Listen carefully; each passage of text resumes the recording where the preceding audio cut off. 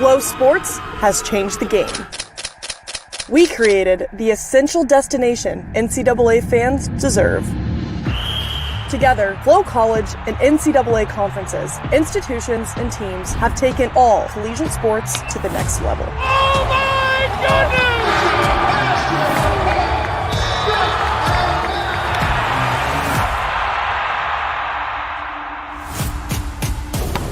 Back to Jones. She lets it fly from deep, and she buries it. Oh, a wraparound. He's got some speed down the sideline. Touchdown, Bulldogs! The new collegiate record belongs to Parker Valby. In front, Stockfish, offload, shot, score!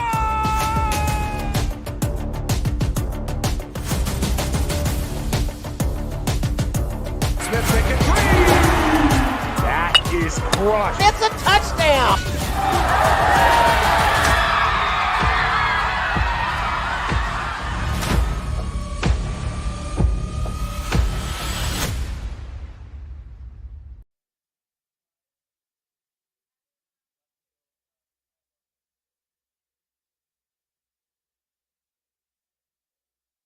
Is inclusive, encompassing, inspiring. Averett University provides all you need for a future you deserve through learning that embraces all of your infinite potential with flexible online and on-campus programs like our newest programs in entrepreneurship and psychology, with more coming soon. With affordable tuition and 24/7 support, it all leads to you becoming a catalyst for positive change. Visit allaverett.com. Averett University. Are you all in?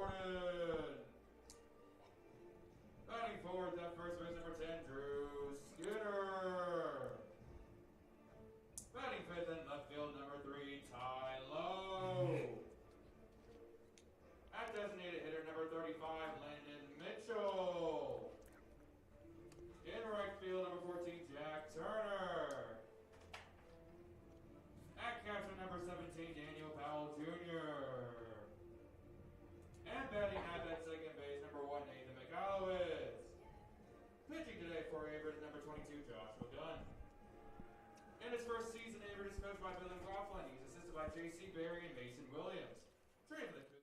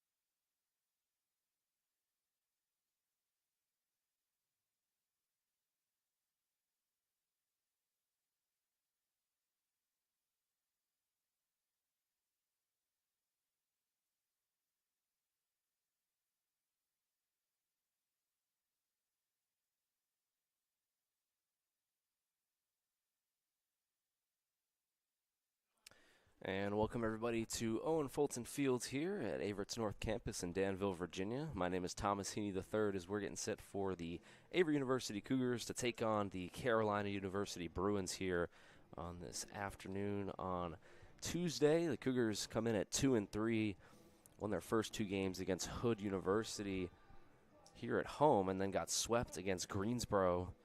Greensboro projected to win the USA South. First time they've been picked number one in their conference since 2004. And so that was a tall task for Averett going up against their former superstar Trevor Testerman, who transferred out to Greensboro, and looking to get the taste out of their mouth here today.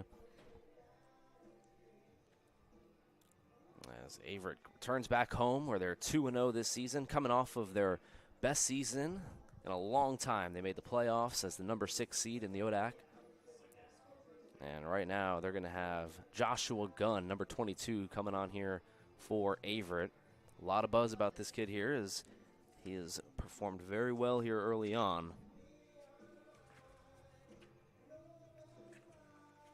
Take a look at the defensive alignment for the Cougars. We'll have Lowe, Jordan, and Turner left to right in the outfield. And then in the infield, first base, Drew Skinner. Second base, Nathan McAlowitz. And shortstop, Keister, and Ford at third, and Powell behind the plate.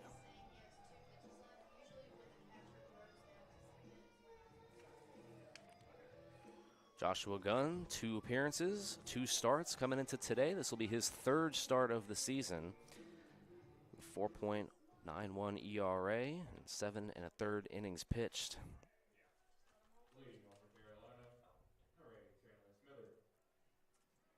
And here we go. First pitch just about underway here. Gunn working against this Carolina offense. And over the years, they've been really good at home at Mando Park at Rich Field in Clemens, North Carolina. They've got a really small park out there. They've got 9 team home runs already in just 2 games there. But on the road, they've struggled.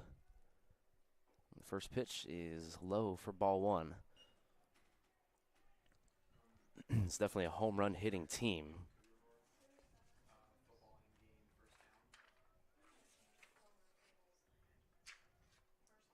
Gunn's second pitch misses. Oh, or that's going to be called a strike. That's a really interesting strike call. The dugout loves it. 1-1 count here. Gunn delivers, and that one misses low.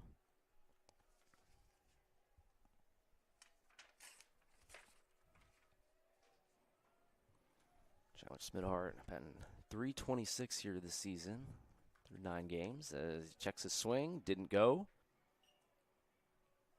And now it's going to be 3-1 here. So Gunn, first batter of the game, falling behind and risking walking the leadoff batter here to start it. And Gunn hits this one over to third base, picked up by Ford, throw over to Skinner in time, and that's the first out of the game. How about you, Carolina? Number 4, Luke Daniels.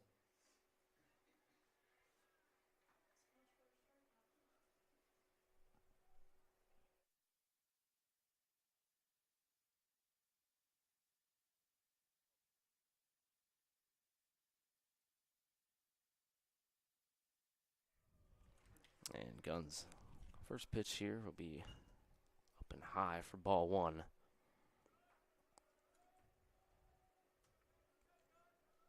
Luke Daniels coming in here, and he hits this one up the middle. That's going to get through for a base hit. And so Daniels has Carolina's first hit of the game.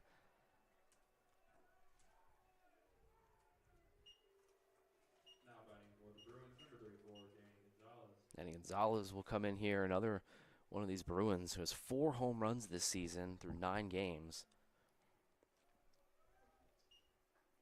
And Carolina will steal, and so we got to keep our eyes on Daniels over there at first base. 19 stolen bases here through the first 9 games. And they've only been caught stealing 3 times. So we've got to keep an eye on Daniels here, as this pitch will be out and away for ball 1.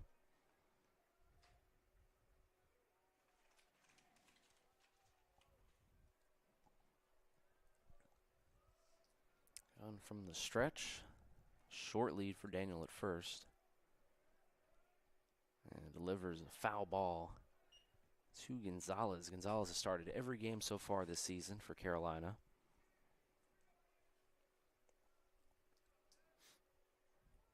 He's prone to the strikeout, though. 10 strikeouts and just 23 at-bats. Daniel extends his lead, and Gunn delivers a strike there.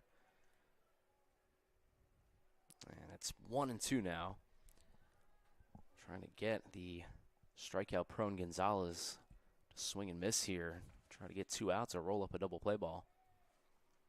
Here comes the pitch, and it's outside.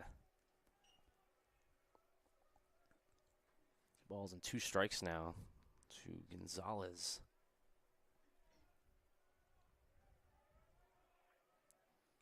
Gunn comes set and delivers, and it's chopped over to second base. McCallowitz handles, throws over to Keister at short, throws to first in time. Double play, and that'll retire the side. Nice 4-6-3 double play by Averett, and that will do it for the top of the first. Gunn gets out of it. 1 hit on no errors, as the Cougars will come up to bat here in the bottom of the first.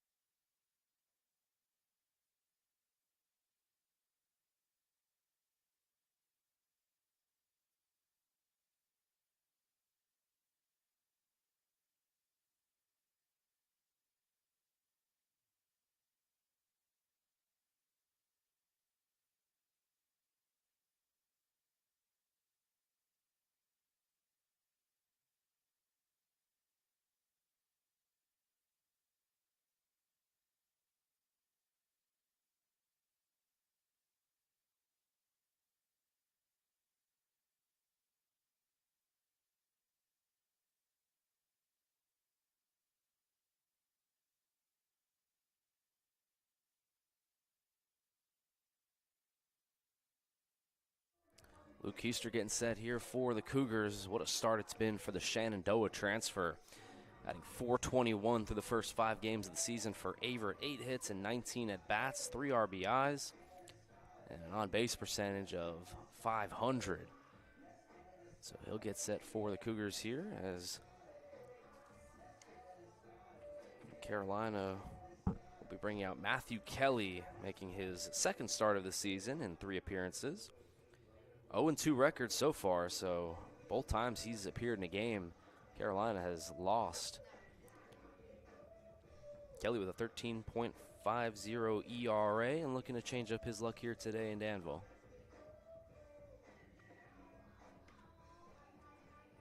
As Keister comes over and gets ready to get back into this one.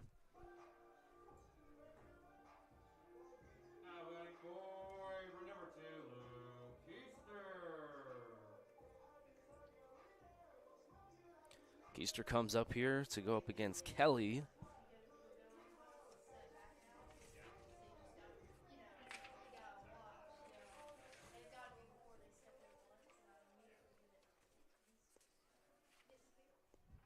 Keister playing shortstop today for the Cougars, and the first pitch is way up. If that hit the bat or not. And it did. Ball now stuck up on the net, so Keister couldn't get the bat down in time, and it'll be a wild strike number 1 for Kelly. We'll take that. The second pitch by Kelly is up. Keister didn't get much playing time at Shenandoah. 30 at-bats last season. And now looking for a bigger role here at Averett. And boy, he's been really good. His swing and a miss there.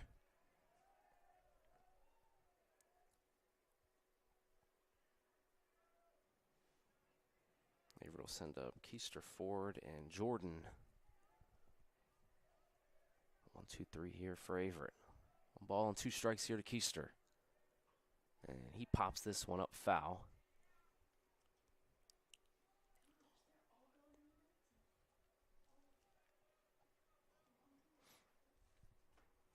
Trying to change up his fortune here. Kelly's had a rough first 2 games on the mound.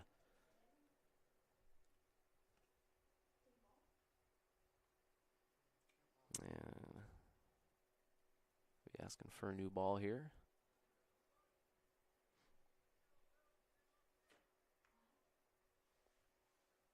And normally in the MLB, when the umpire goes out to talk to the pitcher, it's to maintain eye contact with the batter, but I'm not really sure we've seen that in college. But obviously Kelly asked for a new ball and had a conversation with the home plate umpire, and now looks like we're ready to go. 1-2 pitch here, Keister. And he pops this one up in foul ground. Coming over is Gonzalez and Hoyas, and it's out of play. So Keister now with 3 foul balls in this one at bat, and doing exactly what you want to do here. Leadoff hitter, first game of a doubleheader. Trying to get the pitch count up here of Kelly.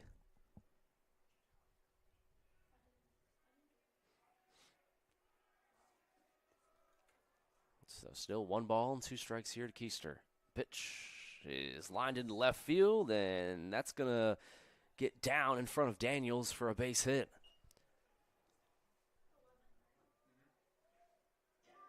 Actually, excuse me, that was caught by Daniels. A shoestring catch there. Geez, looked like it hit the ground. Great catch there out in left field by Daniels. Looked like it was near inches away from getting down for a base hit for Keister, but instead, Daniels records the first out.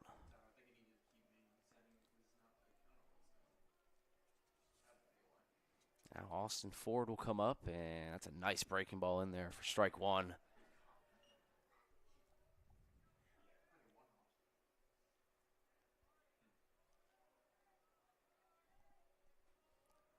No balls and strike here in the pitch. Swing and a miss. And Kelly with 2 beautiful breaking balls to start the at-bat here. It's a Ford who comes into today at .353. 6 hits and 17 at-bats. Averett's bats have been awake the first 5 games of the season. 0-2 pitch. Just misses there. That's a really good 0-2 pitch there by Kelly.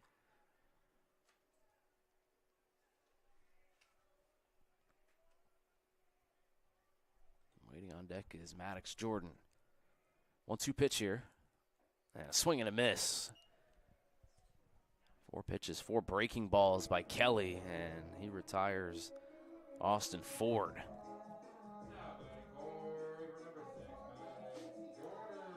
Maddox Jordan coming in here, like 389 on the season.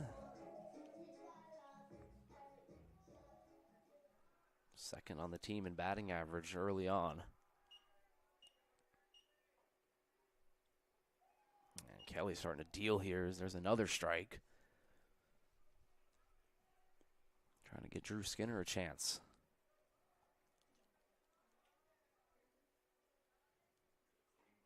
And that one misses outside.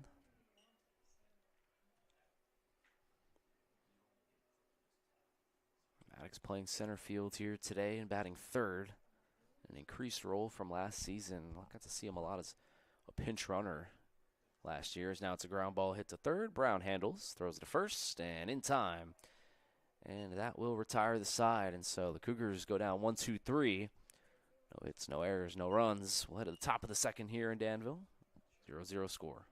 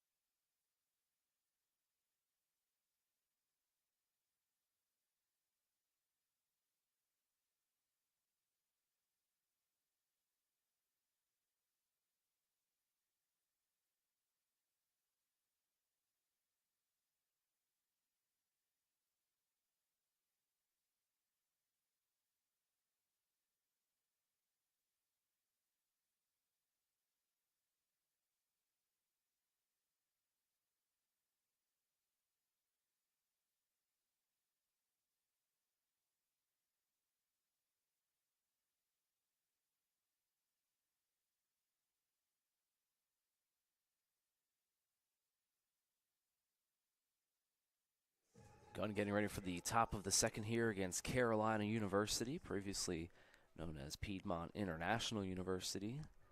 Now by Carolina, number 16, Alexis Vaughn. Based in Winston-Salem, North Carolina, and coming up here today to take on the Cougars.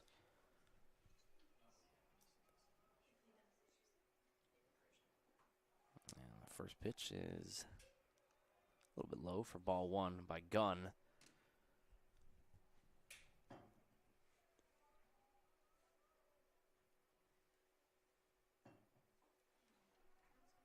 And 2-0 here.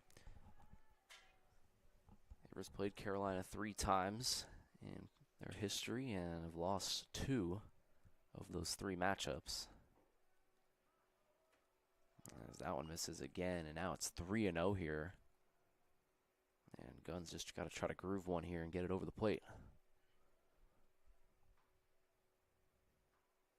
Which he does, and it's fouled down the third base line.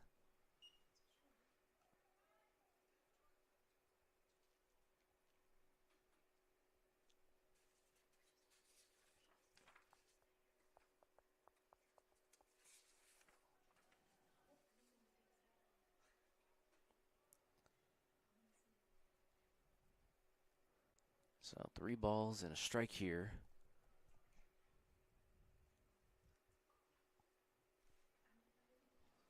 Gunn fell behind 3-1 and his first batter of the game was able to get back into it and get the out. Let's see if we can do that here. There's a swing and a miss on a fastball high and away. Beautiful pitch there by Gunn. And just like that, now it's 3-2. Gunn looking for the punch out here. First batter of the top of the second. And he's not going to get it. It's inside for ball 4. And Carolina has a base runner here in the top of the second. Now to bat Carolina, number 14, Leland Brown. Leland Brown coming in here today at 261 batting average, a home run, and 8 RBIs.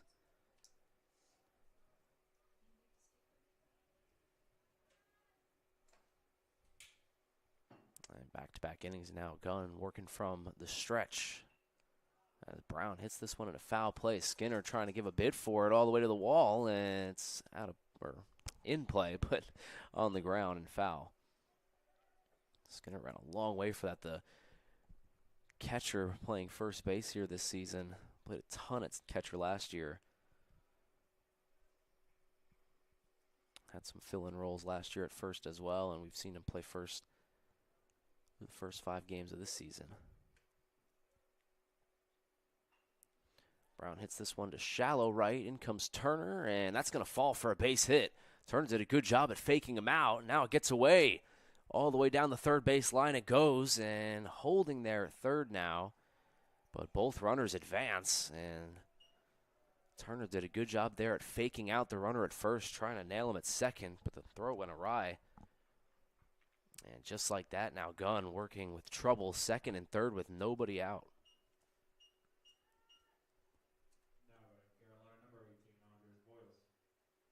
Andres Hoyos will step in here.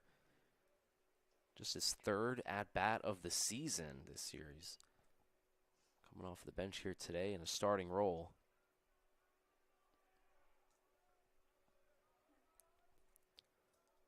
Everett's going to play the corners in and the middle infield back here in the top of the second.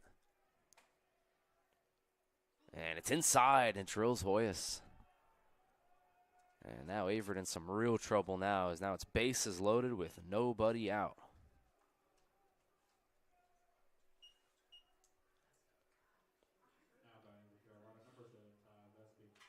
Ty Vespi will step in now. Gotten over 300 this season, 4 RBIs, and trying to get in at least the runner from third here. As Vespi swings this one and hits it into right field, that's going to get down for a base hit. 1 run will score, and Brown will hold it third. And it's a hit parade here. As Carolina gets another one and gets the first run of the game.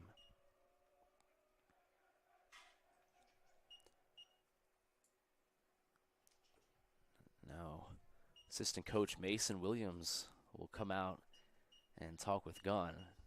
Congratulations to Mason getting the graduate assistant job, a 4-year starter at Averett. I had the pleasure of playing with him for my time at Averett, and just a terrific center fielder, career 300 hitter, and now landing a coaching role here. Coming out for the mound visit and talking with the entire infield as its bases loaded, and Carolina with a 1-0 lead.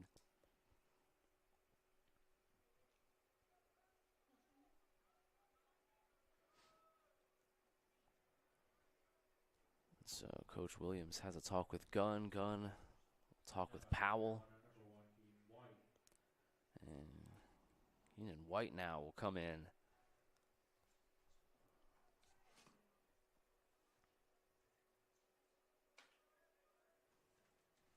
So 8, 9, and then back to the top of the order for Carolina. Got White and then Banks. The base is loaded and nobody out. Gunn trying to get out of it. Fastball misses high and in, ball 1.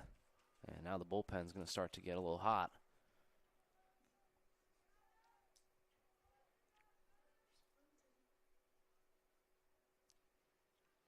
Averett still playing the corners in. Keeping the middle infield back. Second pitch to White is fouled back.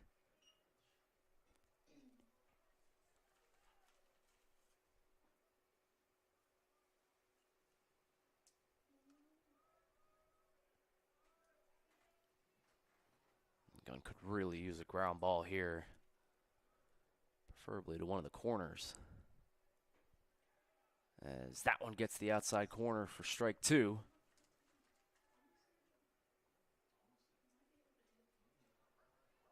Ball, 2 strikes, no outs, bases loaded here in the top of the second. Carolina's already scratched a run.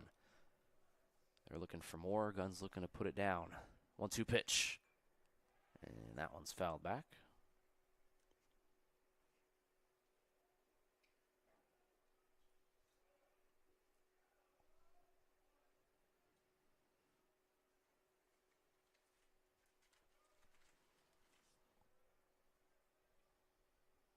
Gunn gets the sign and comes set. 1-2 pitch. Good breaking ball there. Just missed outside. As White didn't bite on it. And now it's 2-2. And now you can't be too cute here. Get it to 3-2 and you risk walking in a run. 2-2 pitch. It is inside for ball 3. And just like that, now it's 3-2 and backs against the wall. Gunn's got nowhere to go except for the strike zone.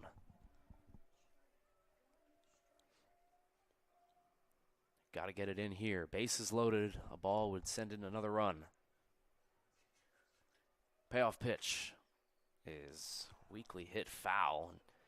White just able to get a piece of that one.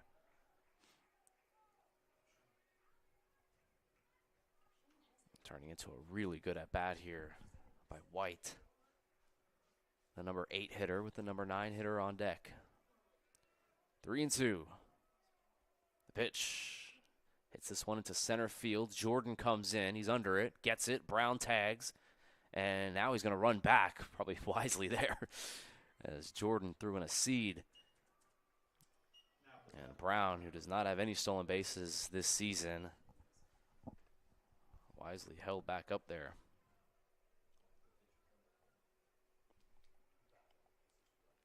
So big out there by Gunn. Worked back.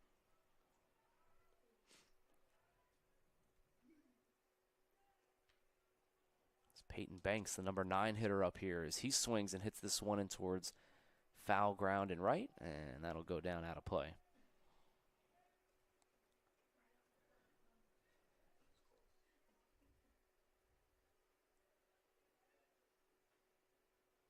Peyton Banks has struggled this season, only batting .182. Trying to turn the lineup back over to their best hitter. That one misses high. Gunn's pitch count really starting to become a factor here as he is working in the top of the second. A 7-inning game. Got to imagine Coach McLaughlin start thinking about getting the bullpen going as there's a swing and a miss and it's 1-2. And there is a path out of this here for Gunn. He's got the number 9 hitter here down in the count 1-2. Ground ball would be huge, but he'd definitely take a strikeout. Needs one of the two right here. 1 ball and 2 strikes. As this one's lined into left field, that's down for a base hit. And how about that? The number 9 hitter, Banks, who only had 1 hit coming into today, has a base hit there and an RBI.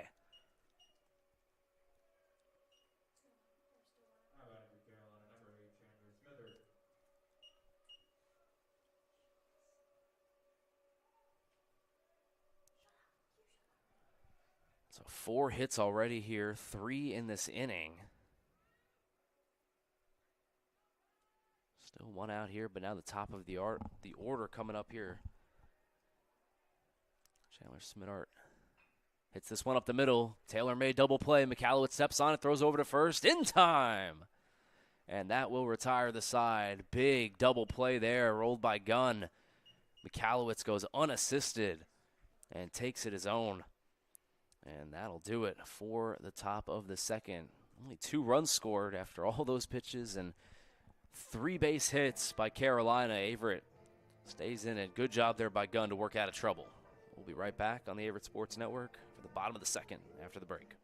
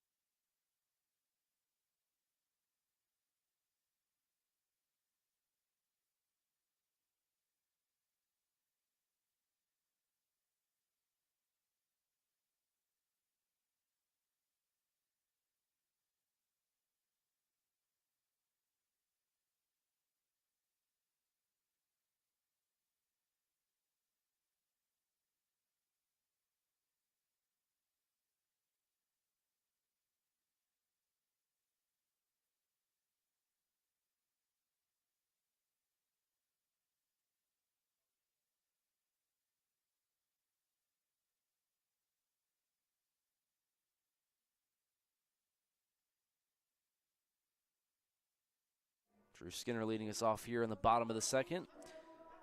Averett got out of that with just 2 runs. What a huge double play there by Joshua Gunn. Roll up that double play. Nathan McAllowitz, great play right up the middle, stepped on the bag, threw it into Skinner. And an inning that looked like it could be disaster ended up only just being 2 runs on 3 hits. Cougars really struggled on the mound during that Greensboro series as Skinner takes in for ball 1. Gave up double-digit runs in each of the 3 games and trying to bunker down on the mound here today against a good offense.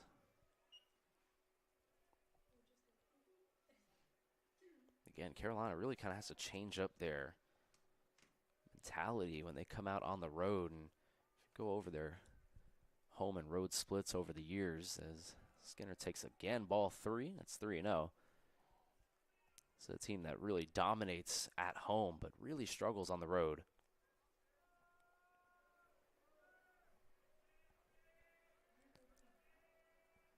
3-0 here to Skinner, a chance to get on base. And he takes high ball 4. And so Kelly, after a dominant first inning, gives up a leadoff walk. Nice walk-up song here. Ozzy Osbourne. Ty Lowe. A runner at first base here and nobody out. Ozzy Osbourne walk-up song. Nice job, Ty Lowe.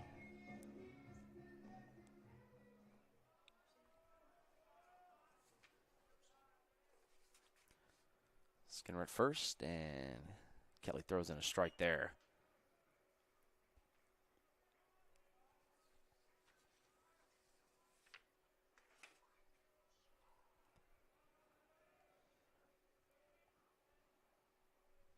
Skinner at first with a very short lead. And the pitch to Lowe is in there for a strike. And so Kelly comes back after the 4-pitch walk with 2 strikes of his own.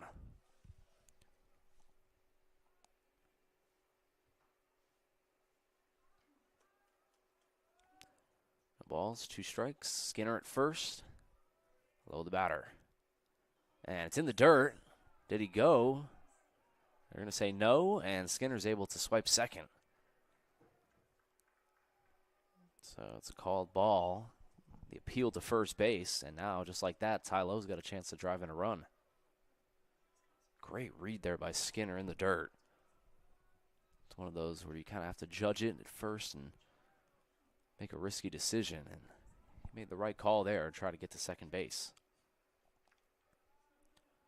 So now you got Skinner at second, and that one misses high.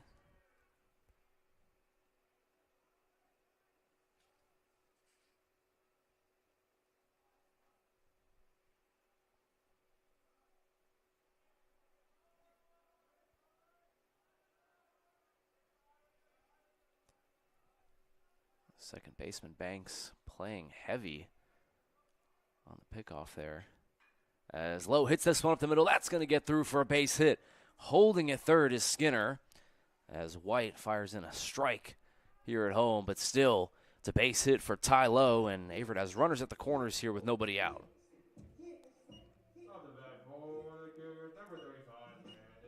Averett's first hit of the game comes off the bat of Ty Lowe. And it'll bring up Landon Mitchell here, a .375 hitter on the season.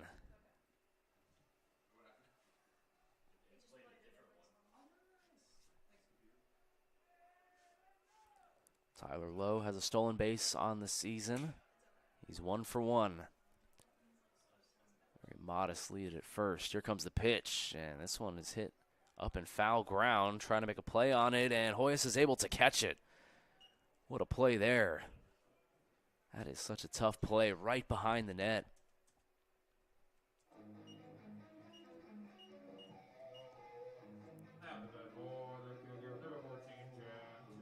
That'll be my friend Jack Turner coming up here, .333 this season, playing right field, moving to the outfield after playing a lot of first base last season.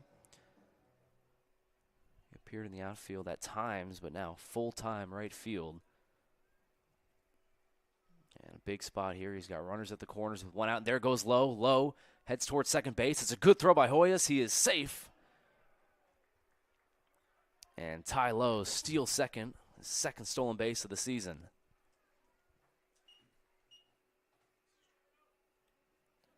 Smart call there. Coach McLaughlin calling on the steal. And trying to get out of that double play situation. And now see how Carolina plays this first base, playing even with the bag.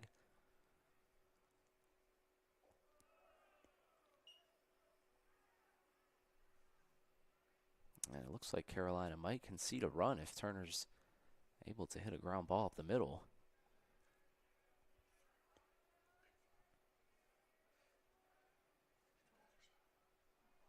Ball and a strike here to Turner, one out. As that one misses outside. Again, good play there by Oyce to try to save a run. What was running out of the strike zone.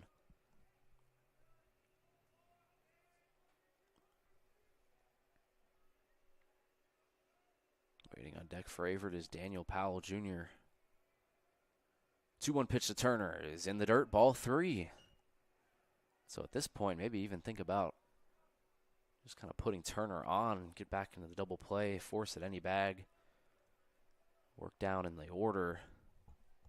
We'll see if Turner gets a good pitch to hit here or if Kelly's fine with just putting him on. 3-1 pitch, as that was a hanger, and Turner fouled it back. Don't think Kelly wanted that pitch there.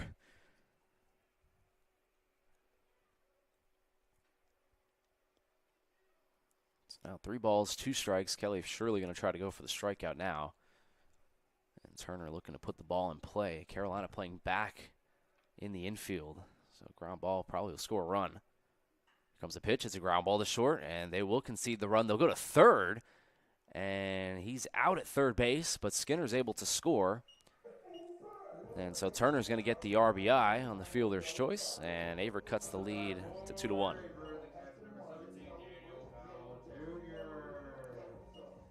So Powell Jr. will step in here. Probably a smart play by Smidar to get the lead runner at third base there. I think this early in the game, although a 7-inning game, is still smart to try to get the lead guy out. They really had no chance at Skinner at home as Powell Jr. will swing and a miss.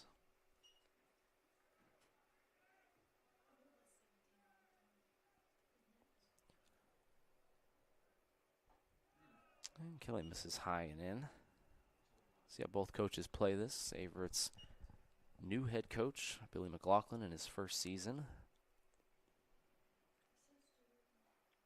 after being an assistant for many years, home plate umpire now. Coming out to have a word.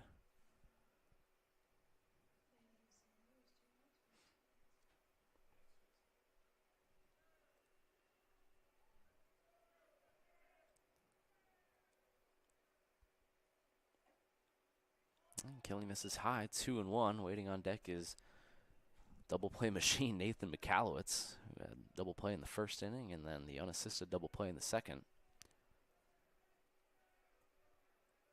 Turner at first, not a big lead as this one's hit over towards short.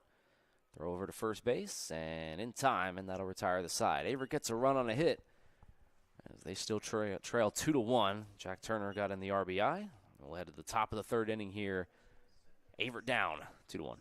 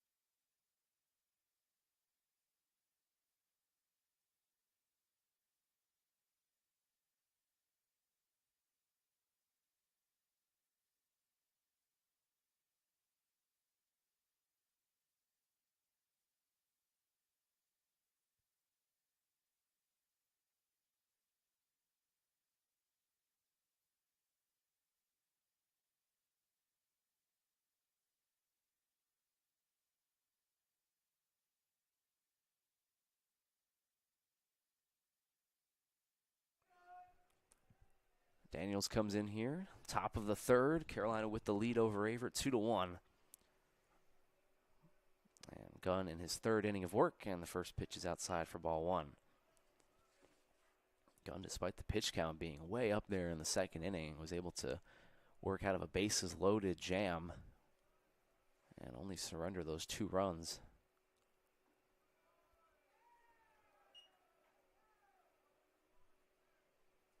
Anytime the bases are loaded and you got nobody out, they normally say if you give up a run, that's great.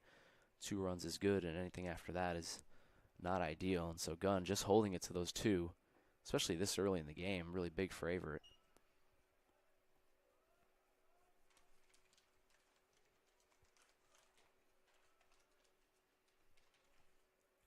2-1 pitch to the left fielder Daniels, and he chops this one foul.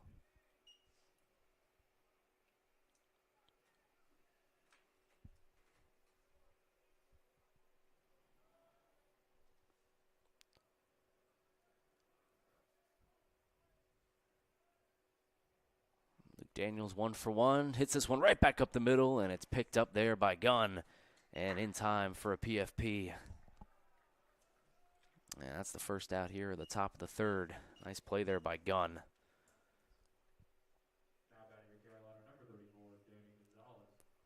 We'll bring up Danny Gonzalez, who's 0 for 1 here.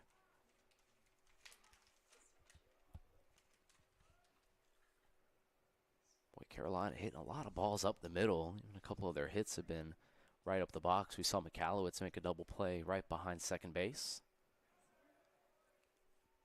And the appeal to third base, they're going to say he went around.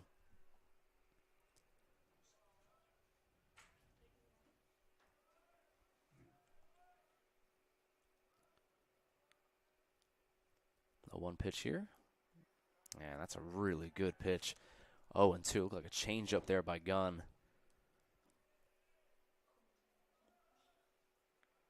The ball's 2 strikes to Gonzalez. And the first baseman flies this one out of play.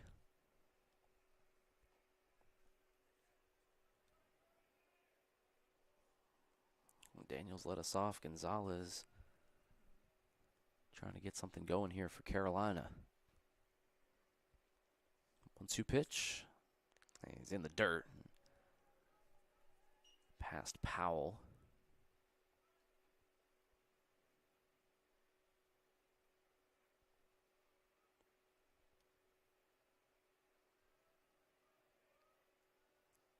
Ball and 2 strikes here to Gonzalez, and the pitch by Gunn is swung on and missed. Strike 3.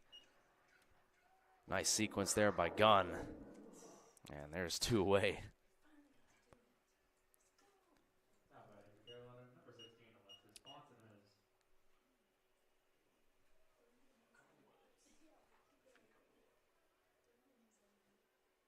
Fontenez steps in here.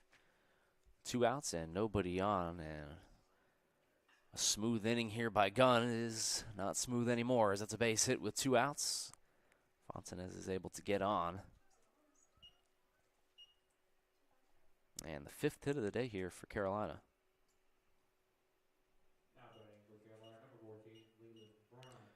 Leland Brown 1 for 1 on the day, and now he's got a runner at first base.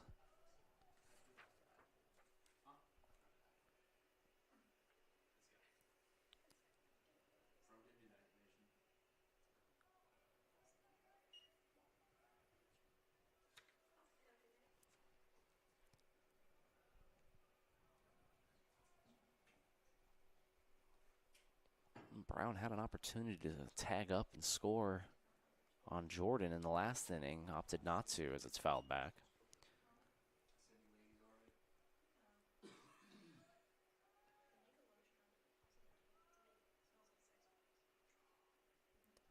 Leland Brown with a home run on the season so far in 23 at-bats. He's got a 1-1 count here with 2 outs and a runner at first. And Gunn's breaking ball misses outside. And got to be careful here. This is a big pitch. Runner at first and 2 outs. Don't want to fall behind 3-1 and potentially risk putting a runner in scoring position here after getting the first 2 outs very easily. Pitch to Brown is in there for a strike. Painting that outside corner is Gunn.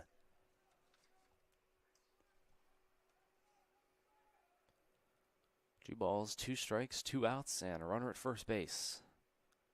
Pitch by Gunn is swung on and hit over to third. Ford bobbles, still has time, throws to first, and he's safe. Brown, who, as we mentioned, has no stolen bases this season and really could have maybe tagged up in the last inning and opted not to. Doesn't have a ton of speed, but he's able to beat out that. I believe that's going to be called an error on Ford.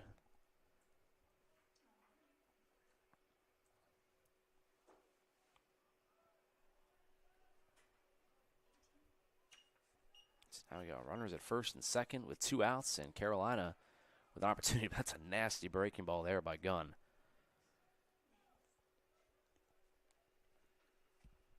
There's Hoyas, the catcher, who got hit by a pitch in his last at bat.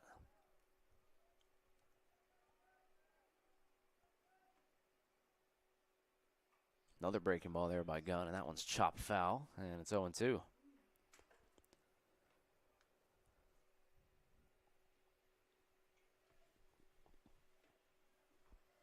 So no balls, 2 strikes. Runners at first and second here. Carolina with a 2-1 lead, a base hit. Could potentially extend that. 0-2 pitch. And this one is hammered towards left field. It's deep, low. Gives chase, but that one's not coming back. It's a home run for Carolina. Andres Hoyas coming off the bench here today and delivering a big fly.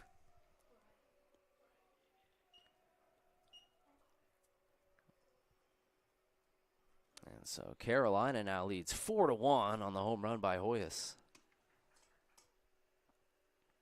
His first of the season.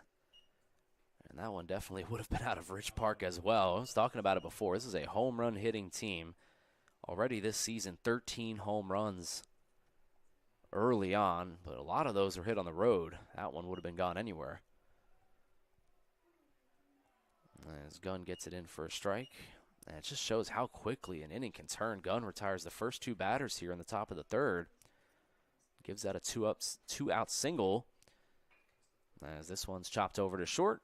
Keister handles, throws to first, and in time. But 3 unearned runs after the Ford error leaves Carolina with a 4-1 lead. Excuse me, 3-1 or 5-1 lead. There we go. Bottom of the third coming up here. Averett trailing. We'll be right back.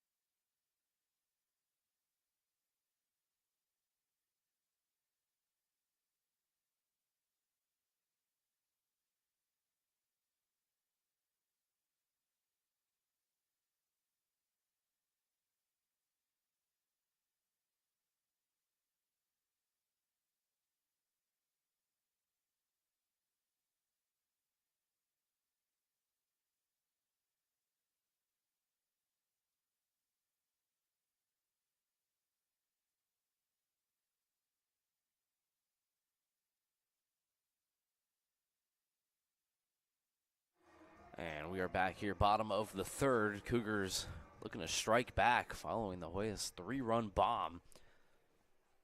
3 unearned runs for the Cougars following the error by Ford at third.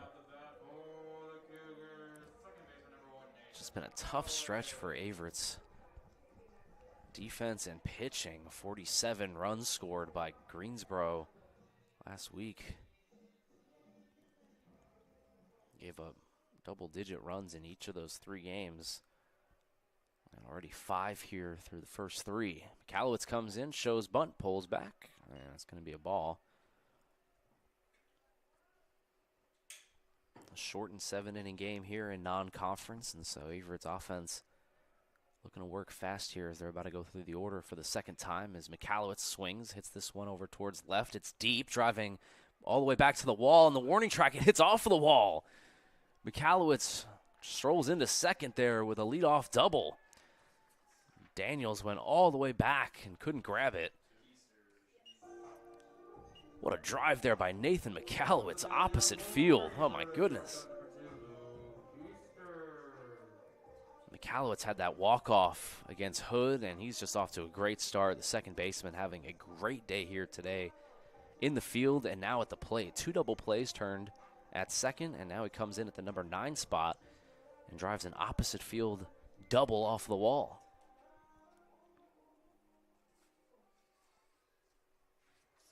Luke Easter now steps in, runner at second base, and nobody out.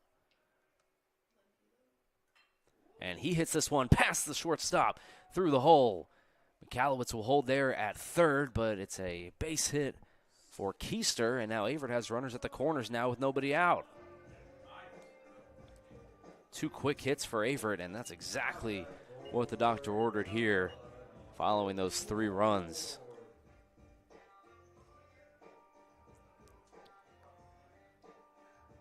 So baseball, a game of redemption. Here comes Austin Ford, who had that error that led to the 3 runs in the last inning. He's got a chance to make up for it real quick here if he's able to drive in that run at third or potentially more.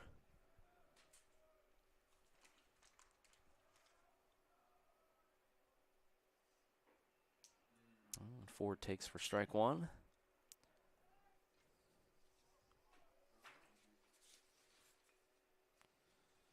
Keister at first, 0 for 1 on stolen base attempts this season. Averett already has 1 stolen base.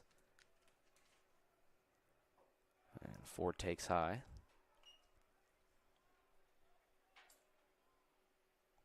A run, 3 hits, 2 errors by Averett here in the bottom of the third.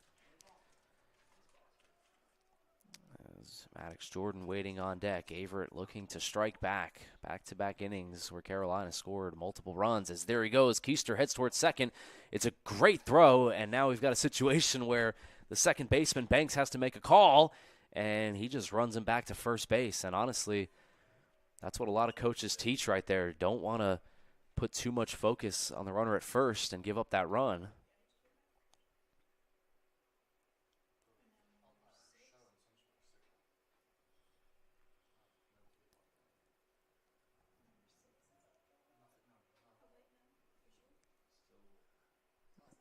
And now Maddox Jordan's going to step in here.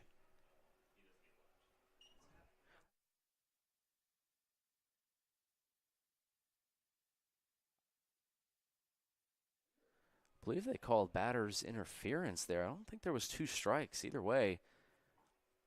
We've got 1 out, runner at first and third, and just kind of disastrous there by Averett. I don't believe there was 2 strikes, and I don't think Ford struck out. Either way, inside, and it hits Jordan. So now things look a little bit better for Averett as now they load the bases with 1 out. But yeah, Banks probably made the right decision there at second base. You know, a lot of coaches teach to just walk the runner back to first base, and what Averett's trying to do there is they're trying to steal a run and try to get into a pickle at first and then have Mikalowicz at third try to run home and score. But Banks wasn't falling for it, and he just kind of walked him back and tried to get him out, but couldn't. Still not the worst case in the world for Carolina, as now we're going to have Skinner come in here. Bases loaded and 1 out. Skinner 294 on the season with 5 ribbies and such a clutch hitter for Averett last year. Had that walk-off in the home opener against Brevard. A chance here to come up clutch again.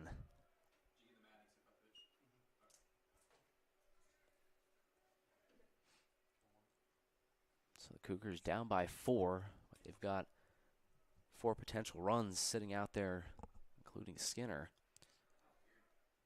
Ball and a strike. And this one gets past Hoyas. Comes right off the backstop. And McAllowitz's speed too much. As Nathan McAllowitz, who had that leadoff double, was able to slide into home and get Averett another run. Now it's 2-1 to Skinner. Takes the double play out of order.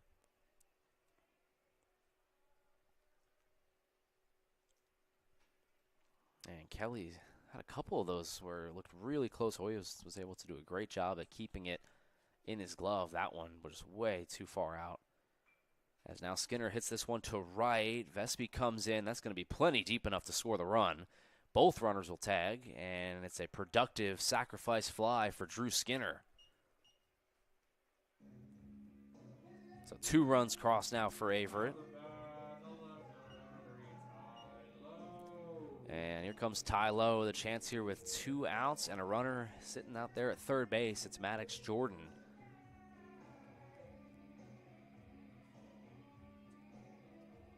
Good answer by the Averett offense here today. And historically in this series between Averett and Carolina, it's been very high-scoring games.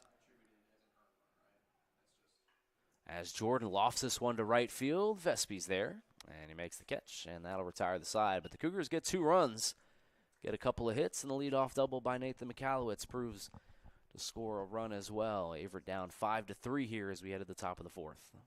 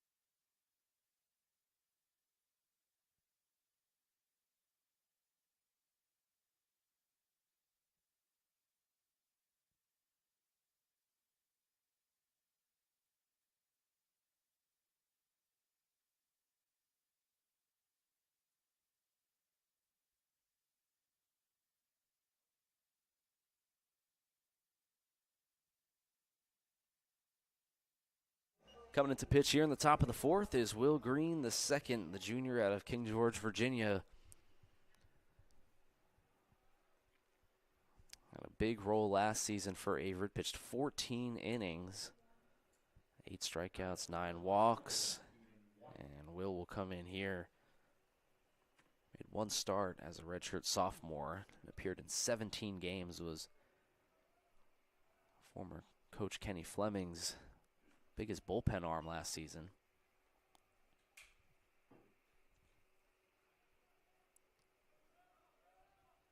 So let's see if the Averett pitching staff can put up a 0 here. As we talked about, it's been a rough stretch for them. 47 combined runs against Greensboro in their 3 games last weekend, and now 5 early ones here to Carolina. 3 of them last inning were unearned. Still trying to put up a 0 here after the offense scored a couple. And Green finds the strike zone there. It's 2-1.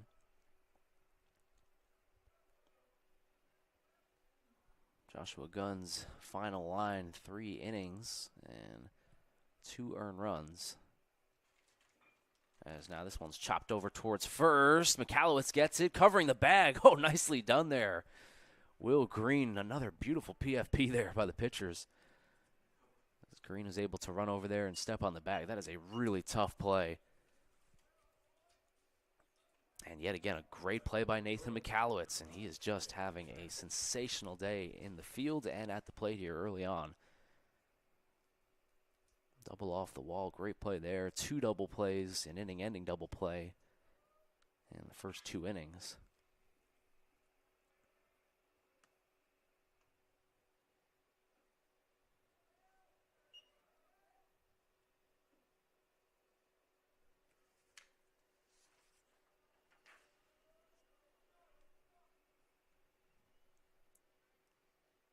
And that one just catches the outside corner, 1-1. Everett looking to improve to 3-0 at home this season. Those 2 wins over Hood. As this one is lined over towards short, picked up there by Keister. Throws to first in time, and there's 2 down here in the top of the 4th.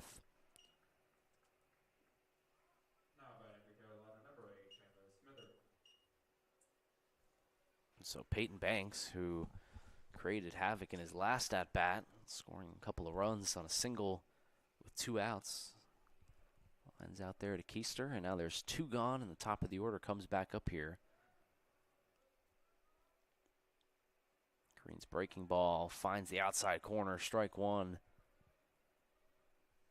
And Will's a guy where Coach McLaughlin could use him for multiple innings here. We talked about it, shortened game, 7-inning game here. First game of our doubleheader. As, ooh, that was sawed off. Foul ball.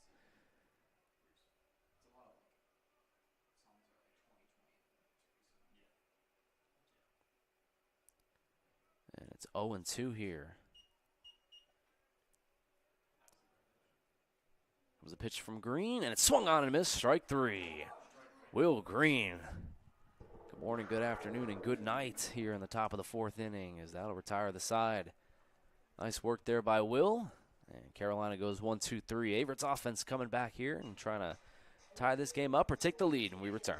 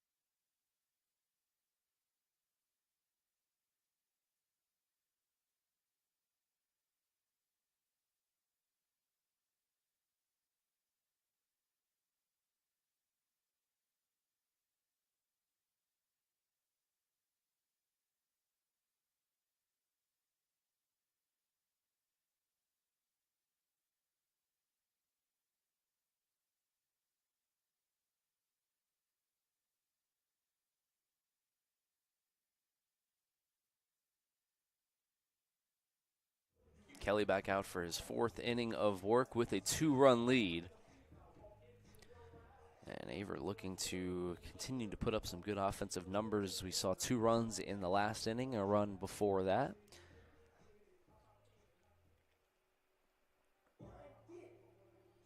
Averett coming off of one of their best seasons in over a decade, making the playoffs as the number 6 seed last year. Winning a playoff game as well on the road. It's Hampton-Sydney.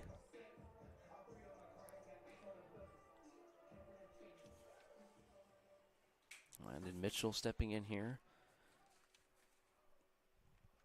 But a lot of turnover for this Cougars roster, and obviously even starting with the head coach, Coach McLaughlin, in his first season, taking over for Coach Fleming. A lot of graduates, the entire outfield really graduating up the middle here, and it's booted.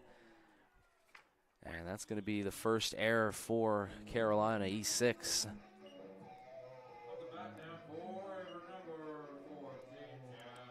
But the entire outfield graduated. It was a terrific outfield. Look at Nolan McCabe and Mason Williams, who's now the assistant coach here. Kevin Ziske, who was an all-conference player, top of the league in home runs. So an entirely different outfield for Averett, and all of that. And the Cougars, who made the playoffs last season, picked dead last in the conference this year. So a lot to prove. Ground ball, a chance of redemption here. Throw to second, and his foot was on the bag. Nice play there by Banks to stay on. Smithart there following the error. Makes a good play to get the lead runner out. Got to imagine there's a lot to prove here for this young Cougars team. A chip on their shoulder. I mean, yes, they're missing a lot of guys from last year, but still a very talented roster. Turner at first. And Powell Jr. steps up and takes ball one. Averett's bullpen still working. Green had a great top of the fourth inning. As this one is laced down the left field line. Fair ball. Rounding second and heading towards third is Turner, and he'll be held up there. But a beautiful hit there by Powell Jr. Daniel Powell Jr., his fourth hit of the season, and a huge one as it now makes it second and third with just one out. Jack Turner wisely held up there at third by Coach McLaughlin, and it's going to send up Nathan McAllowitz, who has just had a day. He's 1 for 1 with a double off the wall in his last at-bat. He's rolled 2 double plays, made 3 plays out there in the field, and now a chance to drive in a couple runs and tie this game up.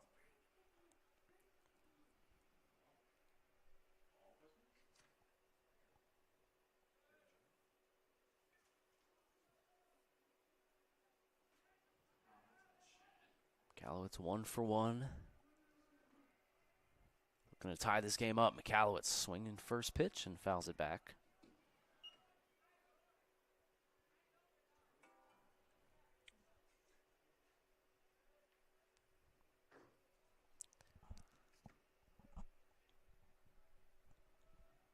Waiting on deck is the leadoff hitter, Keister. As McAllowitz swings, hits one to first, booted by Gonzalez, and nobody's there at first base, and that's going to drive in a run. So 2 errors in this inning by Carolina.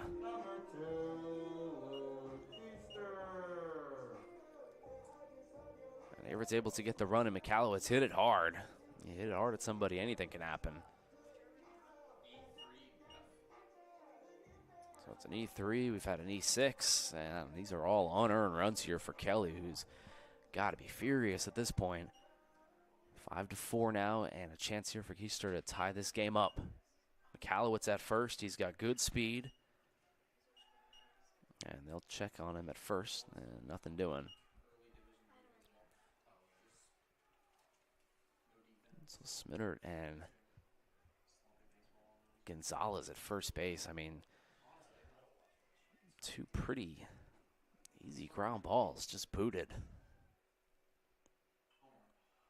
Keister swings and fouls it back. Averett with no home runs this year. Keister swinging for the fences on that one. A 0-0 count. And now we're going to have a word with Coach McLaughlin at third base. Averett has tried some things with the first and third this game. A stolen base attempt, tried to get into a pickle. Get McAllister in from third. Banks walked the runner back to first.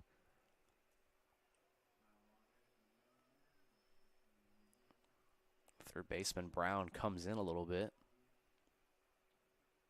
Maybe suspecting something here. Got a fast runner on the corners at first and third for Averett. Brown creeps in. Keister shows bunt, and he lays it down, and it's just foul. And so the coach, McLaughlin, talk was obviously about that play. And you saw there Powell Almost looked like a safety squeeze. Wasn't running all the way, but still was heading down the line with a lot of intention. So now there's 2 strikes. Michalowicz extends his lead at first. Waiting on deck is Ford. Here comes the pitch to Keister, and he swings and misses in the dirt. And that is a big strikeout there for Kelly.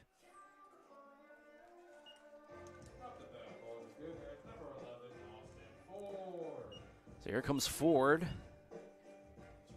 Again, trying to tie this game up.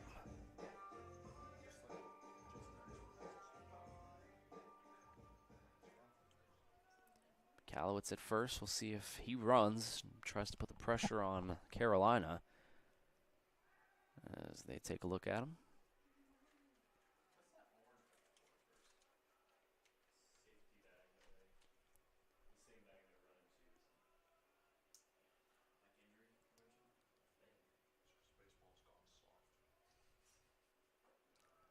That one misses high.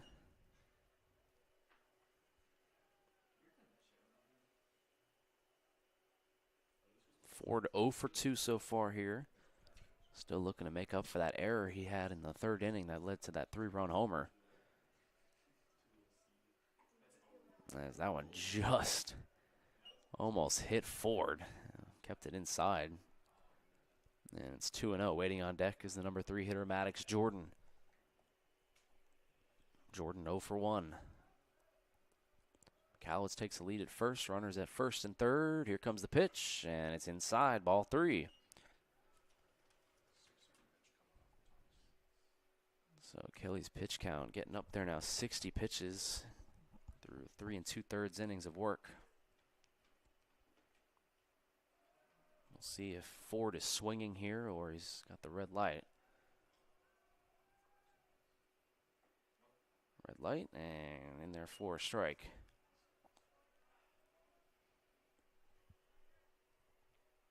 I've got to look for a good pitch to hit here. We'll see where Kelly goes. Kelly throws it in, fastball fouled back, and it's 3-2. So the runners will be, or runner rather, will be running at first here. A full count. Michalowicz will get a head start. Jordan waiting on deck, but right now Ford with the power in his hands, and he takes strike 3 on the outside corner. That one was really close. Home plate umpire gives him the call, and that'll retire the side. Averett does get a run, and they are just creeping back here now. 3 straight innings with scoring a run. 5-4 our score. Carolina leads as we head to the top of the 5th here at Owen Fulton Field. My name is Thomas Heaney III. We'll be right back on the Averett Sports Network.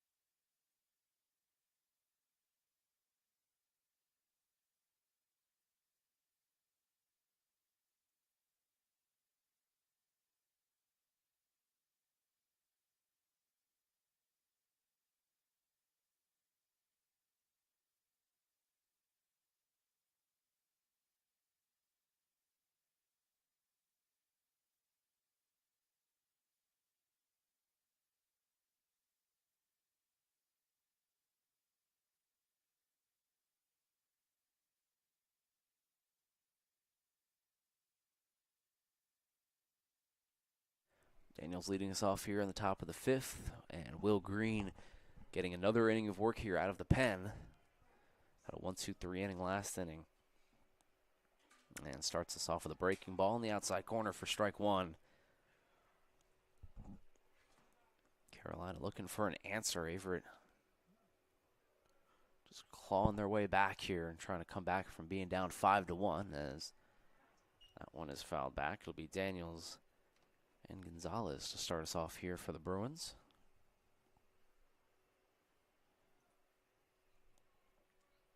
Two costly errors out there in the field by the Bruins that led to the run by Averett. Unearned run as the breaking ball misses outside.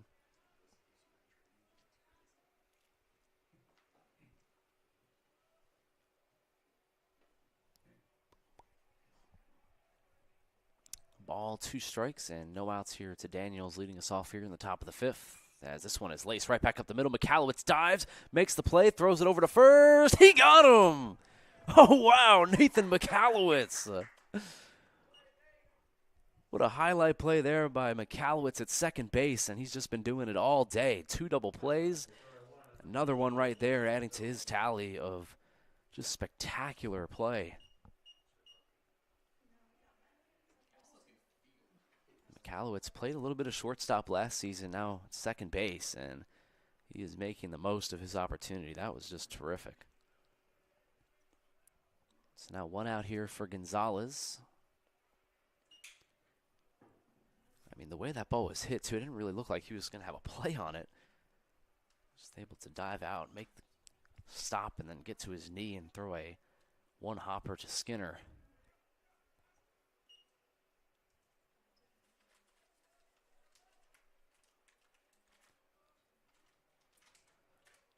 Dangerous count here for a dangerous hitter. 2 balls and no strikes to Gonzalez.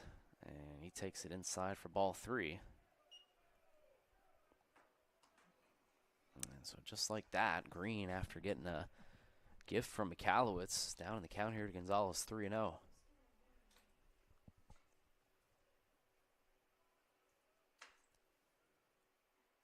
Gonzalez swinging 3-0 there and missing it. Really interesting swing there. It's late in the game, 1-run lead. Probably imagine taking there, but he was hacking 3-1. Hacking again, and that one's fouled back, and now it's 3-2.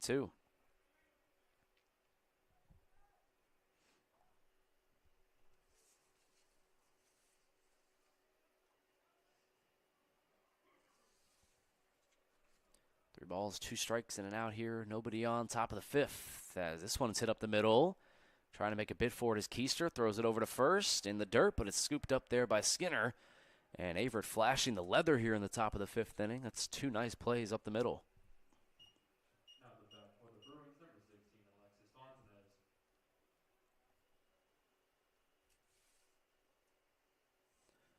Fontanez will step in here at .421 batting average this season off the bench. He's got nobody on and 2 outs. Green has retired the first 5 batters that he's seen out of the pen.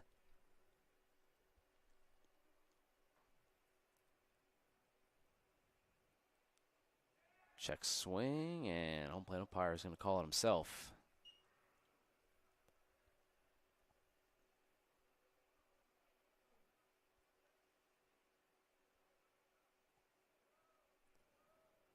Ball and a strike here. Nice breaking ball by Will Green.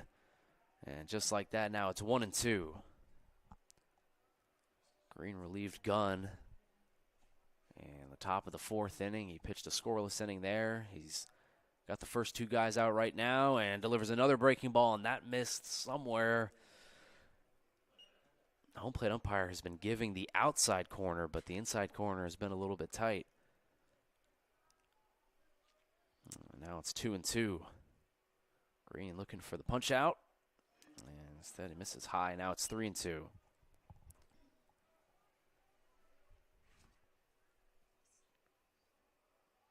Waiting on deck is Leland Brown. He would be next.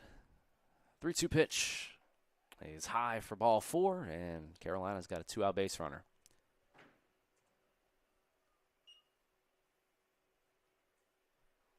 Up to that for Carolina, Leland Brown.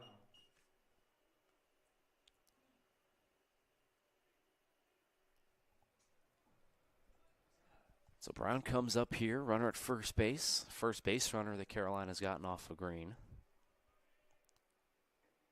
That's a really nice breaking ball. He's just spinning it right now. Working that outside corner. I'll check over at first.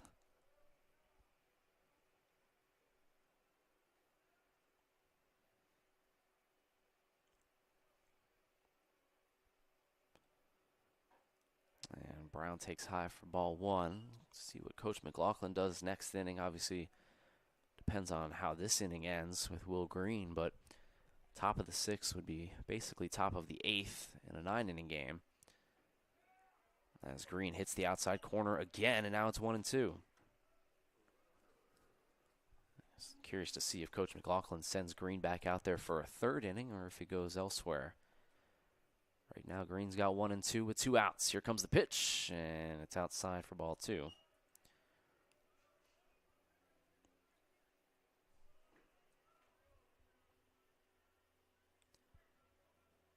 Andres Hoyas, who had the 3-run homer, is looming on deck. As this one is lofted in towards shallow right field, and that's going to drop. Kalowitz rallies over and gets it, but a bloop right there by Brown, and it brings up Hoyas here for another opportunity to drive in some runs. Just a really unfortunate hit there. If you're Green, you make a really good pitch inside and jam Brown, and he's able to just muster it right over the head of Skinner and into right field. Luckily for Averett, that runner at first base had to hold at second. But here comes Hoyas. He's 1 for 1, a 3-run bomb back in the third inning.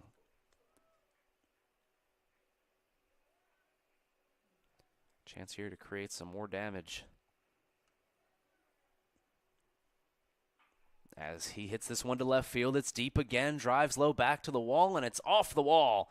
That's going to score at least one. Brown rallying around third base. He's going to hold there. But it's another hit there for Hoyas again. He's got 4 RBIs in this one and extends Carolina's lead to 2. Carolina, number 7, Ty Vespi.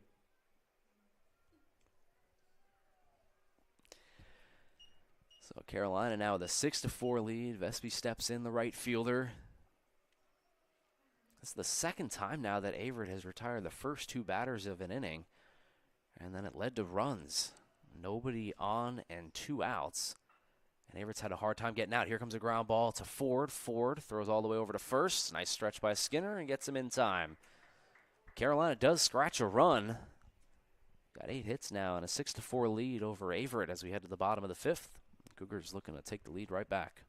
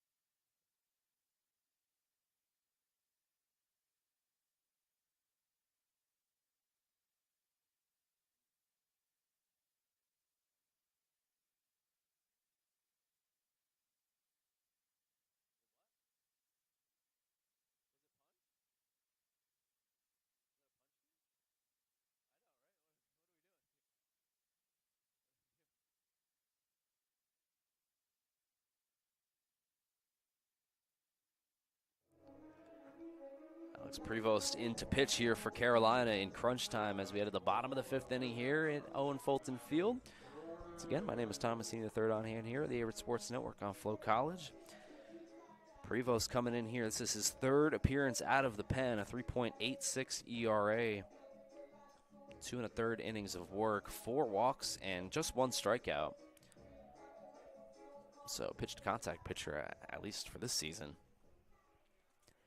Maddox Jordan will lead us off here, righty-lefty, and the first pitch by Prevost is outside for ball 1.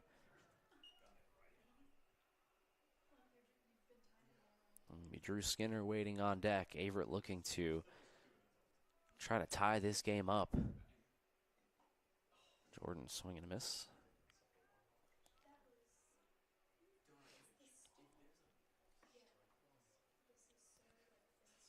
Prevost from the windup here out of the bullpen. And the 1-1 pitch here is a breaking ball. Just misses.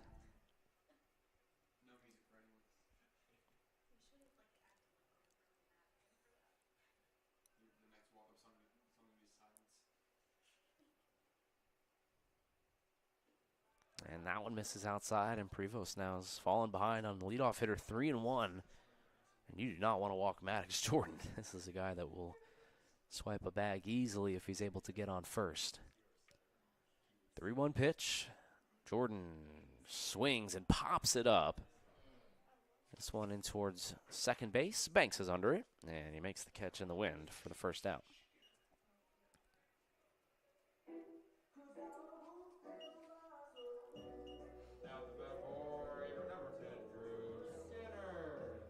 Coming at the bat here is Drew Skinner, first baseman for the Cougars.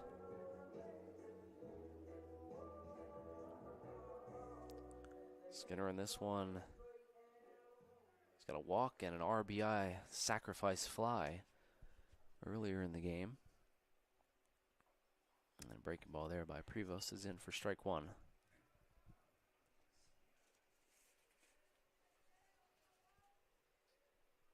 Waiting on deck is Ty Lowe.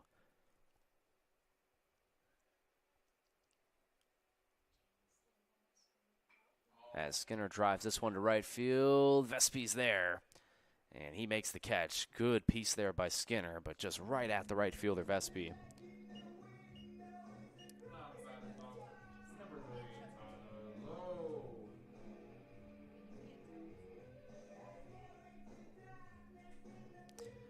Ty Lowe comes up here, 2 outs and nobody on, and Averett still down by 2. Trying to get something going here. A little 2-out rally. Much like Carolina did in the last inning, as Lowe swings and misses for strike 1.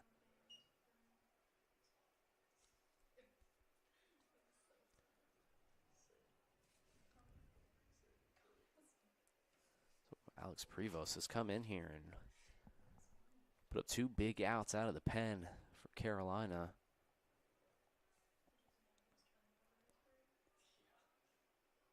Carolina had a uncharacteristically bad year last season. Only 9 wins, 9-32 record. A team that is normally competing in their conference. Trying to have a bounce back year this season. Already 6-5.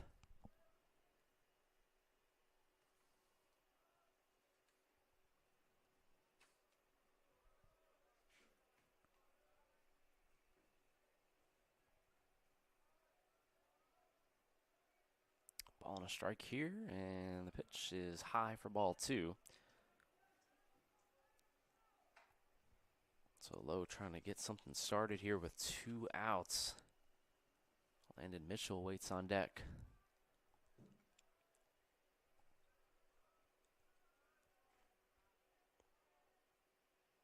And the pitch to Lowe is outside for another ball, and now it's 3-1, and a chance to get on here.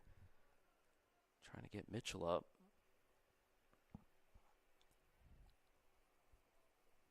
A 2-run lead here this late in the game. Trying to throw one over the plate here. Don't want to see Powell come up. And misses Lowe for ball 4, and so Ty Lowe is able to get on with a 2-out walk.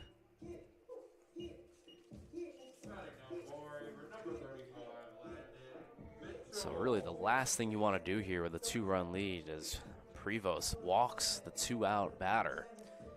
Chance here for Averett to potentially tie this game up. The team in Averett that was up at the top of the conference last season in home runs has no home runs yet through the first 5 games. A home run here would tie this game up as the first pitch is in there for a strike.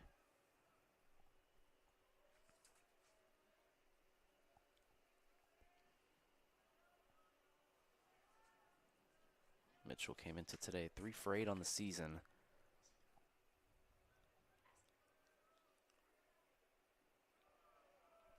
That one misses in the dirt.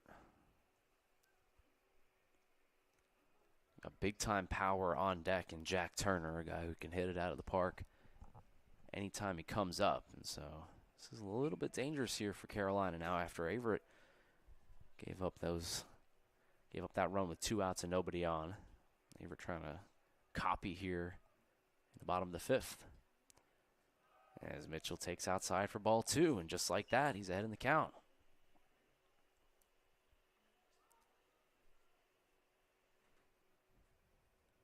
It's a big pitch coming up here to Mitchell. Big power waits on deck in a 2-run game late. As he hits this one right back up the middle, base hit. And so Landon Mitchell comes up strong with a single there, and it gets Jack Turner up here with 2 outs.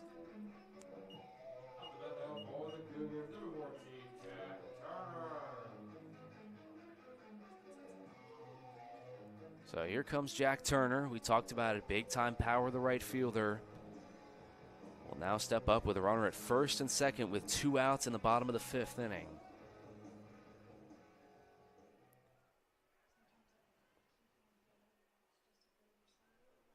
Jack has 1 career home run. It happened last year. But he can provide a spark real fast as he takes outside for ball 1. It's kind of been a theme today so far. These teams having a hard time getting out of the innings, getting the first 2 outs, and then trouble rises.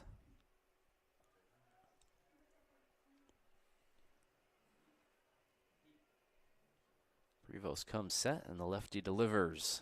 Turner, big swing there, and it's fouled.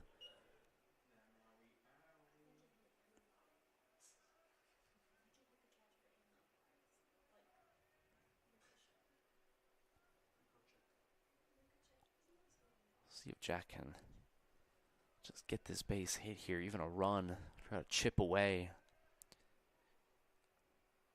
Big hole at second base as well right now. As Turner lines this one, that's going to get down for a base hit. Rounding third and scoring, and Jack Turner comes up big with 2 outs. It's an RBI single, and it cuts the lead to 1. That's exactly what we were just talking about. Turner obviously providing big power, but just reeling it in there and just trying to get a base hit for the boys. Try to cut this lead. Still some ball game left here, as it looks like we're going to have a pinch runner. Yep, we're going to have a pinch runner at second, so Mitchell will come out. And Julian Esparza will come in to pinch run at second base. And so, again, great work there by Jack, waiting on that breaking ball, driving it down the line. Not trying to be a hero there, not trying to win the game with 1 swing, just trying to poke one in the outfield and bring a run home for the boys, and that's exactly what he did. So it's 6-5 now. Cougars trail, but just as like they've been doing all game now, this is the 4th inning in a row in which they've scored at least a run. So now here we go. Runners at first and second. The pinch runner at second base, second base. That's the tying run. And the first pitch in there for a strike. Daniel Powell stepping in here. Base hit would tie this game up at 6.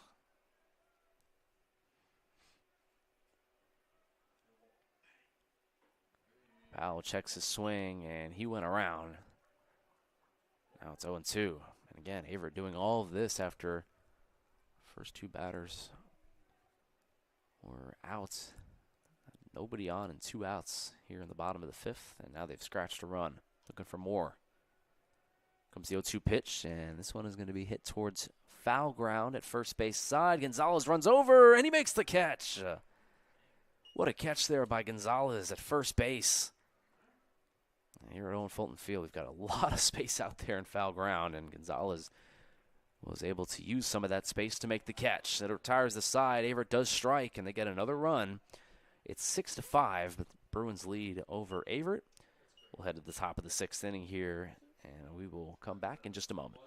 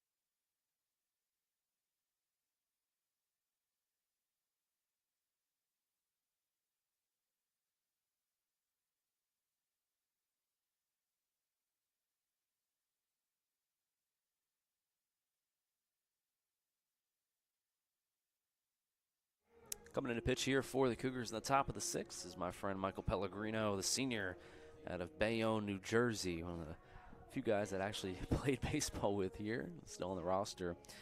Good to see Mike out there and getting a big spot. Pellegrino appeared 7 times last season as a junior, 11 times as a sophomore, 15 times as a freshman. And right now, he'll be tasked with trying to hold it right here. Try to keep this as a one-score game, one-run game, rather. Pellegrino making his 3rd appearance out of the pen here this season. And Mike's first pitch is in there for a strike.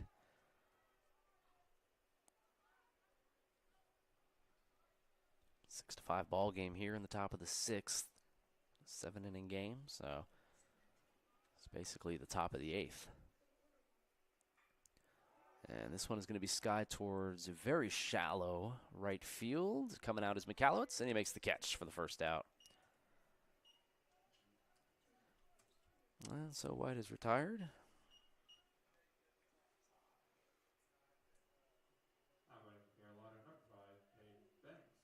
So Peyton Banks, second baseman, will come in here, 1 for 2 with an RBI.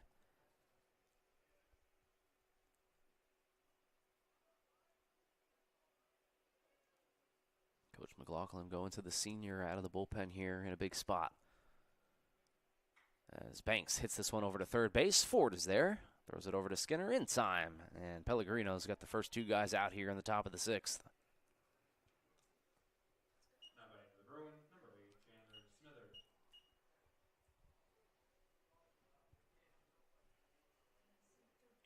Smithart will come up here, the leadoff batter, and Carolina's most dangerous hitter. He's batting over .330 this season. 2 outs and nobody on, which is seemed to be an issue for these teams here today. Let's see if Pellegrino can shut the door.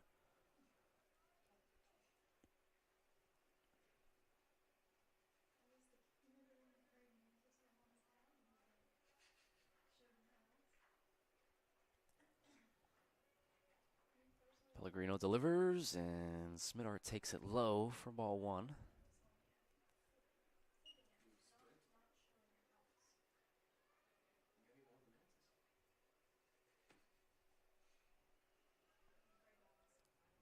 One and one here. And Pellegrino's breaking ball misses outside. 2-1.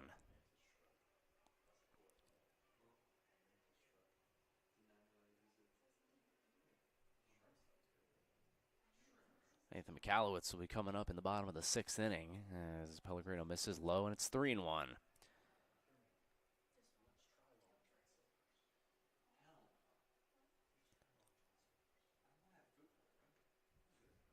Smithart steps in, takes a look at Pellegrino, who comes set.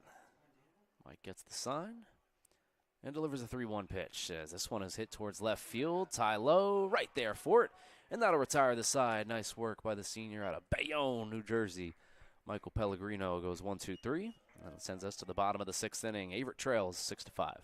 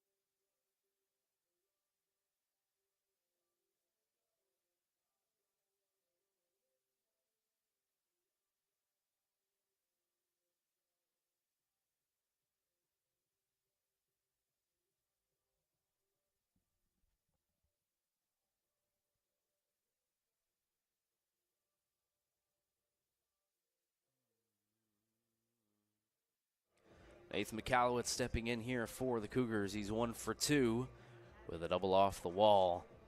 And Averett trails by 1. We get into the bottom of the 6th in their 3rd home game of the season. Averett 2-3 overall, but 2-0 at home. They swept Hood.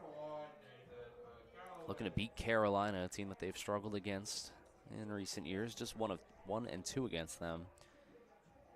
Looking to avoid dropping their 3rd game to the school formerly known as Piedmont International.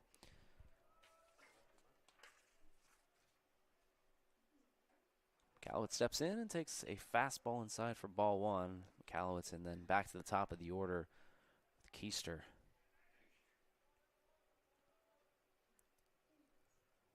Nathan looking to get on here as the leadoff guy. He takes inside, strike, and a 1-1 count.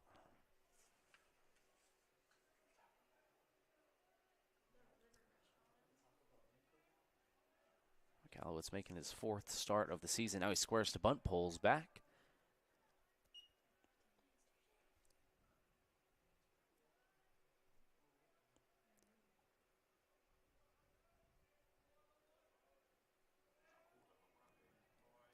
Good chance for a good pitch here. McAllowitz in a hitter's count, 2-1, and he takes low for ball 3. So now for McAllowitz, you're in an interesting spot. You're the number 9 hitter. You've got the leadoff guy on deck. It's a 3-1 count. Think about maybe taking here and trying to get on. Or do you swing away? Let's see what he does here. 3 balls, 1 strike to the leadoff hitter, McAllister. That's inside for a strike, 3-2.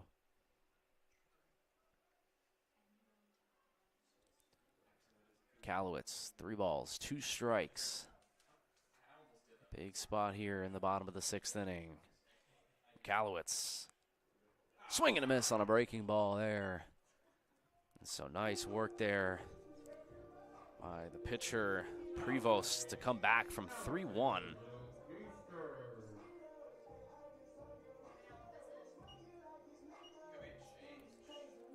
So head coach for Carolina is going to come out here and have a conversation. We're going to have a pitcher come in here. The lefty Prevost does his job and gets McAllowitz out. So Prevost does a really good job out of the pen here. His job is done for at least this game. Maybe see him in the second game of the doubleheader. But we'll see who's coming in here for Carolina. It's going to be the top of the order and Luke Easter, the Shenandoah transfer, when we return. Averett down by 1 here in the bottom of the 6th.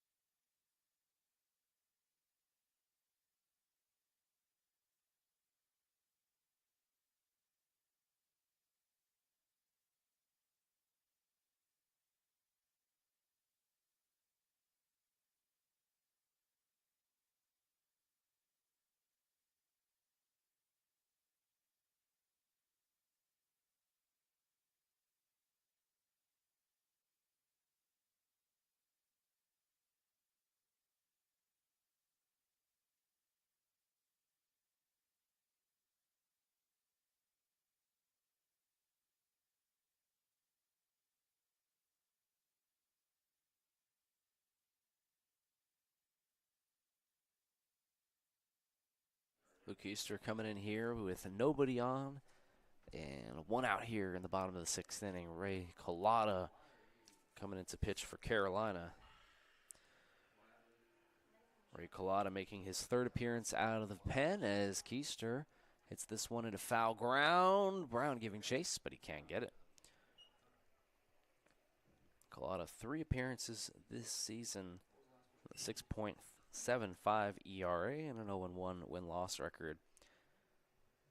He's pitched 1 1/3. He's given up 1 earned run, no walks, and no strikeouts. He'll be going up against Averett's leadoff hitter, Keister, who had a monster series against Greensboro. Averett really needs a base runner here, down by a run late in this game. Only got 5 outs left. Trying to make up a run.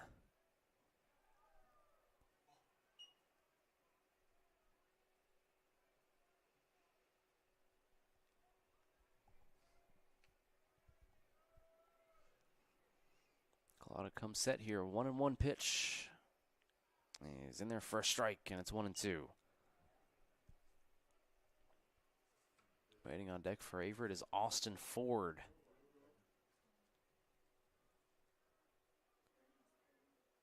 Keister 1 for 3 on the day, looking to get his 2nd hit.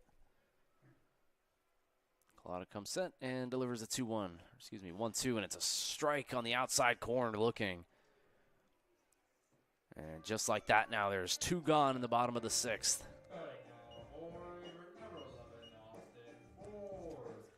So Ford comes in here. How about the Carolina bullpen coming in and doing a job? So far, so good. Rivos came in, the lefty, got McAllowitz out swinging. So back-to-back strikeouts by the bullpen here of Carolina. The first pitch to Ford is a breaking ball in there for a strike.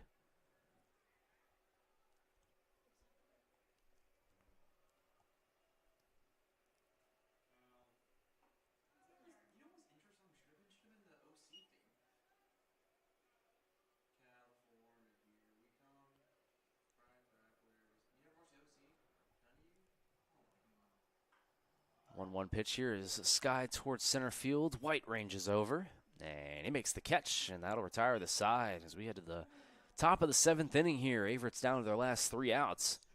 They're down 6-5, and looking to mount a comeback against Carolina. So we will return on the Averett Sports Network after the break. The Cougars looking to hold the Bruins. The Bruins looking for some insurance.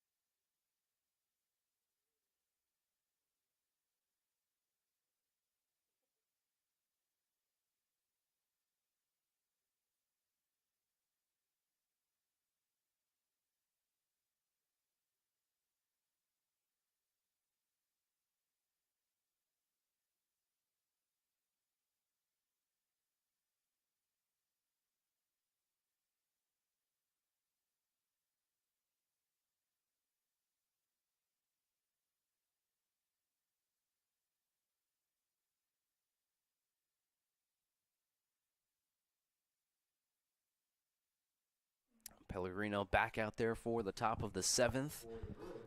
First game of our doubleheader here at Owen Fulton Field, and the Cougars are 3 outs away from dropping the first one. Still have a chance in the bottom of the 7th, but it's going to be up to Pellegrino to hold them here.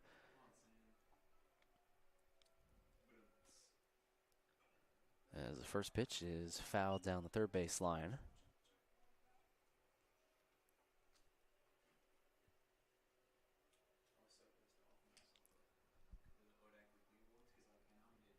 Pellegrino had a great 6th inning.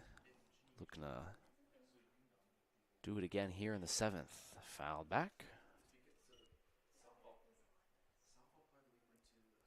Luke Daniels 1 for 3 on the day, in the left fielder for Carolina. He's minding the count here, 0-2 to Michael Pellegrino. Mike comes set and delivers. Good breaking ball outside there. No bite by Daniels, and it's 1-2.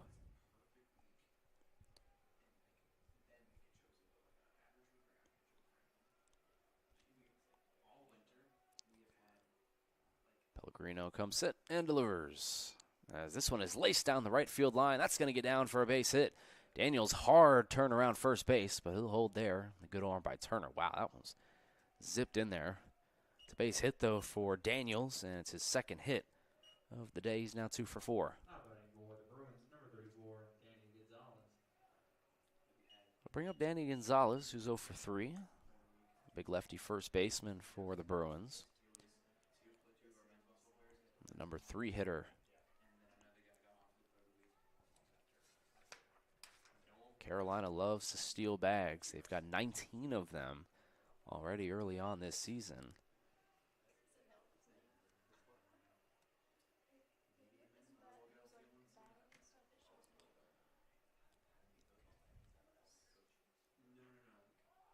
As this one swung on by Gonzalez down the third base line and out of play.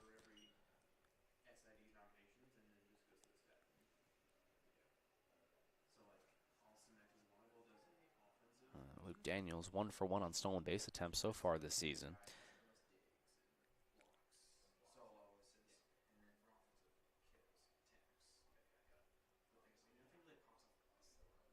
Coach McLaughlin rolling with Pellegrino here, just like he rolled with Will Green after his good first inning. Big lead, and there he goes. And this is going to take a really good throw to get him out. And, yep, that's going to be a stolen base. Kind of took a walking lead there at first base. Pellegrino couldn't see him. And it's a stolen base there for Daniels, his 2nd of the season. That's a big run out there at second base in a 1-run game in the last inning. And right now the lefty Gonzalez is tasked with just trying to hit a ground ball or anything to the right side of the infield. Try to advance that runner to third base with less than 2 outs. Right now he's in a favorable count. It's 3-1.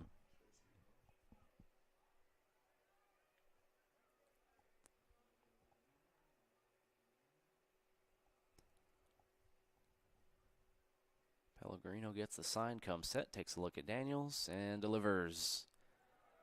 Gonzalez fouls that one back. It's the second time back-to-back at-bats that Gonzalez has been way ahead in the count and has swung at a questionable pitch on 3-1 or 3-0. 3 balls and 2 strikes. Pellegrino needs a strikeout here against Carolina's number 3 hitter. Here comes the payoff pitch, and it's inside for ball 4, and Gonzalez draws the walk. And now it's first and second with nobody out, and although the number 4 hitter coming up here, you maybe think about a potential bunt. Try to get the runners into scoring position here with less than 2 outs. Fontanez will step in here. And Williams actually is going to make the pitching change. They're going to go to the lefty. Preston Corbett will come in. Pellegrino will come out. And a big moment in this game here, the first game of our doubleheader. Carolina already with a one-run lead. And trying to make it more. It's 6-5. And Preston Corbett coming in here. We will be right back on the Averett Sports Network.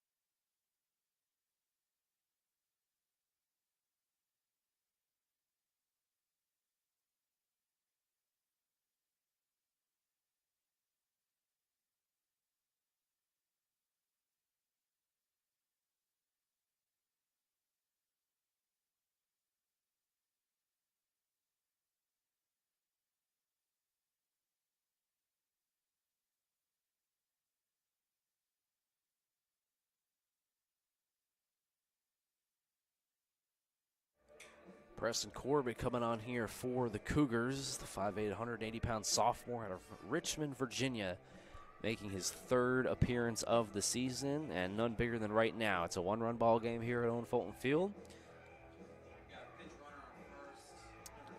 Corbett appeared in 3 games last season as a freshman, made his collegiate debut on February 23rd. A year ago yesterday against Greensboro. Now as a sophomore coming in a big spot. Averett's going to play the corners in, expecting the bunt, and you got to imagine it's going to be on here. Try to advance these runners, and a pickoff attempt at second. That's going to be close, and he got him. Oh, wow.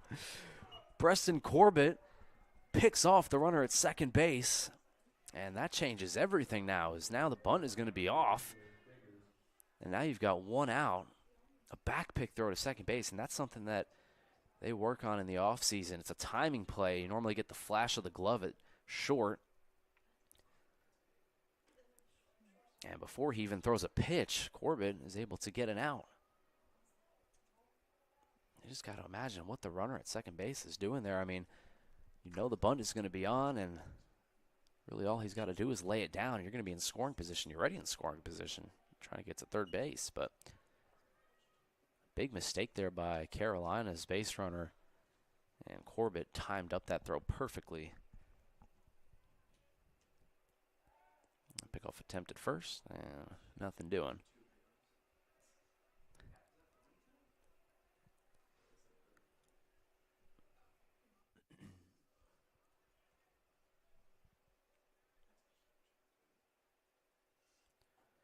And now 3-0, and so Corbett, after the pickoff, try to lower the heart rate a little bit here. He's thrown 3 straight balls. And in danger of putting that runner back into scoring position. Red light there, and it misses outside for ball 4. And so Carolina fights back for that runner at second base. Now it's first and second, 1 out. And Leland Brown will come in here, and Coach Mason Williams will come back out to the mound, have a talk. Corbett, probably a wise move there when you have a play that's huge, pick off and get fired up there, try to take a deep breath, get back into the zone. This is a huge point in this game. Averett's offense would love to go into the bottom of the 7th, only down a run. And they've got the top of the order coming up, and an offense that is dangerous, but they got to get there first. Right now, Brown, the chance here to get a big insurance run for Carolina.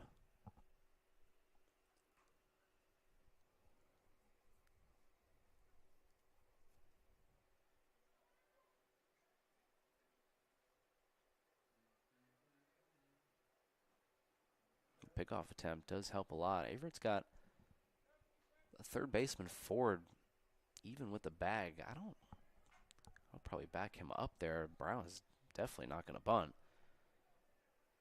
especially with 1 out. First pitch to Brown is fouled back for strike 1.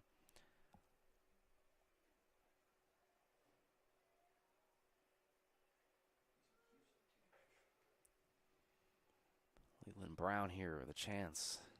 0-1 count against Preston Corbett, the left-hander. The 0-1 pitch is outside for ball 1.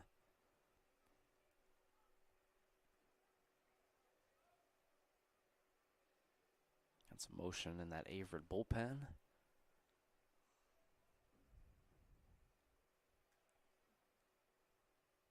Skinner plays behind the runner at first base. Here comes the 1-1 pitch to Brown. It's popped up in the infield. McAllowitz takes charge inside. The wind blows it, but he's able to catch it and make it for the second out. And so a huge out there by Corbett. And now 2 away. Andres Hoyos now will step in, and he's the difference right now in the game. His 3-run homer back in the 3rd inning right now is proving to be a big piece as to why Carolina's winning. And he's got a chance here again to add some more. He's got 4 RBIs. And line drive, that's going to get through the hole past Keister and a base hit. That's going to score a run. And hits off of the cutoff man's arm and into the arms of the catcher Powell. But a big hit there again. Hoyos, his 5th RBI here on the afternoon. And that is a big-time insurance run, as now Carolina leads by 2. Now batting for Carolina, number 7, Ty Vespi. Vespi will step in now, and Hoyos now 3-run homer. RBI single back in the 4th, and now an RBI single here in the top of the 7th.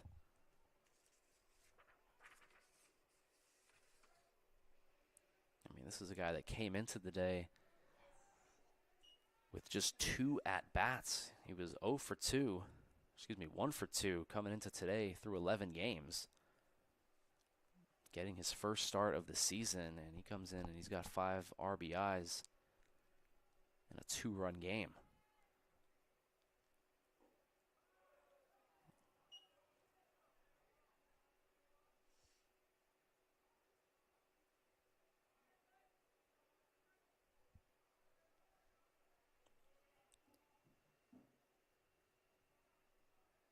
Ball, 1 strike, 2 outs, and runners at first and second. And a big swing and a miss there. Now it's 1-2.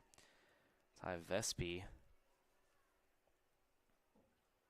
looking for another big hit. Trying to add to the insurance here for Carolina as they head into the bottom of the 7th inning. Needing 3 outs to close out their 7th win of the season. So the team that only won 9 games last year is now this one is going to be popped up into shallow right field. But Turner Should be easy for him, and it is, and that'll retire the side. Carolina does get an insurance run as they make it 7-5 on the Andres Hoyas RBI single with 2 outs. Head to the bottom of the 7th here. Averett needs 2 to tie, 3 to win. We will be right back on the Averett Sports Network after this.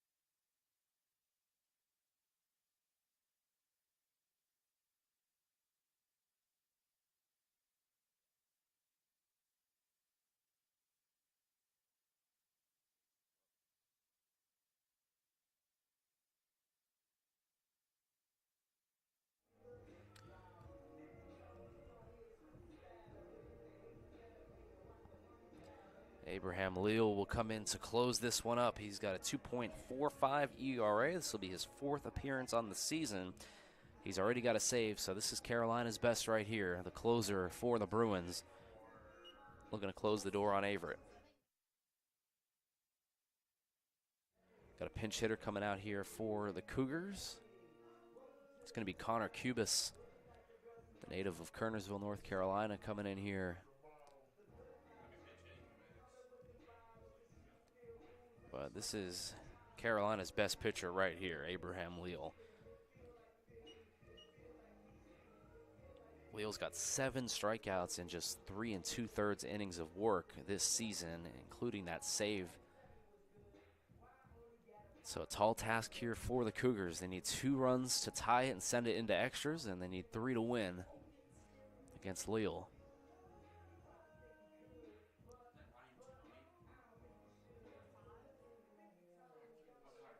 Cubis.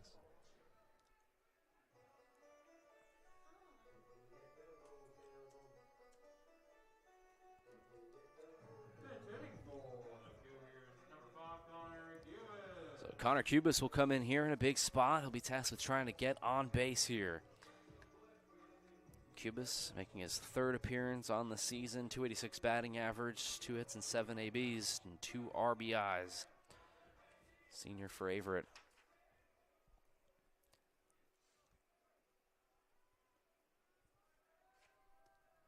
Coming in here against Abraham Leal, looking for his 2nd save of the year. First pitch to Cubis is down and away for ball 1, and Leal coming with some velocity here. Don't have a radar gun up here, but a fastball is coming in hot in warm-ups as well. On deck is Drew Skinner, hoping for a chance to tie the game up. And Leal's 2nd pitch misses low, and it's 2-0. And tell you what, the last thing that Carolina wants in a 2-run game here is to walk the leadoff batter. Got to throw a strike here. Got to imagine Cubis will probably be taking until he gets a strike.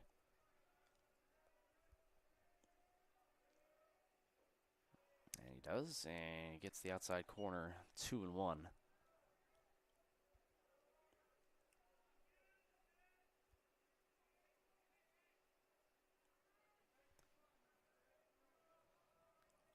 Abraham Leal gets the sign and comes set. Cubis ahead in the count, 2-1. Here in the bottom of the 7th, and that one just nips the outside corner, and it's 2-2. Great pitch there by Leal, strikeout pitcher, 7 Ks in just 3 2/3 innings this season.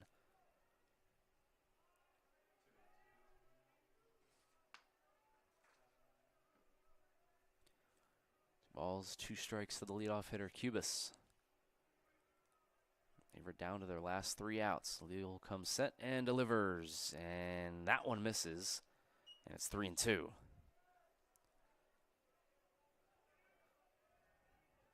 Huge pitch coming up right here. If Cubis is able to draw a walk or get on via the base hit, Averett would then have the tying run up with Drew Skinner. 3 balls and 2 strikes here in the bottom of the 7th. Leal delivers, and it's outside, ball 4. So Connor Cubis comes in and doesn't swing the bat, and he gets on base on a huge walk and a great at-bat by Connor.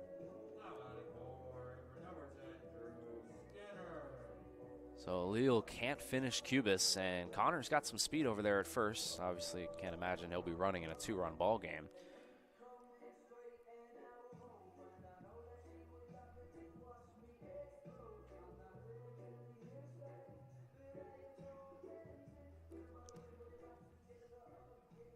So here we go. Averett now has a chance. They've got the tying run at the plate here with Drew Skinner.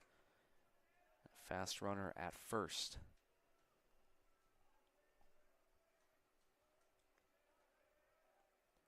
Leal delivers, and Skinner takes for strike 1. 5 runs on 6 hits and 2 errors for Averett, and 7 runs, 10 hits, 2 errors for Carolina.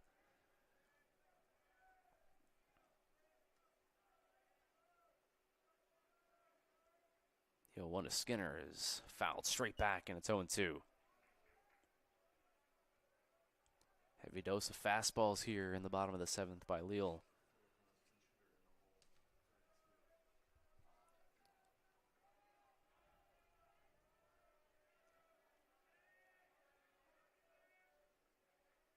Leal way ahead in the count here to Skinner, 0-2. He's got to be careful here. Maybe just throw a waste pitch. Here it comes, and instead it's a high fastball that's fouled straight back again.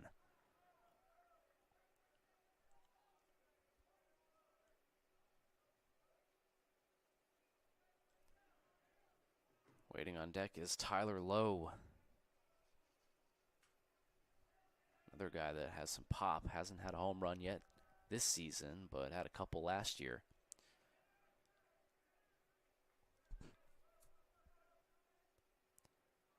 Cubis modest lead at first. 0-2 pitch coming here to Skinner. Leal delivers, and Skinner chops this one foul. So we'll do 0-2 all over again.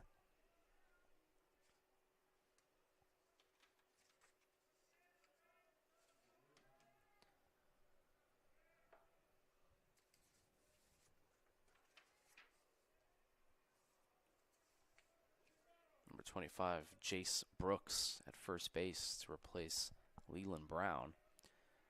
Defensive replacement here late in the game. Leal still working an 0-2 to Skinner.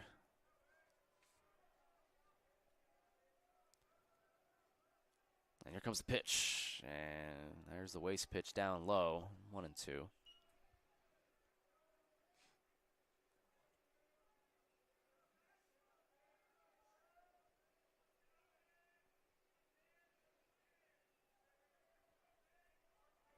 Skinner working a good at-bat here.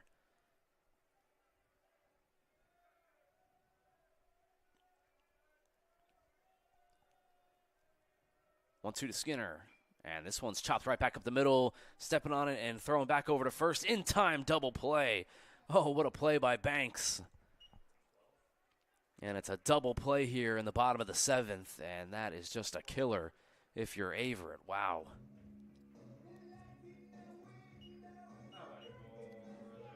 So just like that, Averett goes from having the tying run at the plate to now having nobody on and 2 outs, and Ty Lowe stepping in.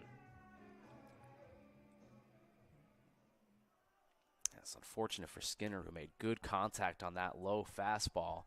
Hit it right back up the middle, but Banks, who was shaded over the middle anyways, was able to come on over, step on the bag, and pull an unassisted double play.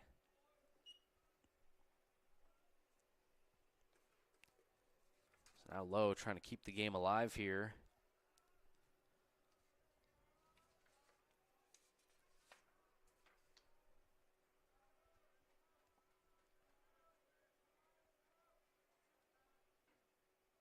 And the 1-0 is taken low for ball 2. Averett's pinch runner, who came in for Jack Turner last inning, waiting on deck.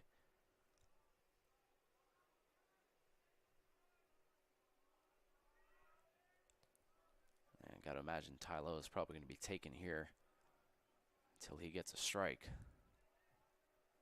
Abraham Leal, who's been phenomenal this season for Carolina, sub-3 ERA. The save is now Lowe swinging and fouls it back.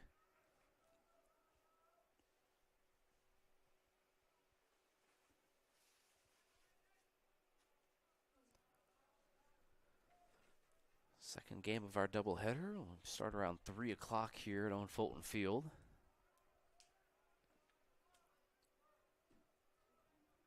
Carolina looking to take the first one here after taking the bus up from Winston-Salem, North Carolina. And it's now 3-1. So now Lowe, the chance here to get on and get the tying run back up.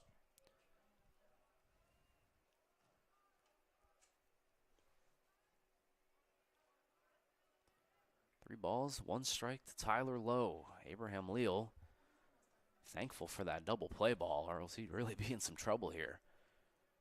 Here comes the 3-1. Lowe takes it low for ball 4. And Averett once again will have the tying run up at the plate.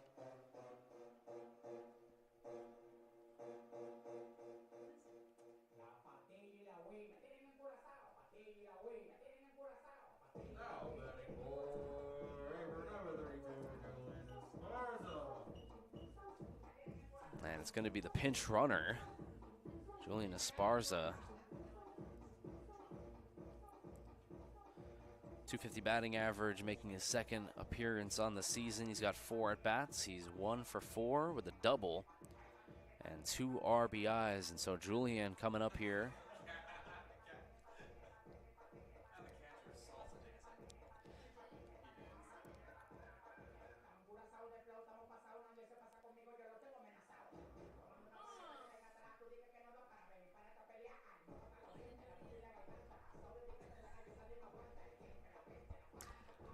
So chance here with one swing of the bat by Julian Esparza to tie this game up. 2 outs. We'll see if he'll be swinging for the fences. Waiting on deck is Jack Turner. And the first pitch is fouled back. 0-1.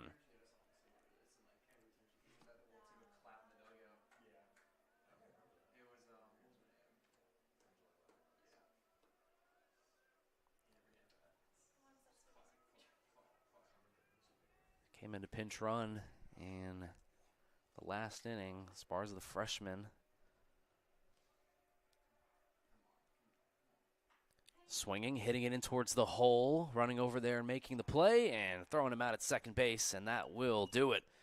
Carolina University gets their 3rd win in 4 matchups against Averett, and their record improves now to 7-5. Averett falls in this one. They kept chipping away, but really, the difference in the game was the 3-run bomb that we saw by Andres Hoyas, the catcher. 5 RBIs in this one. He proved to be the difference. As Averett now drops their 4th straight game after getting swept by Greensboro last weekend. And they'll be looking to try to come back and get the win here in the second game. Cougars fall 7-5 to Carolina. And we'll be back at 3 p.m. for the second game of our doubleheader here at Owen Fulton Field.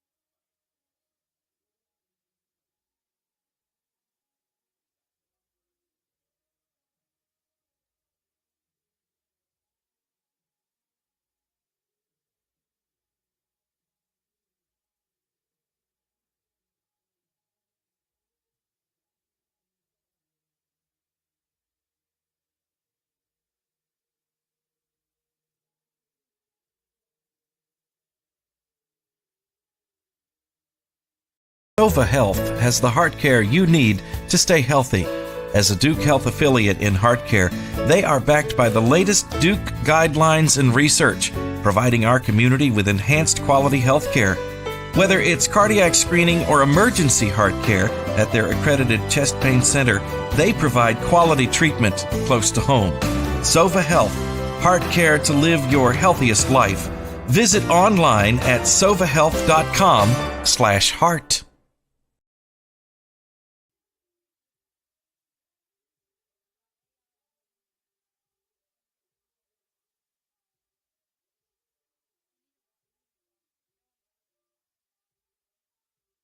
Is inclusive, encompassing, inspiring. Averett University provides all you need for a future you deserve through learning that embraces all of your infinite potential with flexible online and on-campus programs like our newest programs in entrepreneurship and psychology, with more coming soon, with affordable tuition and 24/7 support. It all leads to you becoming a catalyst for positive change. Visit allaverett.com. Averett University. Are you all in?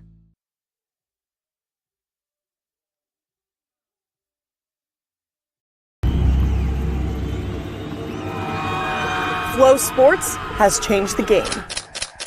We created the essential destination NCAA fans deserve. Together, Flow College and NCAA conferences, institutions, and teams have taken all collegiate sports to the next level. Oh my goodness!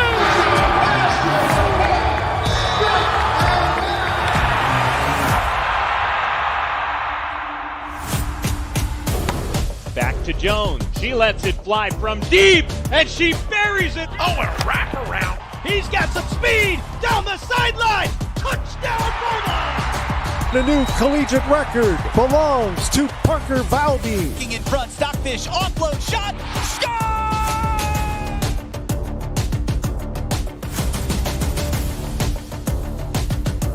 Smith making three. That is crushed. It's a touchdown!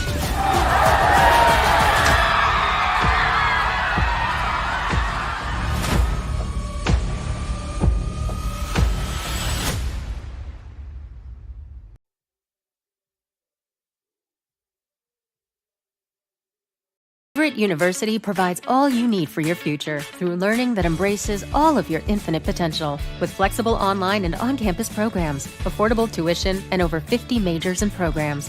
Visit allaverett.com. Are you all in?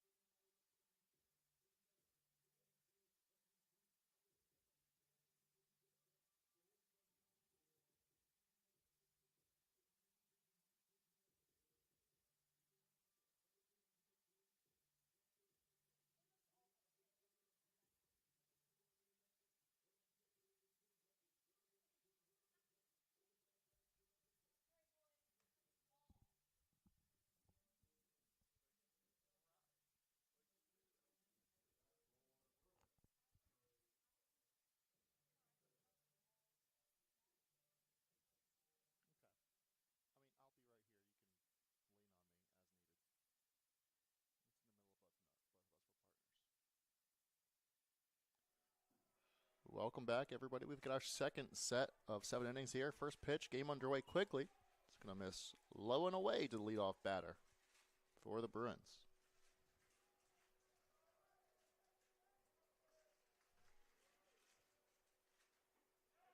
And that one's in there for a strike from Averett's freshman, Justin Godsey,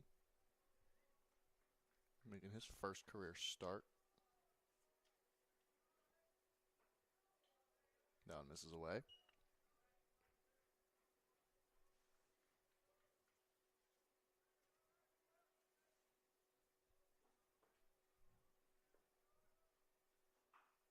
Two, one count. This one's roll over towards shortstop. Keister ranges over, fires, long throw across the diamond. Big stretch out of Skinner to get the man at first to start off the game. Averett's middle infield picking up right where they left off after that one.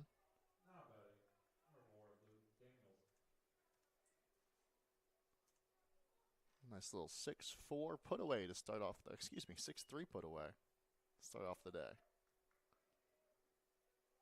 Multitasking here. Not very good at it.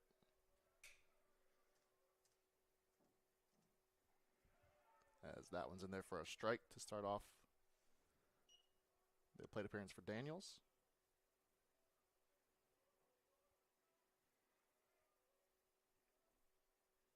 That one misses wide. Godsey, a freshman out of Forest, Virginia, product of Jefferson Forest High School.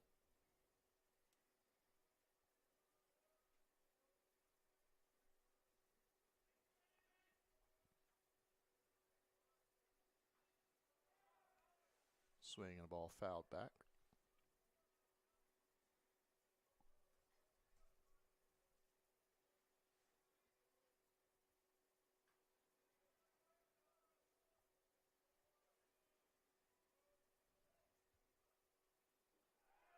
And big swing and a miss there. Godsey gets a strikeout. Retires Daniels with a swing and a miss.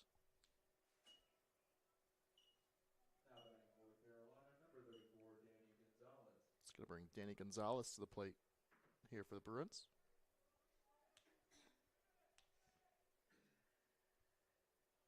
Godsey just one inning of work so far in his young career. Misses outside to start off this at bat.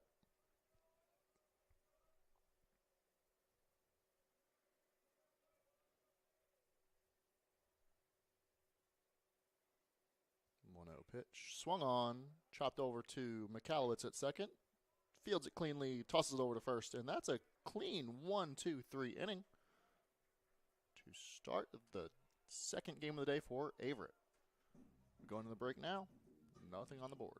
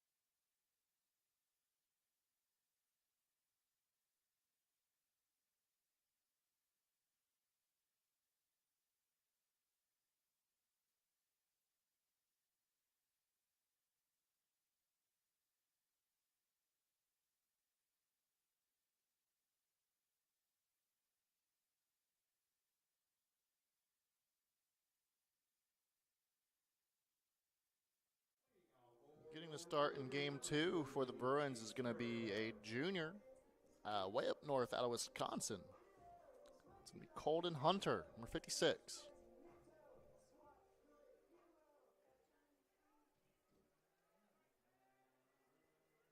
Already worked 7 innings on this young season.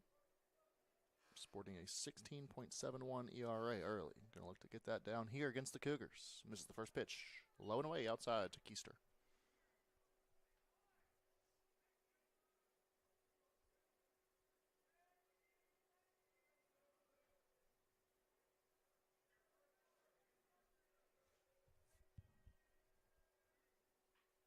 Second one swung on and pulled just foul out of the reach of the third baseman.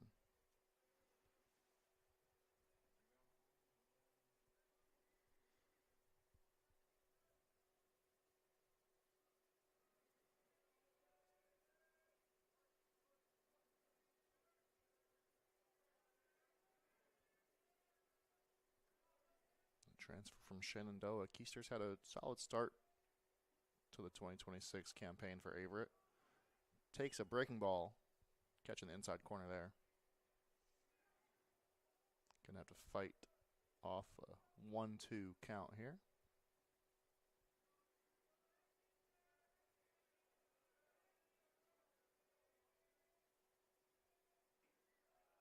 And that pitch, not very close, misses outside.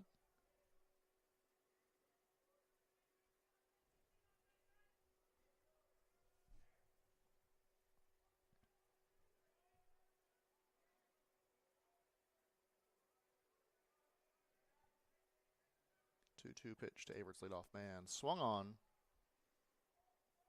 In between left and center, left fielder charges in. That's going to be an easy F7 to get the second game rolling for Carolina. It's going to bring in the man out of California, Austin Ford. Nobody on, 1 out here in the bottom of the first.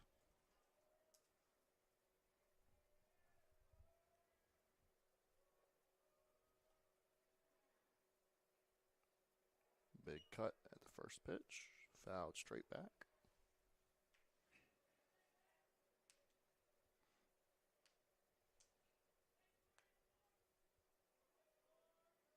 Ford, another transfer at the top of this Averett lineup. Watches that one bounce in the dirt.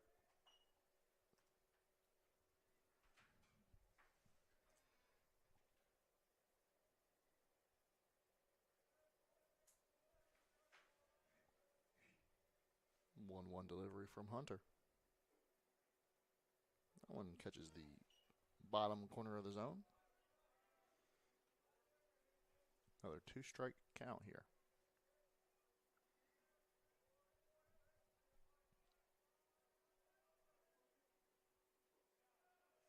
And that one skips across the plate, evens the count 2 apiece.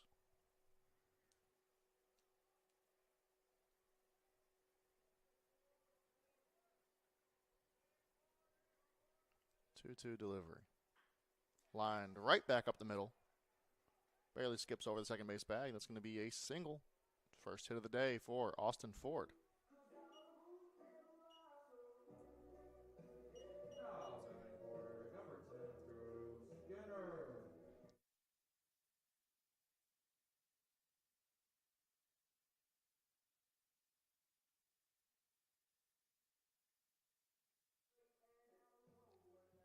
Now it's going to be the first baseman, Drew Skinner.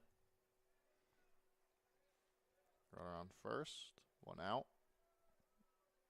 Averett looking to grab an early lead. First pitch to Skinner misses low and away.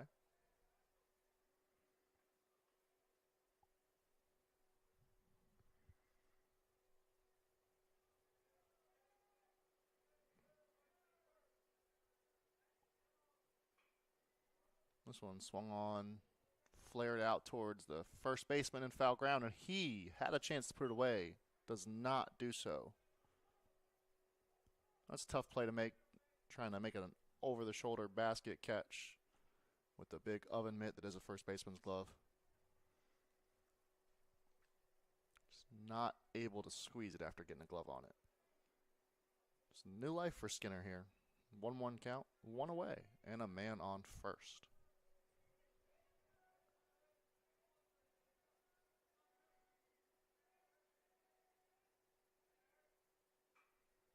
And pokes this one out right at the right fielder. Barely has to move.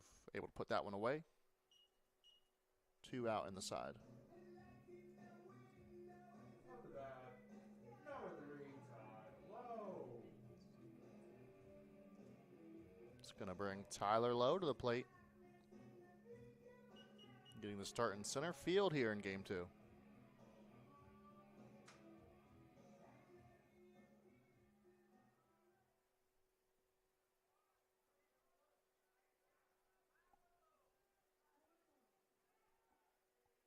And a little delayed steal there. And he's going to be gunned down.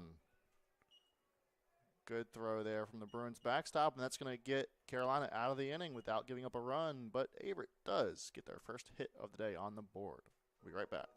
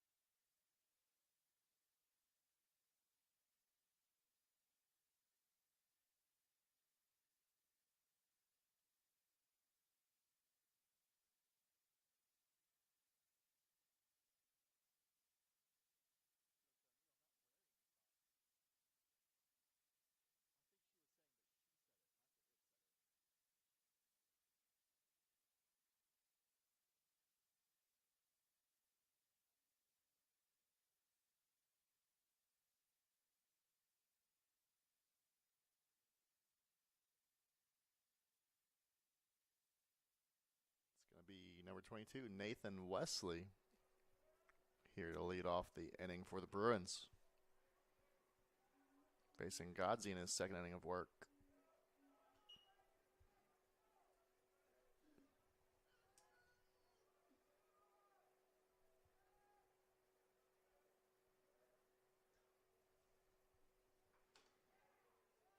That one swung on and fouled back.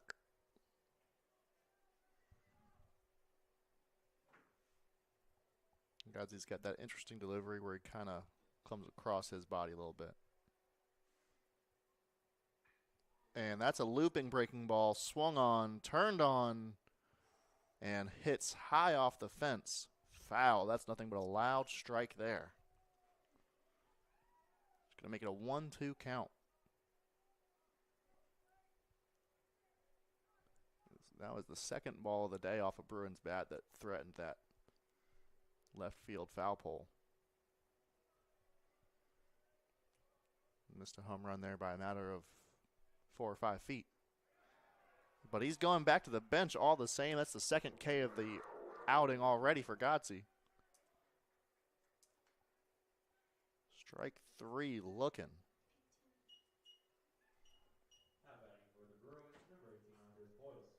Now we're going to have the Bruins player of the game from game 1, Hoyos. Caught a good game behind the plate.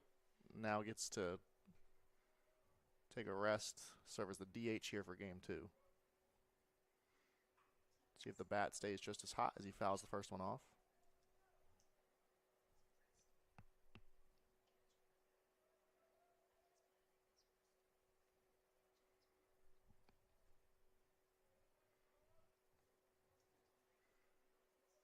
0-1 delivery. Big swing and a miss. Godsey working quickly here. Already stands in, ready to deliver. Hoyo's taking his time getting back. Godsey set the pitch. And that one's on the outside corner as well. Back-to-back punch-outs looking from the freshman out of Forest.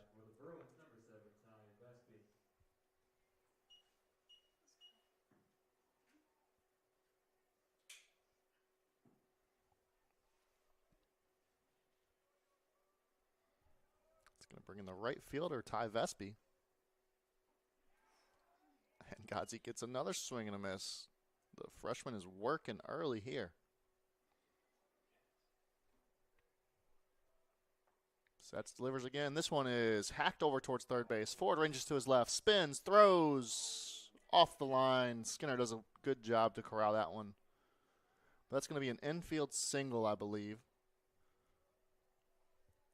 Speed of Vespi kind of forced a quick throw there.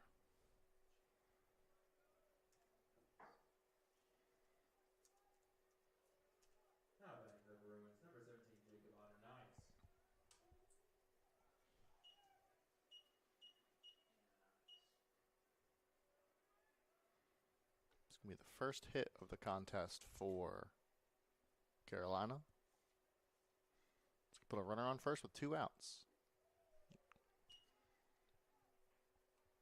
And you see it more often these days. Godsey, one of those pitchers that only ever works from the stretch. So, no change in mechanics. Now with a runner on. It's a quick check over. And that one gets by Skinner at first. Vespi's not going to test his arm. Able to corral that one somewhat quickly.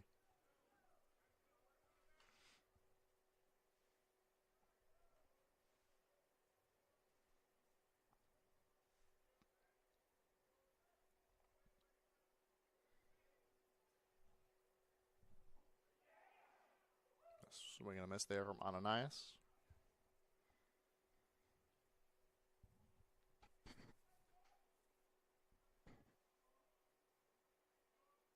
One count.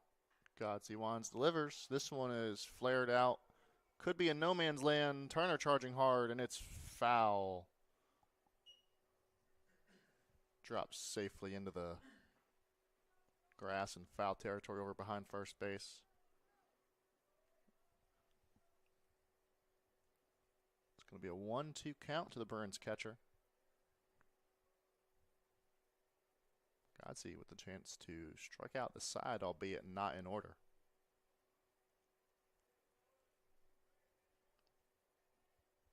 Quick check over on Vespi at first. And it's going for the high and away corner there. Barely misses it. 2-2 with 2 outs.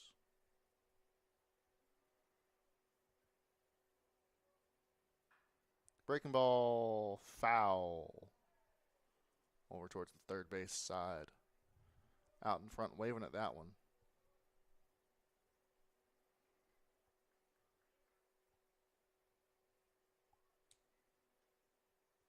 Another 2-2 opportunity. Chance for Godsey to put him away. And a very defensive hack there. Count stays where it is. Another payoff pitch upcoming.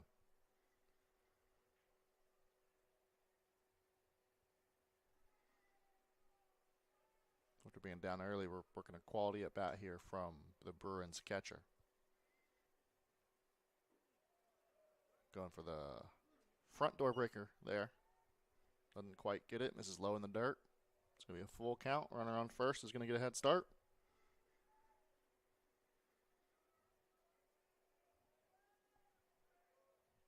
And here's the pitch.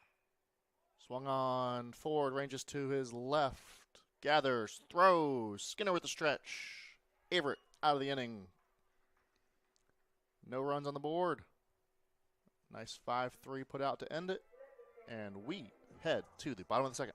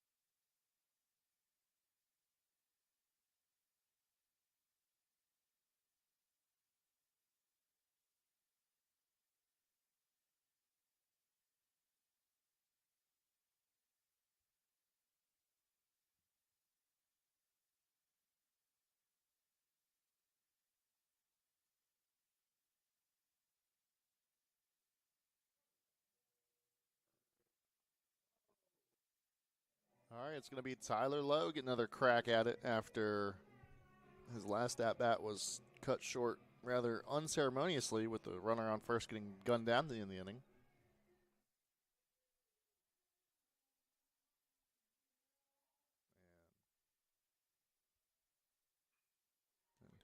Swings on the first pitch, grounds it over to shortstop. Low throw, skips in there, but no problem for the first baseman.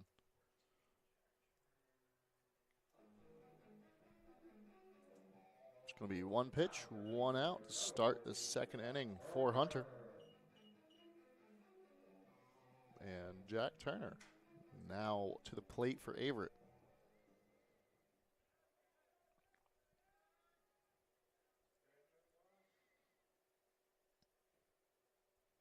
Watches the first one go by on the outside corner.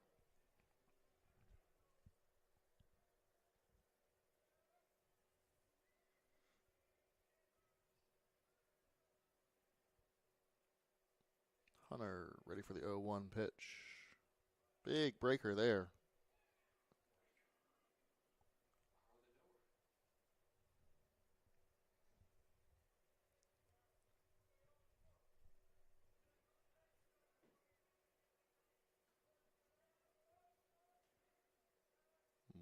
One upcoming.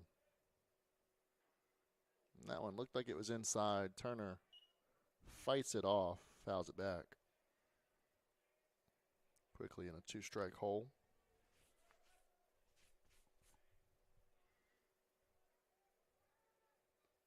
Hunter working very efficiently here early in the game.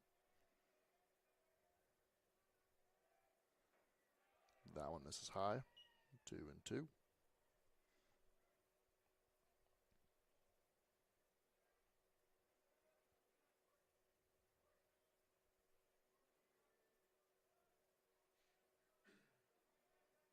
Payoff pitch upcoming.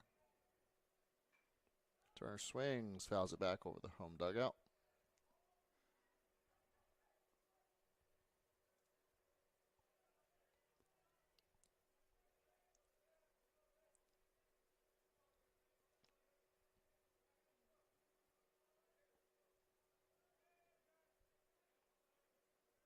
Another chance at 2-2 here. And good take on a ball just barely off the outside corner there. Works the count full for Turner.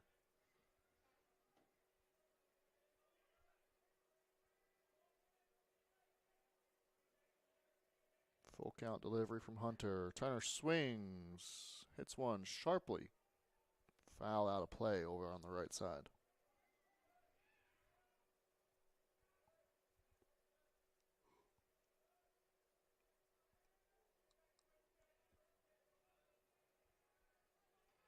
Another full count delivery.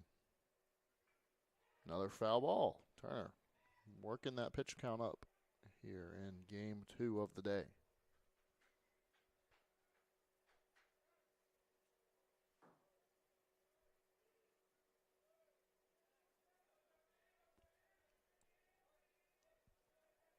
Our third try here at a full count pitch. And there's a big breaking ball. Starts right at his elbow. Drops right over the heart of the plate. Turner does not offer it. It's a strikeout.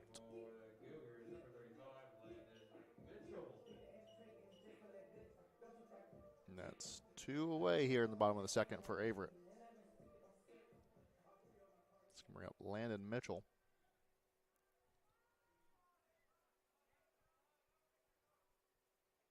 He offers it the first pitch, chops it over to third base, and that one takes a tough hop. Gets by the third baseman. That's going to be a single for Mitchell. I don't know that you want to call that one error, even if it's kind of tough one to score.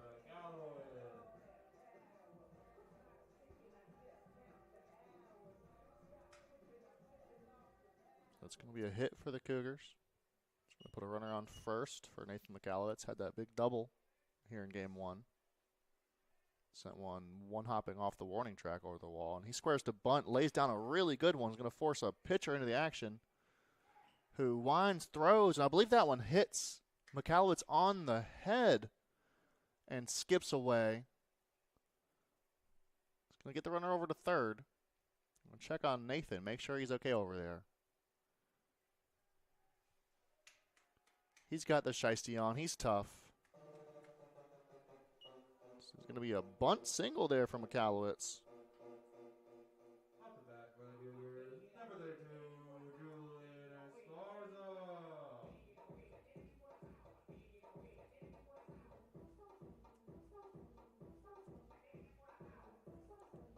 That's going to be a runner in scoring position. Runners on the corners, 2 away here in the second for Julian Esparza.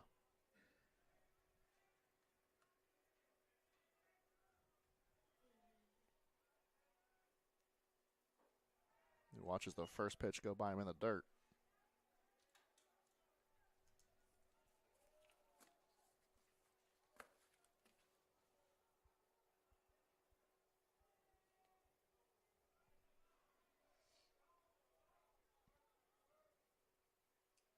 One-0 delivery. That one's in the dirt as well. Quickly 2-0.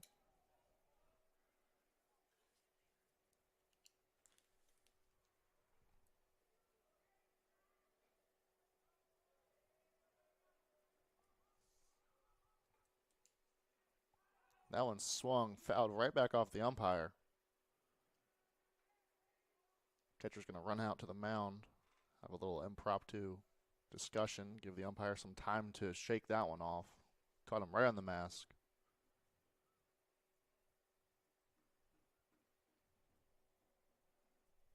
These balls have been headhunting here the last couple plays.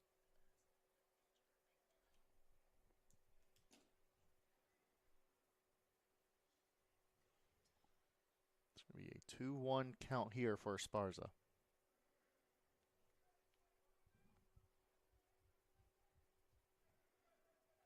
Hunter working in the jam. Esparza flares one over to right, and that one is just foul.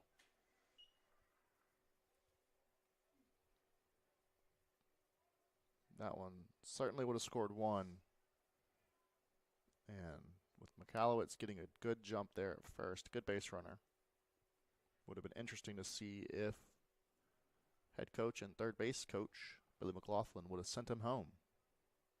But we'll never know. 2-2 delivery, 2 outs here in the inning. This one swung on. It's in the gap down to left center. Esparza rounds second. McAllowitz rounds third. That's going to be a 2-out, 2-run double for Julian Esparza, who hits the celly over on second base, gets the dugout hype, gives Averett the early 2-0 lead.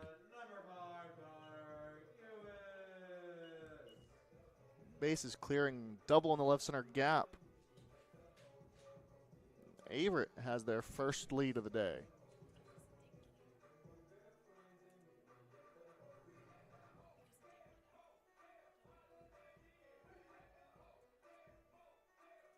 It's going to bring up Connor Cubis. Momentum for the Cougars. Runner on second. 2 away in the bottom of the second. And this one swung on, hit up the middle, corralled by the shortstop, thrown over to first, and Carolina's out of the inning, but not before Averett strikes for 2 on the 2-run, 2-out double from Julian Esparza. We're through 2. Averett leads 2-0.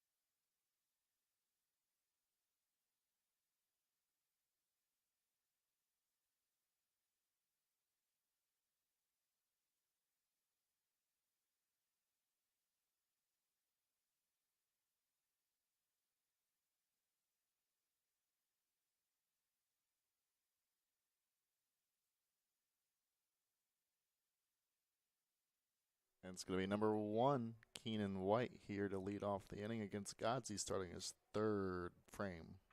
That one swung on, sent right back at him, but low in center field, able to charge hard and get the sinking line drive. Now batting for Bruins, number 5, Peyton Banks. This will be 1 pitch, 1 out for Godsey, who's also had an efficient day out there. Through 2 1/3, he's only thrown 28 pitches, 20 of them strikes. And that's a freshman out there doing what every coach dreams of, throwing strikes and throwing them early.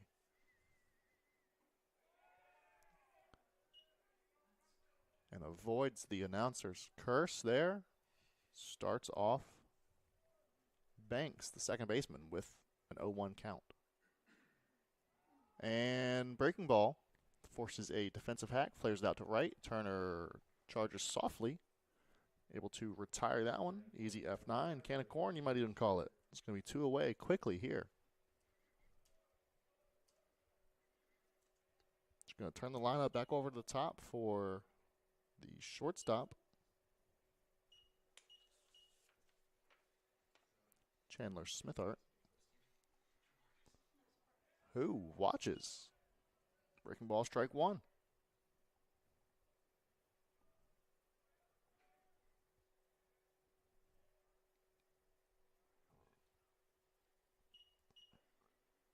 Fastball there misses the plate high.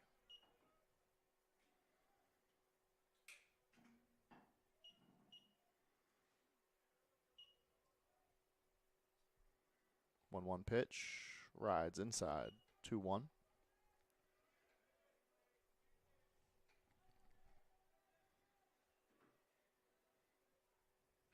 2-1 here in a 2-0 game. Good breaking ball, just not quite good enough. Does not come all the way back to the inside corner. It's going to be 3-1. Good hitter's count here for the leadoff man. And he's swinging, puts a charge into one. Cubis charges well back towards the wall, and that one's going to be over the fence. That's the second home run of the day for the Bruins. That one cleared the left field wall by a matter of 10, maybe 15 feet, in a ballpark that is notoriously hard to hit one out of. Now batting for the Bruins, number 4, Luke Daniels.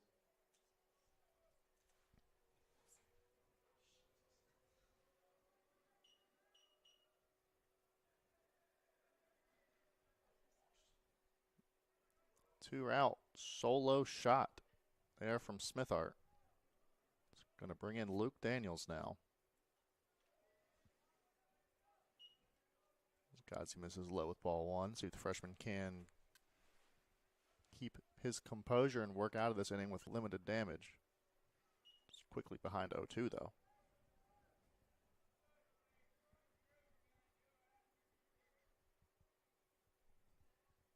That wind is blowing awfully hard from right to left today. This one off the end of the bat, over towards Skinner at first, flips it to Godsey covering. And it's 1 run on a solo blast for Carolina, but Averett escapes the top of the 3rd inning, still leading 2-1.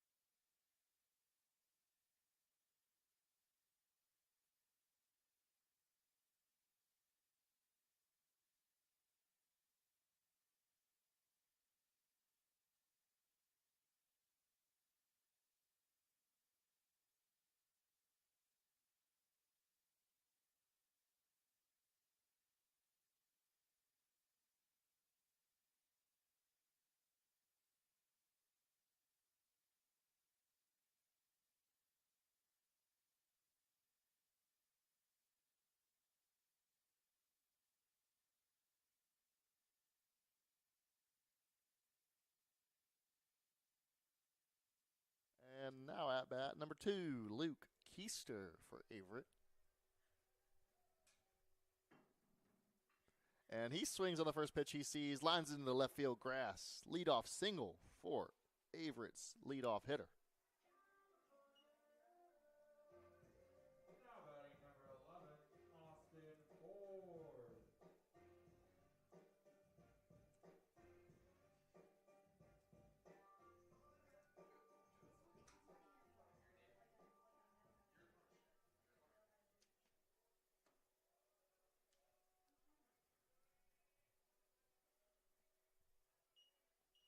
So now Ford steps in with the man on first after Keister's leadoff line drive. And he swings the first pitch he sees. This one trailing away from the center fielder, who makes a dive at it, gets by him, but doesn't. He must have gotten a glove on that because the ball does not roll far away. The right fielder covers. And we'll play some station-to-station baseball early. Number 10, Drew Skinner.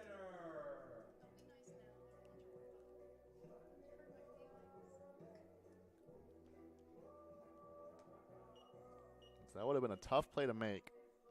Fortunate that the ball didn't have a little more oomph on it. Allow the runners to advance a little farther than they did. But it's 2 on, nobody out. And Skinner's going to square the bunt, get a good one down. And the pitcher turns and fires over to third. Does not get the man. So a risky play, all risk, none of the reward there. It's going to be bases loaded, nobody out for Tyler Lowe.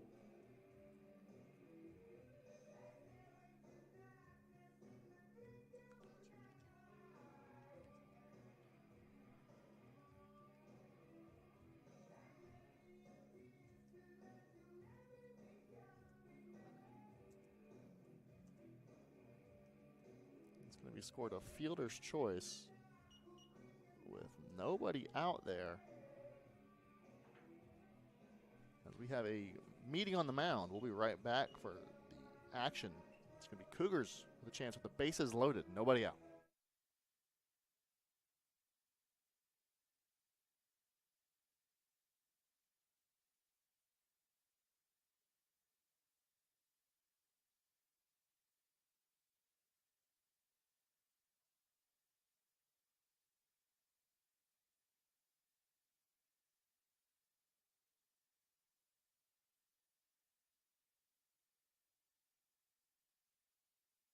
All right, we're back. No change on the mound. It's going to be Hunter's jam to work his way out of for now.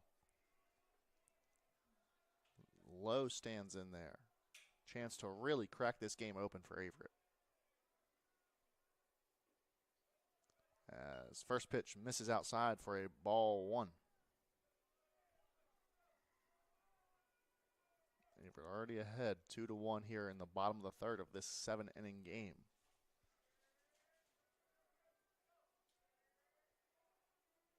1-0 pitch. Lowe flinches at that one. Wisely holds back. If you're Hunter, you absolutely do not want to get into a 3-ball situation here. So you know that if you're Lowe, expect a pitch you could hit right here.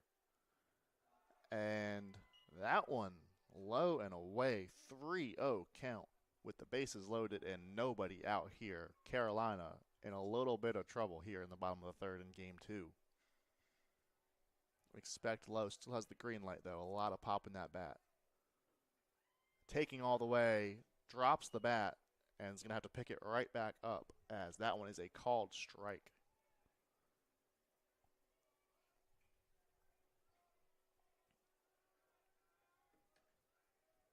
And now perhaps the zone expanded even a little bit more. As that one is looked at and does indeed miss. That's going to walk in a run for Averett. The good old RBI walk. Number 14, Jack Turner. It's going to bring in Jack Turner here. Same situation. Full bases in front of him. Nobody out. Still Hunter on the mound.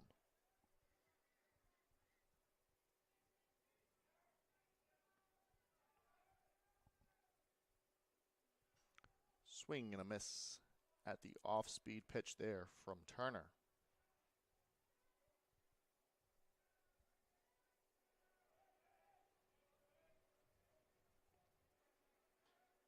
Chance to really do some damage here for the Cougars. 0-1 pitch. That one sweeps across the zone and ends up in the left-hander's batter's box. It's going to be a 1-1 count. Averett with 6 hits here already through 2+ innings of play.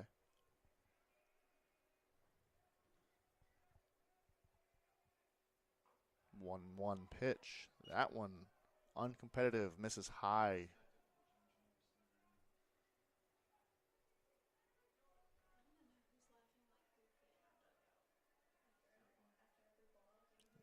Double barrel action down in the Carolina bullpen.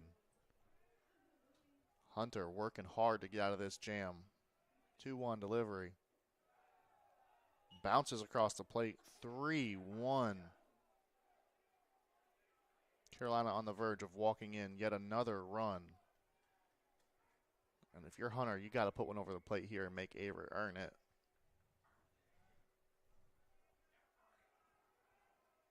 Three-one pitch. Swung on. That's going to be grounded up the middle. Good double play ball here. Flips over to shortstop covering for 1 out.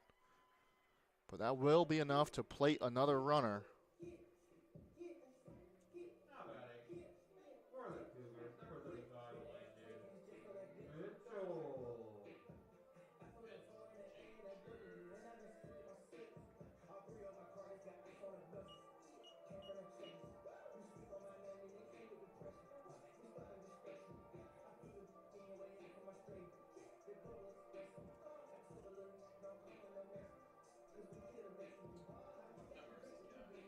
And we're going to have a pitching change on the way here for Carolina. We'll get you who that is and what to know about them when we come back.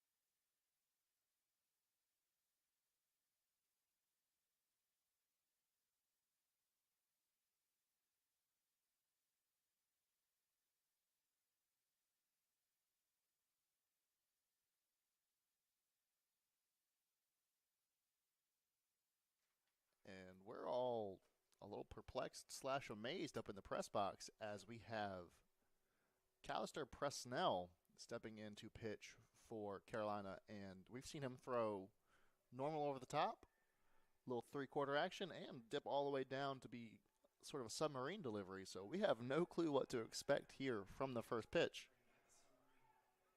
We're all personally rooting for the submarine because it's not every day you get to see one throw from that sort of arm slot.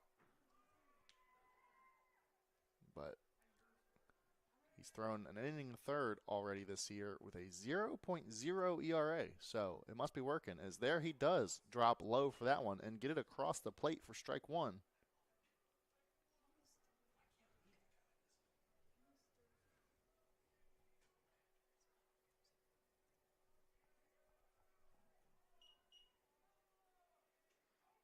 One delivery also drops it down low. This one misses Looked like a very similar pitch. Still with the Cougars, runners on first and third, 1 out, looking to extend a 4-1 lead here in the bottom of the third. Presnell's 1-1 delivery.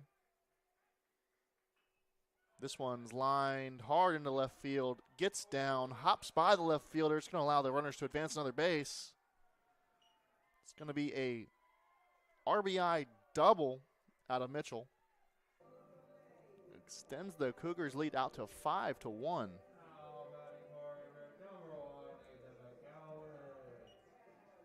Skinner scores. Turner advances to third. The Averett bats heating up here.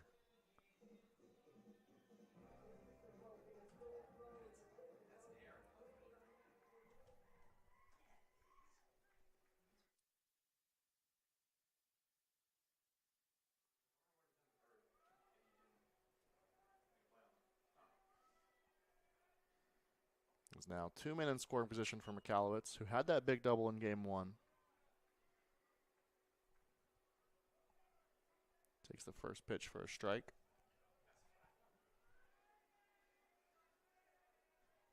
A 5-1 ball game here for Averett.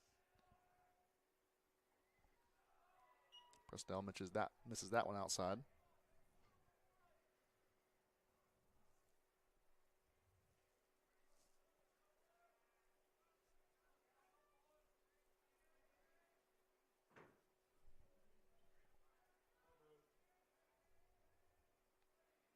One pitch. That one in on the hands. McAllowitz swings, pops it out towards center field. See if Turner from third tests him.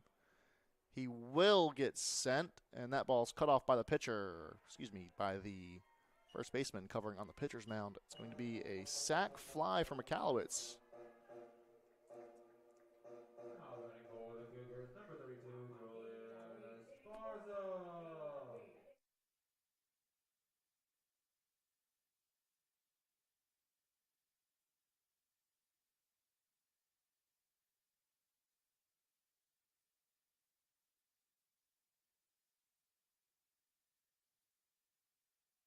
Now Esparza comes in with a man on second and 2 outs here in the inning. They were now up 6-1 as that one, breaking ball that almost didn't break.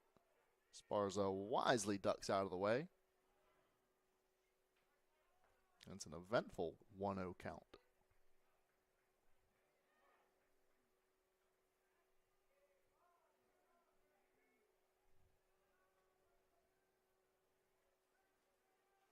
One 0 2-out delivery upcoming from Presnell. And that one catches the outside corner of the zone.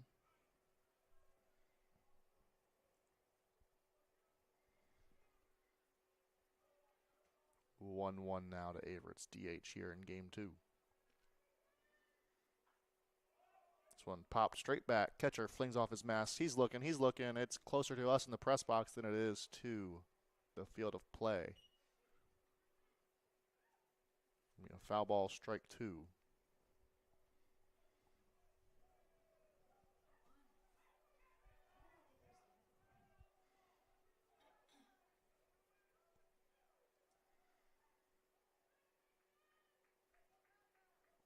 One, 2 count. Presnell takes the slow stroll back to the mound after that foul ball.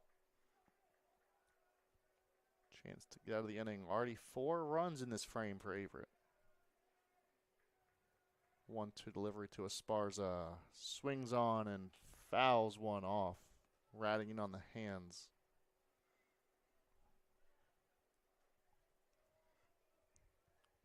Good swing there just to stay alive.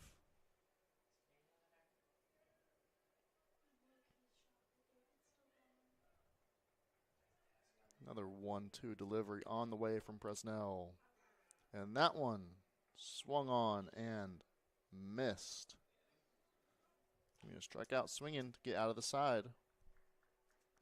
And it's 4 runs on 3 hits with no errors and 1 man left on for Averett, who are able to extend the lead to 6-1 here after 3 innings in game 2.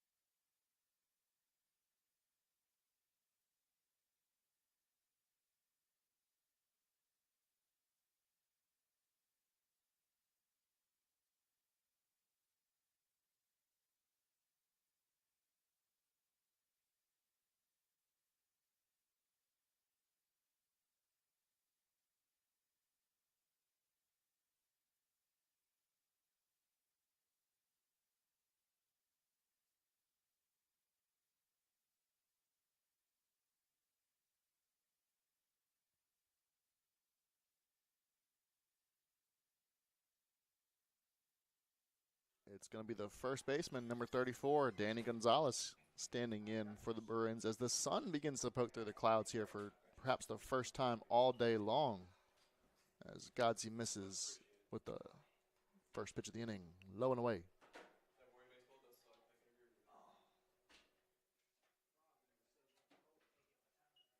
That one misses as well. 2-0 count.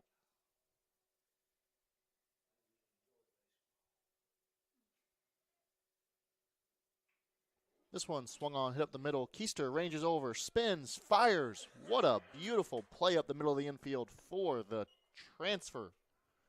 First year with Averett, Luke Keister, showing off the glove and the arm there.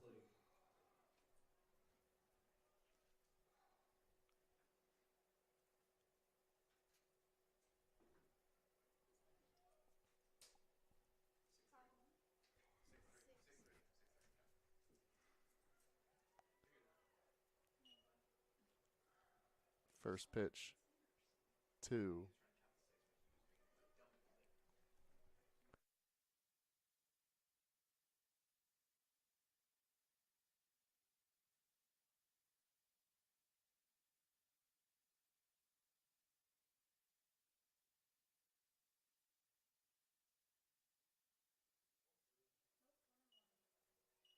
Now we have Nathan Wesley, third baseman, in batting for Carolina. Works a 2-1 count here from Godsey. His first start, you have to say, is going well to this point. That one finds the corner. 2-2 count here with 1 away in the inning.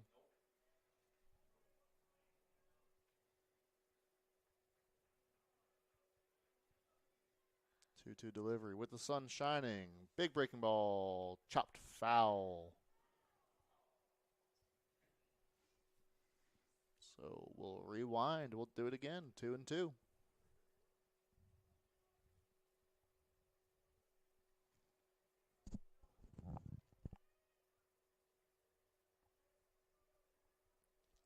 And the pitch. Breaking ball swung on, fought off. It's not deja vu. We will have another 2-2 delivery on the way.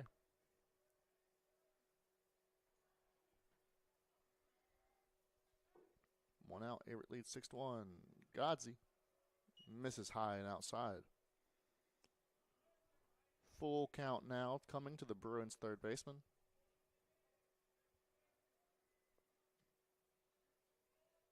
The payoff pitch. Lined hard back up the middle. It's going to be a single for Carolina here with 1 out in the inning.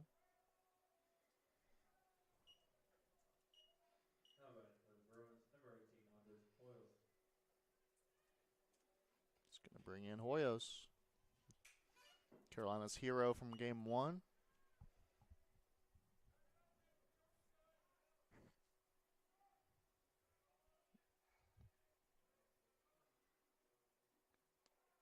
First pitch, tried that front door breaking ball.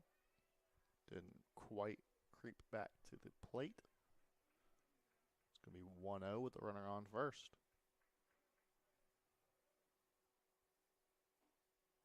That one, Hoyos thought about it. Probably should have. It's in there for a strike.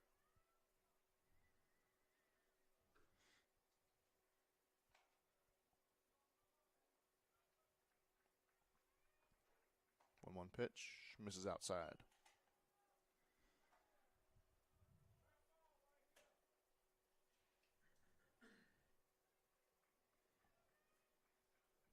Two and one the count here to Carolina's DH. Big cut at that one. Nothing but air. Runs the count to 2-2.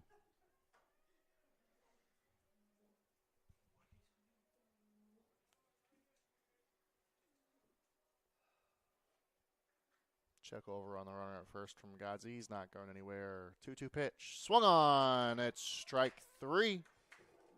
Hoyos walking back to the dugout. Godsey. Another K to his tally today.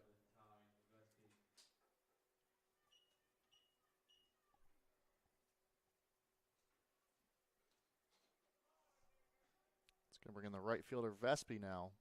2 away, still 1 on first.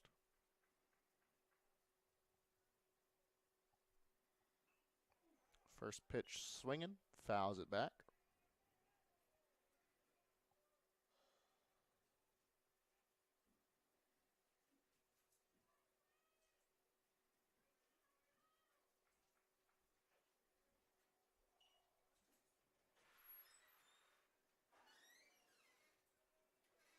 It's the 4th strikeout of the day for Godzi here, making his first collegiate start.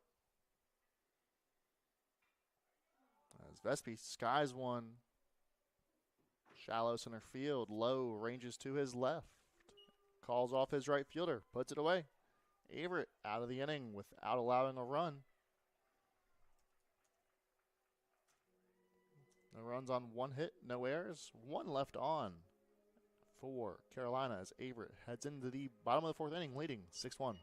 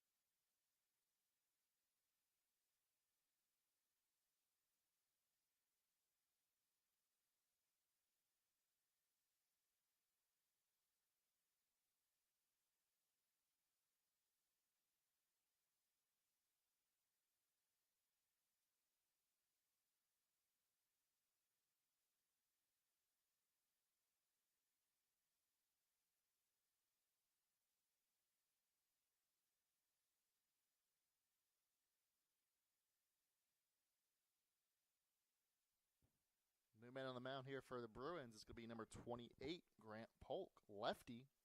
And first man he'll see for Averett is Connor Cubis. Takes pitch 1 inside.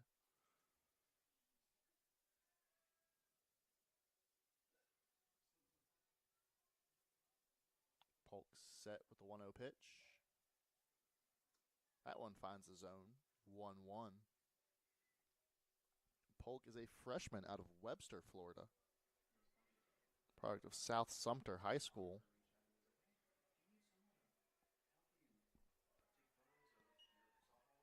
He's making his 4th appearance of the season, currently sporting a 5.4 ERA. Here's the count moves to 2-1.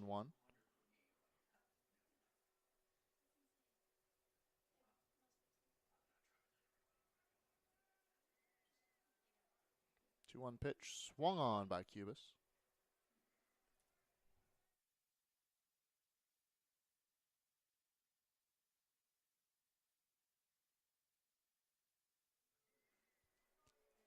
Two pitch here to Cubis. Chance to put him away. And that one's going to miss low and inside. Full count here for Polk's first batter of the day.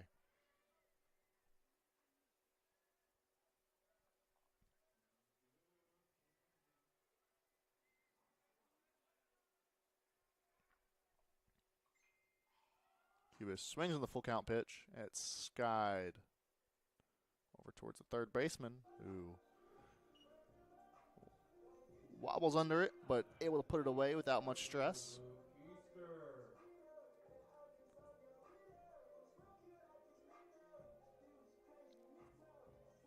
One up, one down for Polk. And now it's the top of the lineup for Averett. The hot-hitting Luke Keister. Facing off against the lefty pitcher. That one not close. Just a bit high and outside.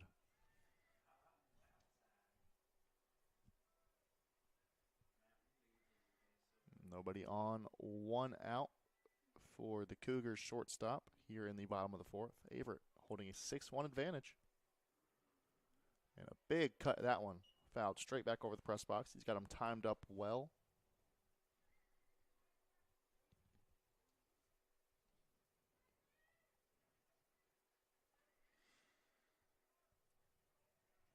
Reminder, this game is scheduled for 7 innings here. Already in the bottom of the fourth, moving along quickly tonight. Keister takes that one, strike 2.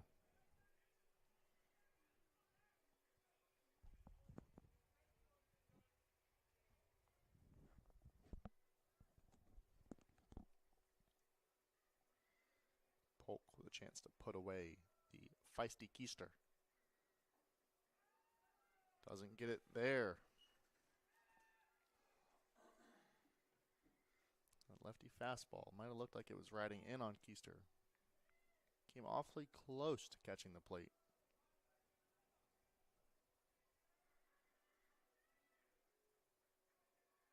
2-2 pitch.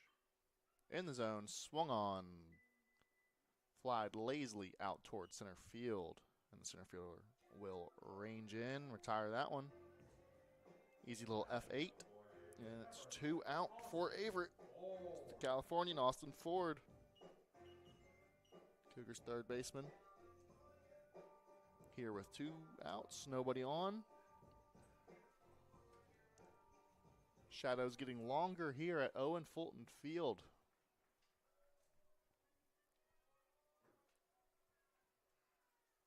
First pitch misses outside. Just past 4:15 p.m. local time. Still got plenty of time to get this one in.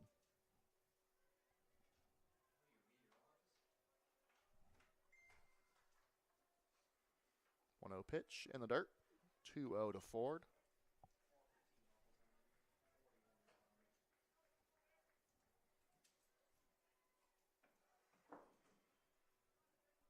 I'll tell you what, this sunshine poking through the clouds has brightened my mood just as it's brightened the day outside. And Ford skies one out, threatening the left center gap, but to no avail. Center fielder ranges over, puts that one away. Dropped it there late. They're saying it was on the transfer. Not sure about that one, but it's going to be a 1-2-3 inning for Averett.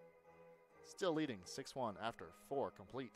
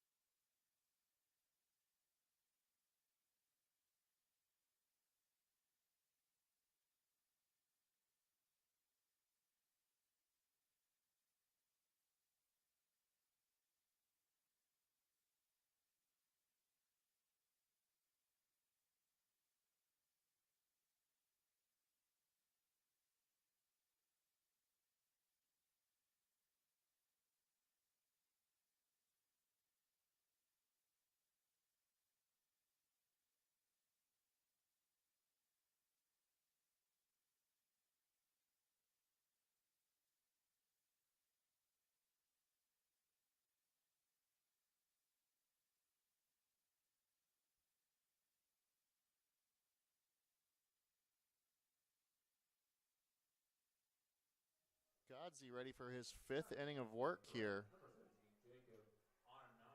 He's going to face number 17, Jacob Ananias, to lead off the top of the 5th.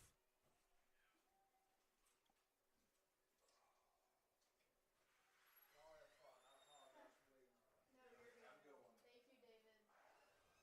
57 pitches, 36 strikes. Make that 58 pitches, 36 strikes as the first one mitches.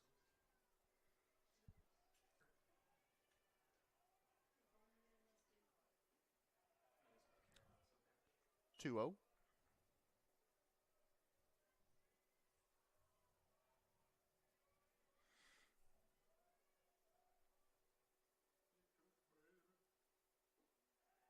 And there's one that finds the zone here in the 5th inning.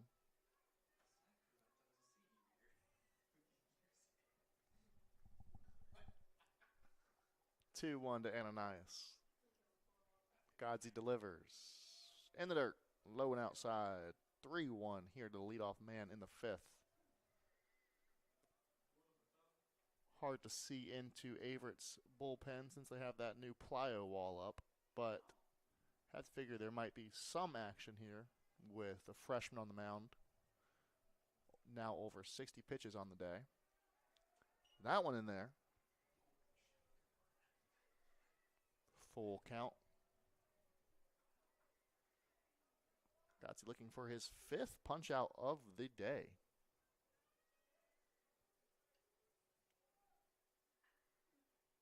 Ananias fights one off out on the left field line.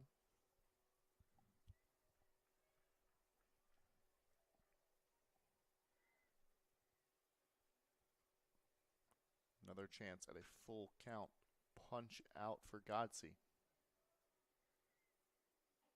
And that one off the plate all the way. It's going to be a leadoff walk for the Bruins.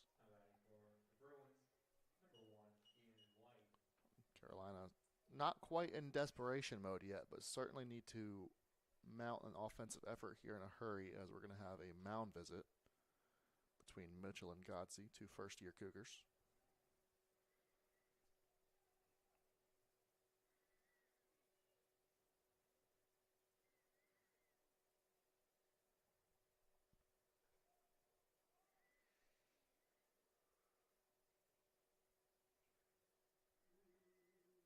It's going to be the center fielder, number 1, Keenan White, stepping in with the runner on first. It's not too early to consider the bunt might be on here. As this one, great effort by Mitchell to corral that one, keep it from getting by him to the backstop. The freshman from Lynchburg.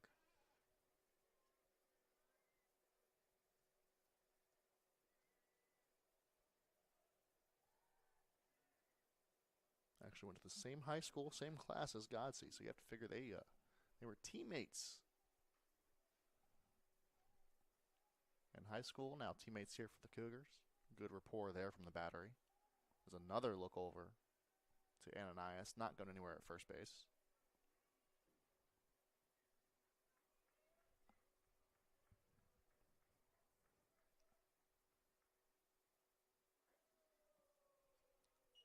Godsey misses high again on this one. Starting to show some signs of fatigue here, cutting up to his 67th pitch of the day. As my partners here in the press box grimace. Unfortunate timing. Averett with 6 runs on 7 hits. This one is flared over on a check swing to Skinner. Charges in, puts that away. Runner on first does a good job to scamper back.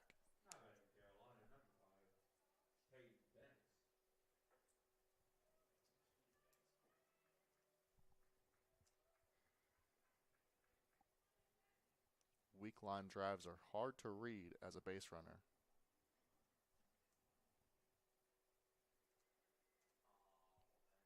And that's going to be the end of things here for the freshman Godsey.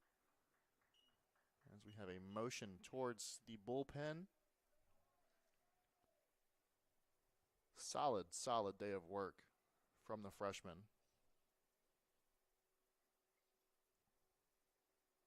who will finish the day with a stat line of 4 1/3, 3 hits, 1 earned run, 1 walk, and 4 strikeouts. As we'll let you know who's on the mound when we come back.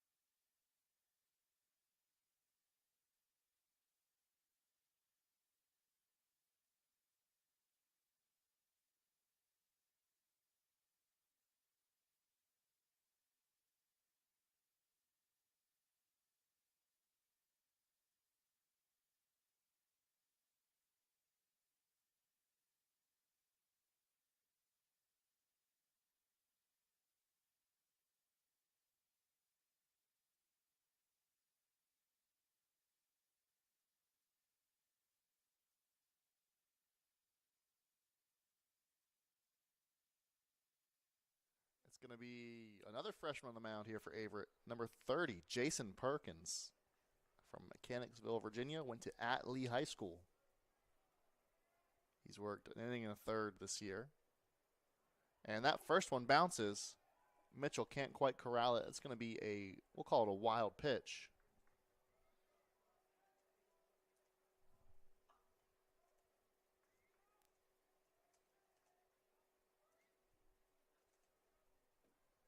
So that's a interesting start there from Perkins. He's going to have to now deal with a runner in scoring position.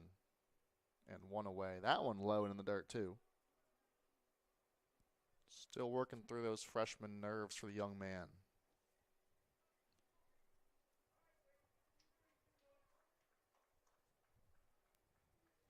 2-0 count, runner on second.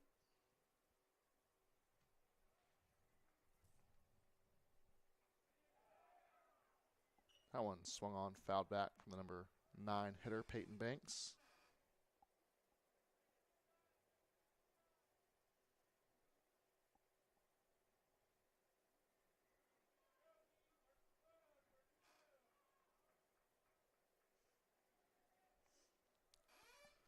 Two one on the way here. That one low, blocked by Mitchell.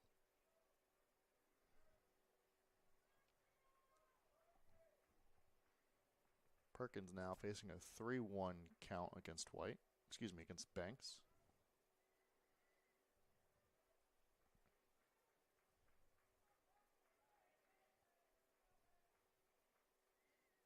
Three one on the way. Also misses low. Clearly a game plan for how they want to attack here with Perkins. Missing by a fine margin as the lineup turns over to the dangerous Chandler Smithart. Went deep already in this game. Now batting here, lineup number 8, Chandler Smithart. Could really put some pressure on the Cougars with one more big swing. One away here, top 5 of this 7-inning game 2.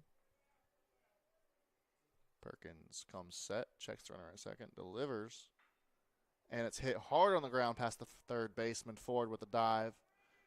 Going to wave Ananias around third. He'll score, no problem.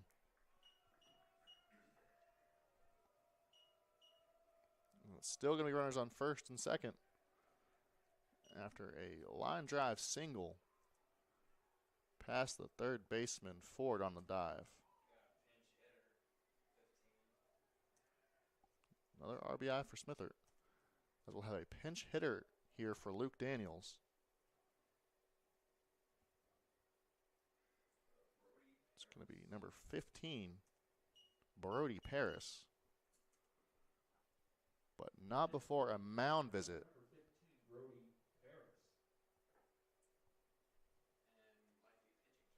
And perhaps a pitching change as the dugout comes out to greet Perkins.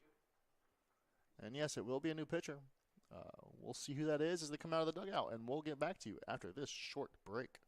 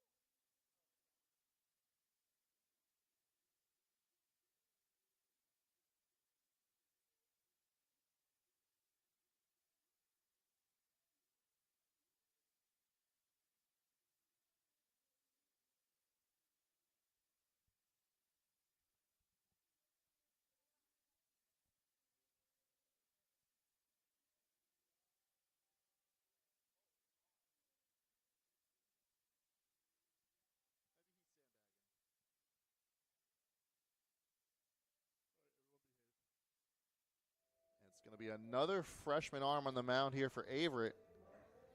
As it's going to be the lefty out of Mechanicsville, Virginia. Another product of Atlee High School. Braden Schultz getting his first action at home of his career. And his first career action, period. So we have the collegiate debut here for Braden Schultz coming up. He comes in with 2 on and 1 out here in the top of the 5th with Averett holding a 4-run advantage.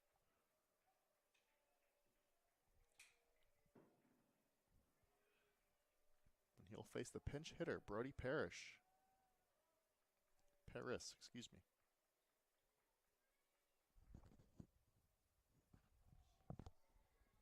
It's a big, slow breaking ball. It's going to miss the zone low for ball 1.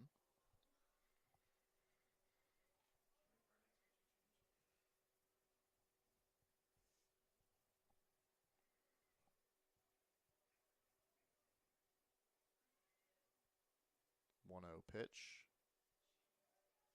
Another off-speed pitch. That one misses the corner outside.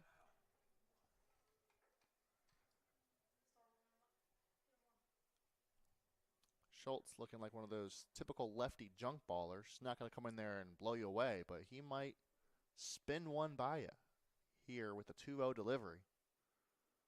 That one's in there. Strike 1.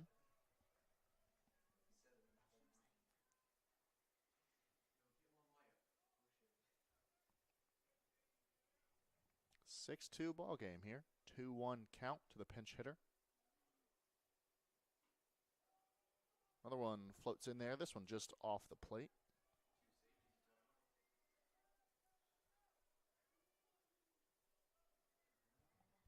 It's going to be a 3-1 count here. 1 away, top of the 5th inning. Schultz Look over his shoulder at the runner in scoring position on second. Fires, delivers. That one's on the inside corner. Full count.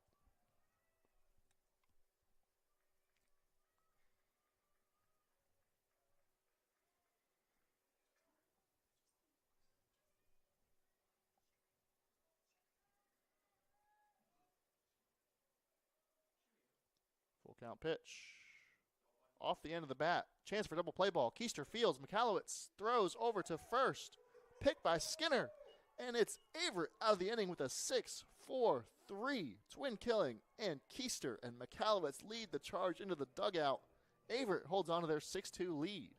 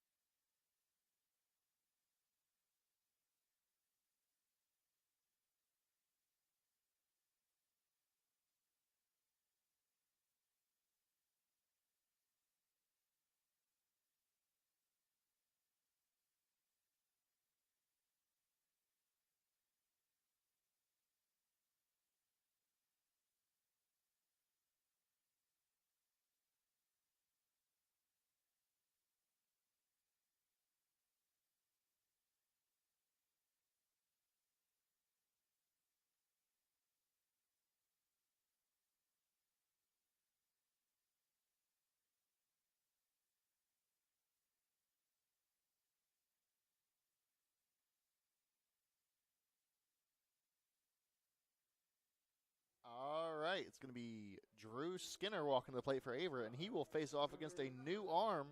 It's going to be sophomore out of Spring Hill, Florida, Michael Dressendorfer. He's sporting a 9 ERA on the dot through 3 innings of work here in 2026.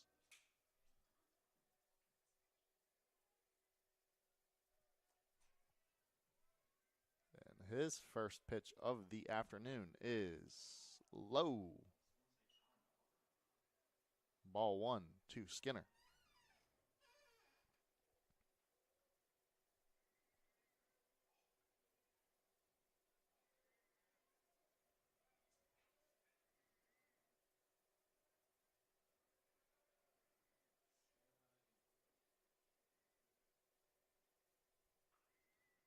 One 0 pitch, fouled over to the left side.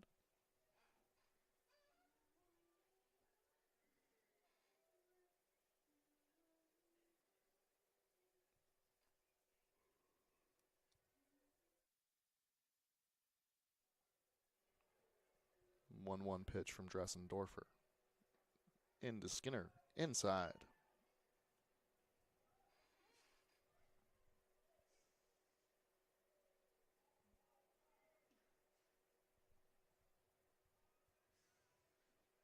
Averett ahead 6-2 here in the bottom of the 5th inning. Skinner swings on one, sends it out to straightaway left field, where the new man, Paris, will field it cleanly. F7 to start the inning. Now batting for the Cougars, number 3, Ty Lowe. Ty Lowe coming into bat now.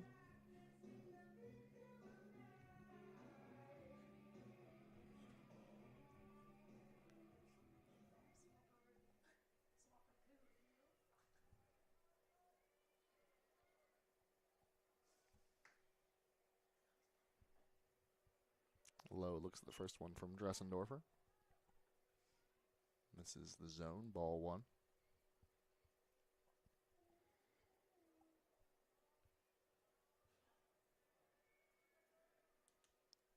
One-0 delivery. Check swing. Doesn't matter. Called a strike anyway.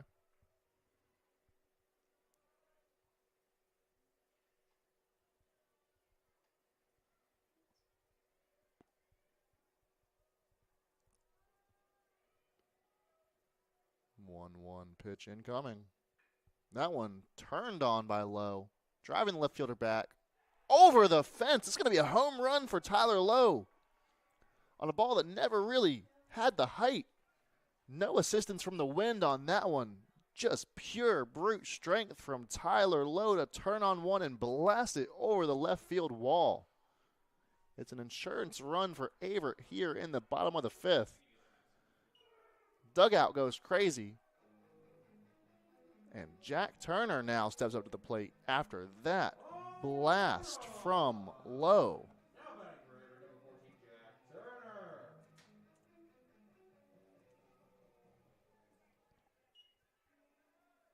One out solo shot puts the Cougars back ahead by 5. Turner looks at the first pitch he sees inside.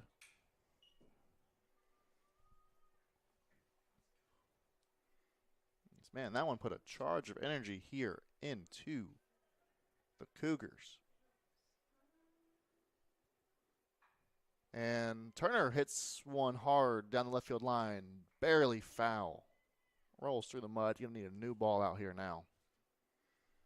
And that's a hard hit, strike 1 for Turner.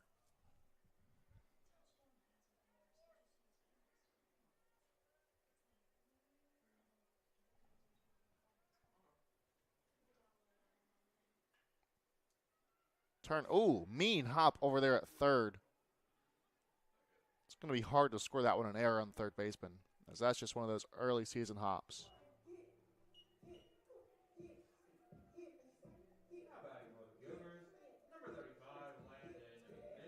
All he could just to stay in front of that one. It's going to be a single for Turner.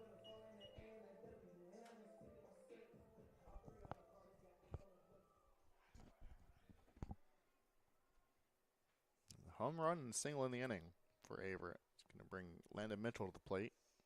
Freshman backstop. Just going to look at first pitch low for a ball.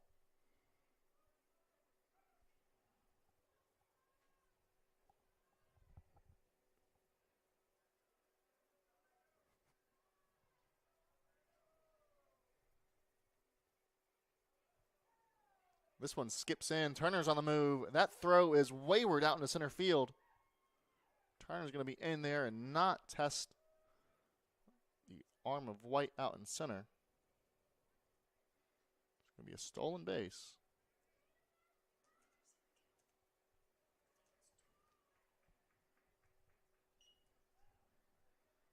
So a 2-0 count here to Mitchell. 7-2 game courtesy of Ty Lowe's line drive home run out into left field. 2-0 pitch. This one is rolled over. And a good pick over there at first base. Great play on a throw that hopped in to retire Mitchell. Hold the runner at second and put 2 away now in the inning for the second baseman, Nathan McAllowitz here. Man in scoring position with a chance to add yet another insurance run to Averett's tally.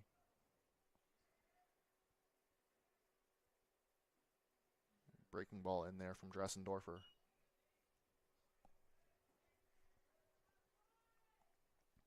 Dressendorfer versus McAllowitz here. Would score you a lot of points in a game of Scrabble. That pitch misses outside, ball 1.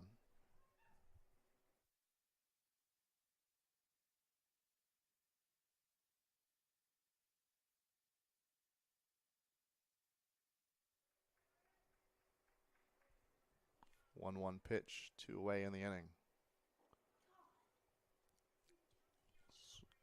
Sort of an awkward hack at that one. It's going to be 1-2 now. Callowitz going to have to fight off some put-away pitches from Dressendorfer.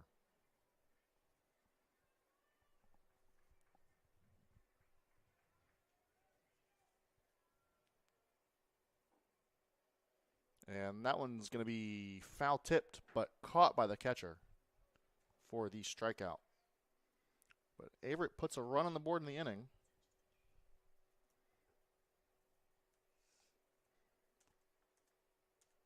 On 2 hits. The big one being Tyler Lowe's line drive home run over the left field wall. Averett ahead 7-2 heading into the top of the 6th inning.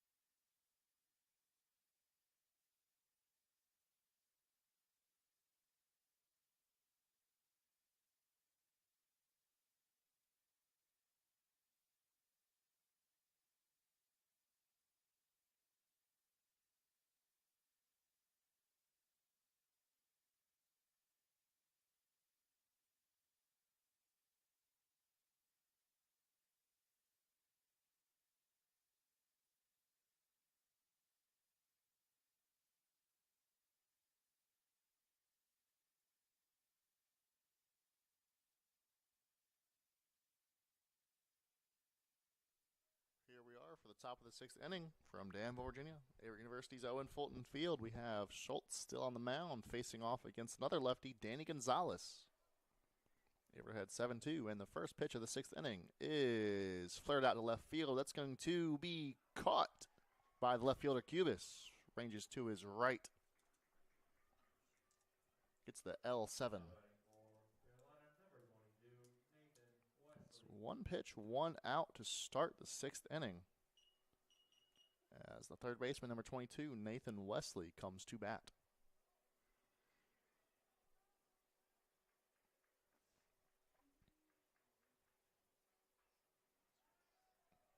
And Wesley early on that one.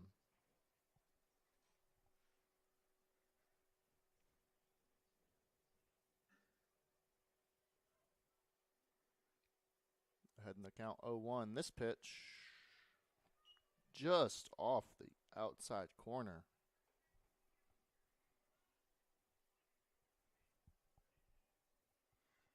1-1, 1 away. Good breaking ball there from the lefty Schultz.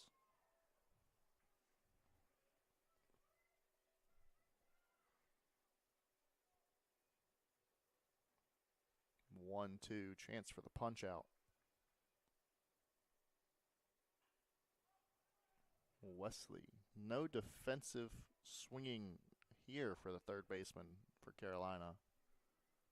Takes a big hack of that one. Fouls it back over the first base dugout. Count holds at 1-2. This one turned on, sent over to Ford at third, who fields it cleanly, pumps, throws, and is going to be caught there on a brilliant stretch from Skinner. Was waiting for the signal from the first base umpire. He does corral it, put it away. What a play there from both corners of the infield.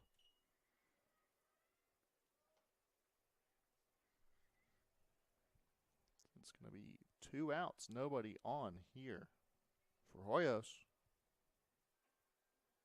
That one misses the zone high. 1-0 to start the at-bat to the Bruins designated hitter.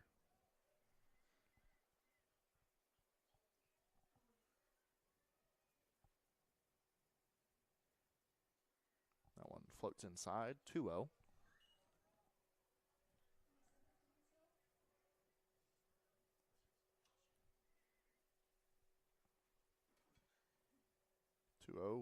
Nobody on, 2 outs, and there's a strike.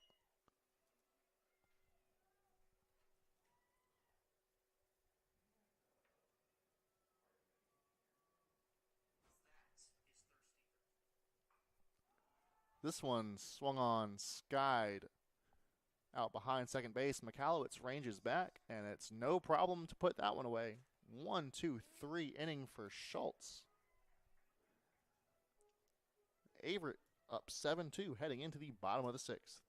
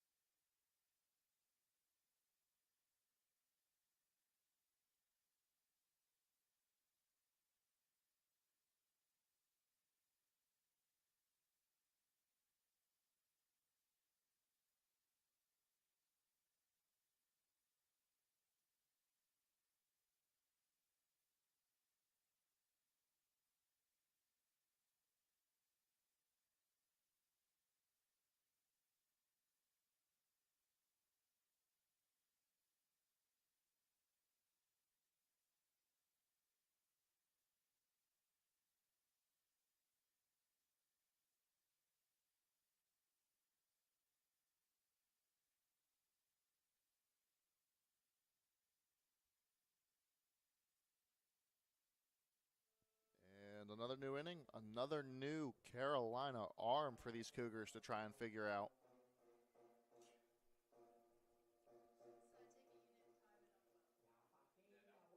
It's going to be number 27, Caden Ross, senior out of Tampa, Florida.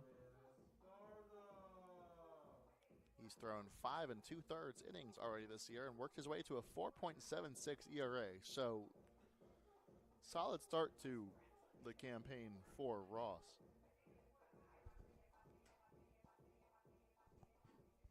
And he's going to meet Julian Esparza to start his outing. And that first pitch, wild. Just a bit outside.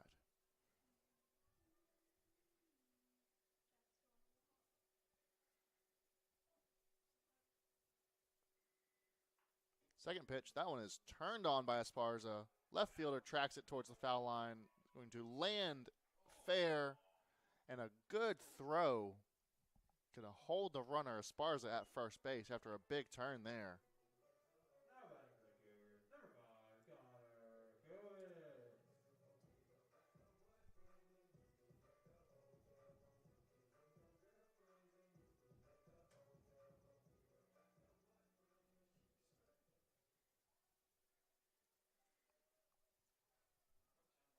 It's going to bring Cubis up to the plate. 1 on, nobody out, and he'll take the first pitch he sees low in the dirt for a ball. Averett already has 5 runs of insurance, but that's one of those things where you cannot have enough safety. Big lead from Esparza. Check over by the catcher. No throw, though. Have to figure he wanted to. There's a pickoff. Perhaps a little too late. See if Esparza's ready to run here. And that one, check swing. A little tapper over to the first baseman. He's going to field it. Get the unassisted put out. But it will advance the runner over to second. For the leadoff man for Averett, number 2, shortstop, Luke Keister.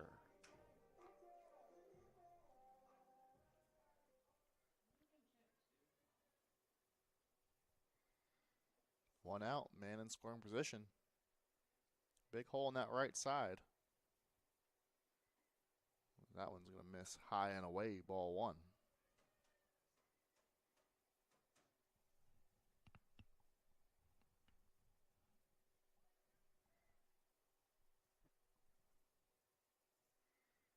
One-0 delivery coming from Ross. It's going to be an identical pitch to the first one of the AB. That one's also going to miss high and away. Now 2-0.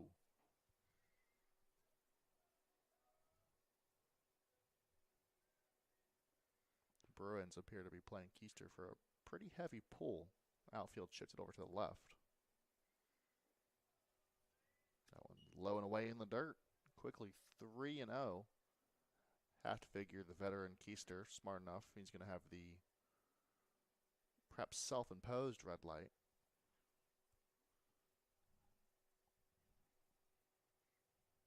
.30 wind and deliver. That one's in there.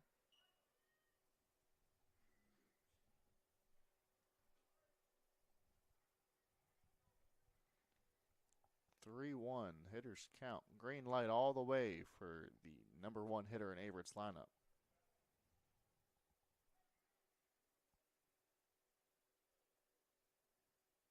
And that one, not close. Ball low and away in the dirt. It's going to be a walk. It's going to be 2 on with 1 out for Austin Ford.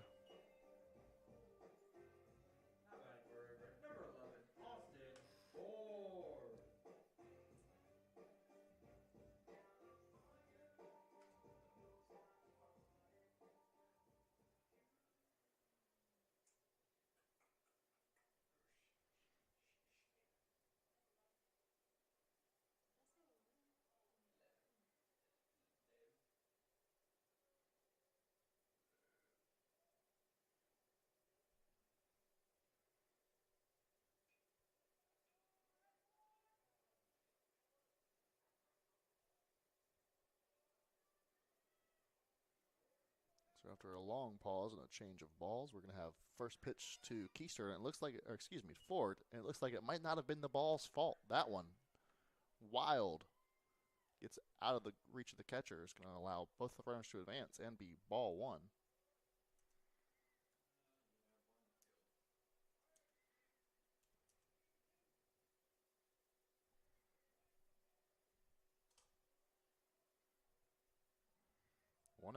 Now 2 in scoring position for the third baseman, Ford. Chance to extend Averett's lead. That one called a strike, although the catcher dropped it.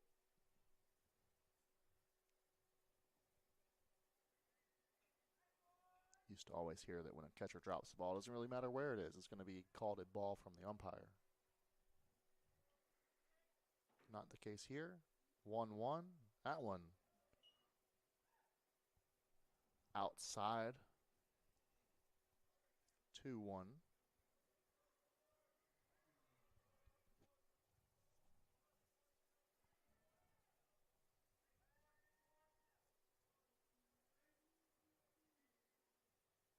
Two-one delivery from Ross to Ford is low and outside.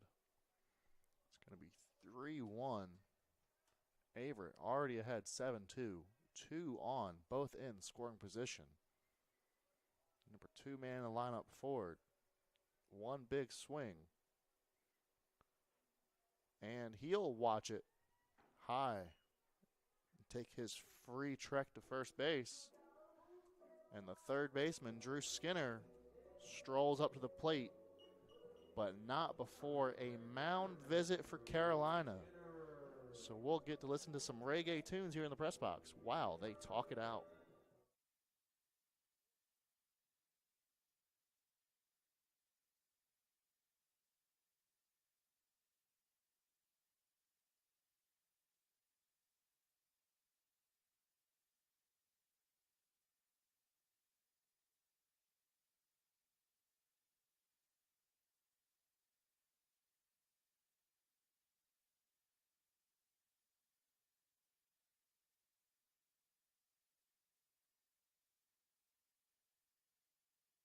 All right, quick mound visit there to set Ross's mind right.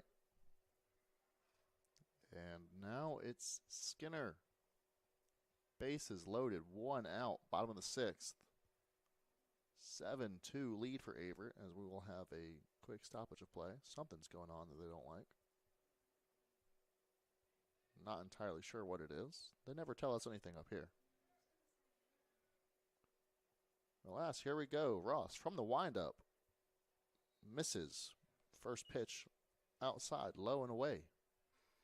17 pitches into his outing. Ross has thrown just 5 strikes. Going to need to reel it in as Skinner chops one up the middle, fielded by the shortstop, steps on second, throws over to first. And it's a inning-ending double play turned by the Bruins shortstop. Through 6, score 7-2 Averett. Chance to close it out here in the top of the 7th inning.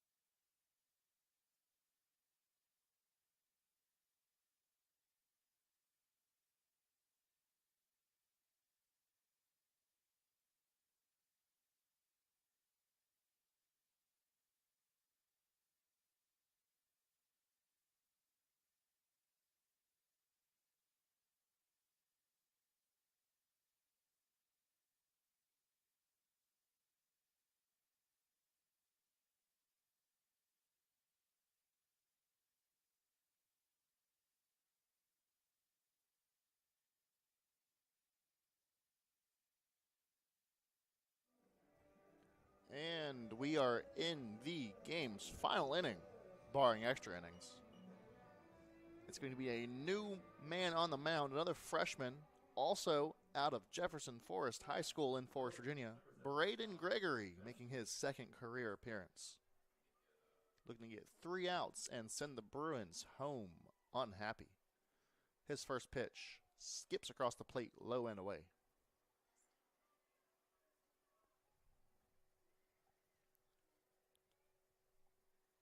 And yes, while Carolina did win Game 1 today, you always want to leave in the winner's column. Don't want to leave with that sour taste in your mouth. This pitch from Gregory misses high, 2-0.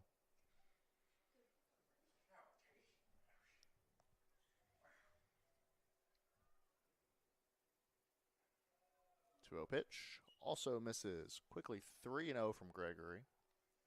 Another freshman working through those early season nerves. Just going to have to settle in at some point, get it done early. As a 4-pitch walk worked by Vespi.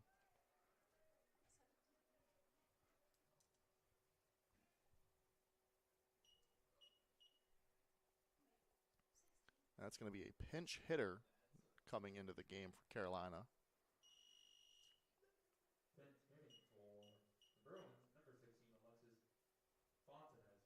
It's going to be number 16, Alexis Fontanez,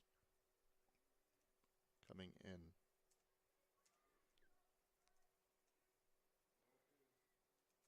He'll face off against the freshman Gregory here.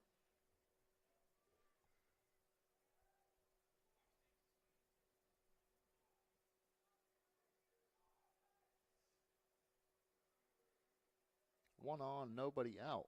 Top of the 7th inning in this 7-inning contest.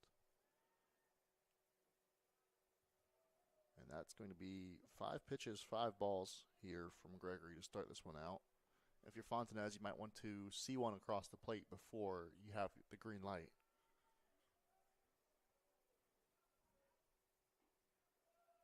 That one misses off the plate just inside.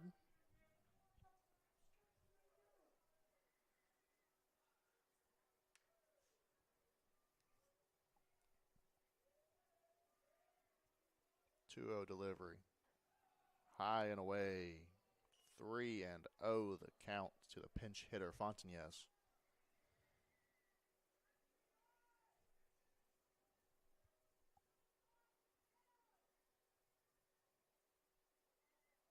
Gregory set, steals, fires one in the zone.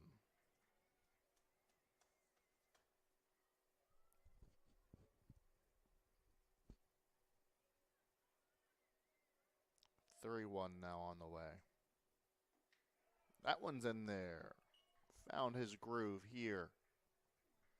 Works the count full after being down 3-0 to the pinch hitter. Chance to put him away for the first out of the inning or roll a double play ball. And he gets the K swinging. What a rally back from Gregory.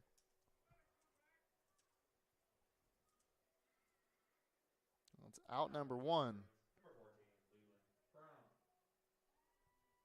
We'll have another pinch hitter coming into the game. It's going to be number 14, Leland Brown, in to hit for Keenan White. As Carolina's emptying the bench here, needing runs to get back into this game.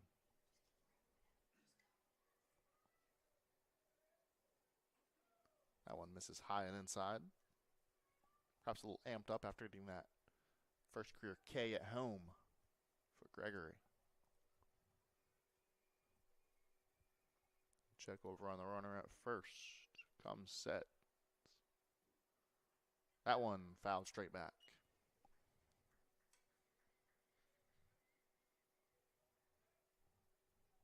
Cougars just 2 outs away from getting back in the win column, snapping that 4-game skid.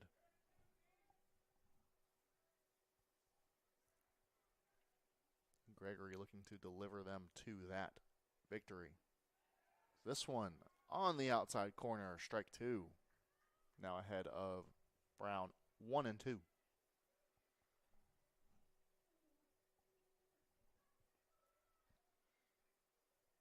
Chance at a put-away pitch here from Gregory.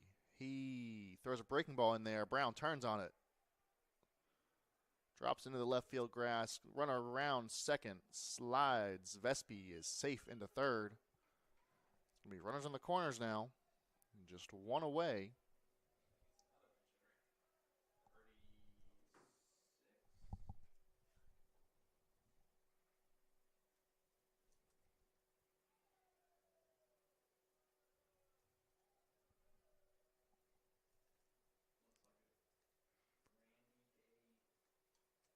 As we'll have another pinch hitter coming into the game here for Carolina. That's hitting for the Bruins. Number 36, Randy DeMaio. It's going to be number 36, Randy DeMaio.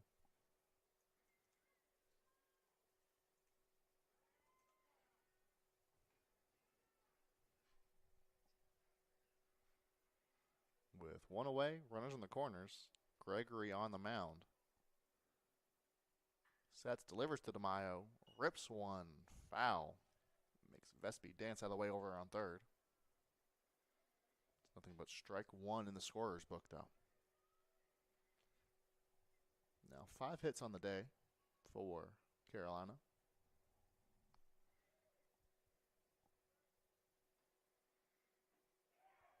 Big cut on that one to no avail for DeMaio. Down now 0-2, 1 away, 2 on. In the top of this final inning, number 7. Takes a hack at that 0-2 pitch, fouls it back over the press box.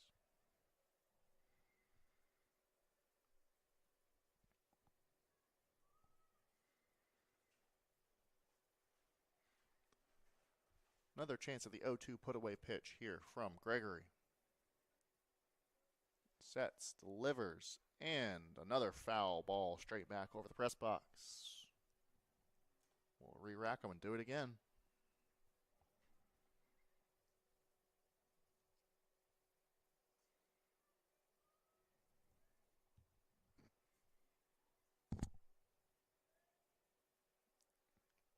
Third chance at the 0-2.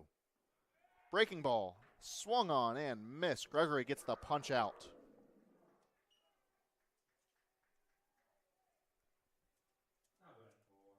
And that will put the Carolina's backs against the wall, down to their final out, as it's going to be Smithard, the leadoff hitter, shortstop.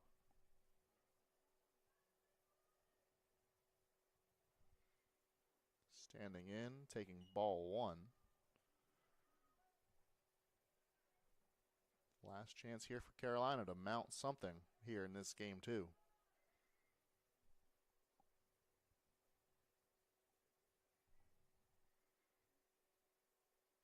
1-0 delivery on the way from Gregory. That one's going to miss outside as well.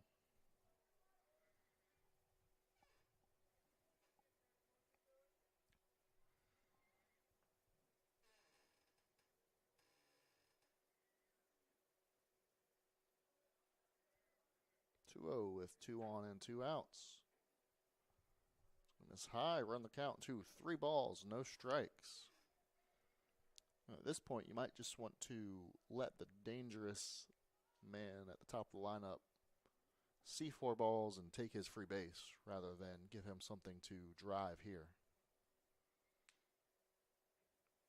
And whether intentional or not, it will be just that, a 4-pitch walk from Smithard. It's going to bring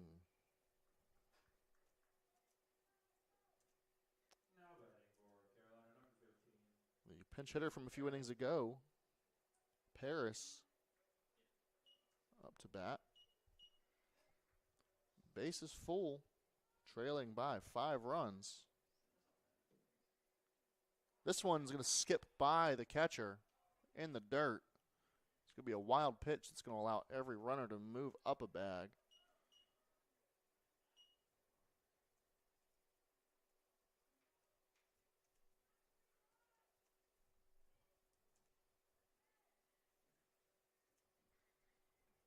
So now 1-0, an extra run across the board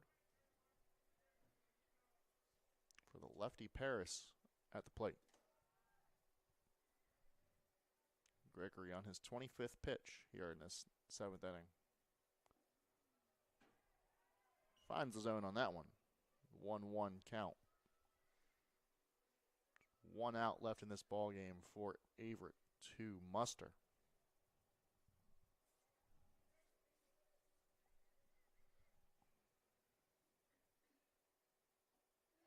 Check swing. Doesn't matter. He looked at a ball go by in the zone. 1-2. Carolina down to their final strike. Averett a chance to put the game away and earn a Tuesday split with Carolina. Gregory comes set. 1-2 pitch on the way and caught him looking. Strike 3 on the inside corner. That's going to be Averett back in the win column. The Cougars take this one 7-3. Heartache medication plays through the speakers here in Danville, Virginia. Carolina 7-3. Split the doubleheader at a game apiece. Fans, the baseball team takes to the road this weekend with 3 games at Pfeiffer University. That's the end of a short home swing for Averett as the Cougars are back on the road for a weekend 3-game set with Pfeiffer University. Until next time, this has been Tyler Lem in relief of Thomas Heaney on the Averett University Sports Network here on Flow College. Thank you, everybody.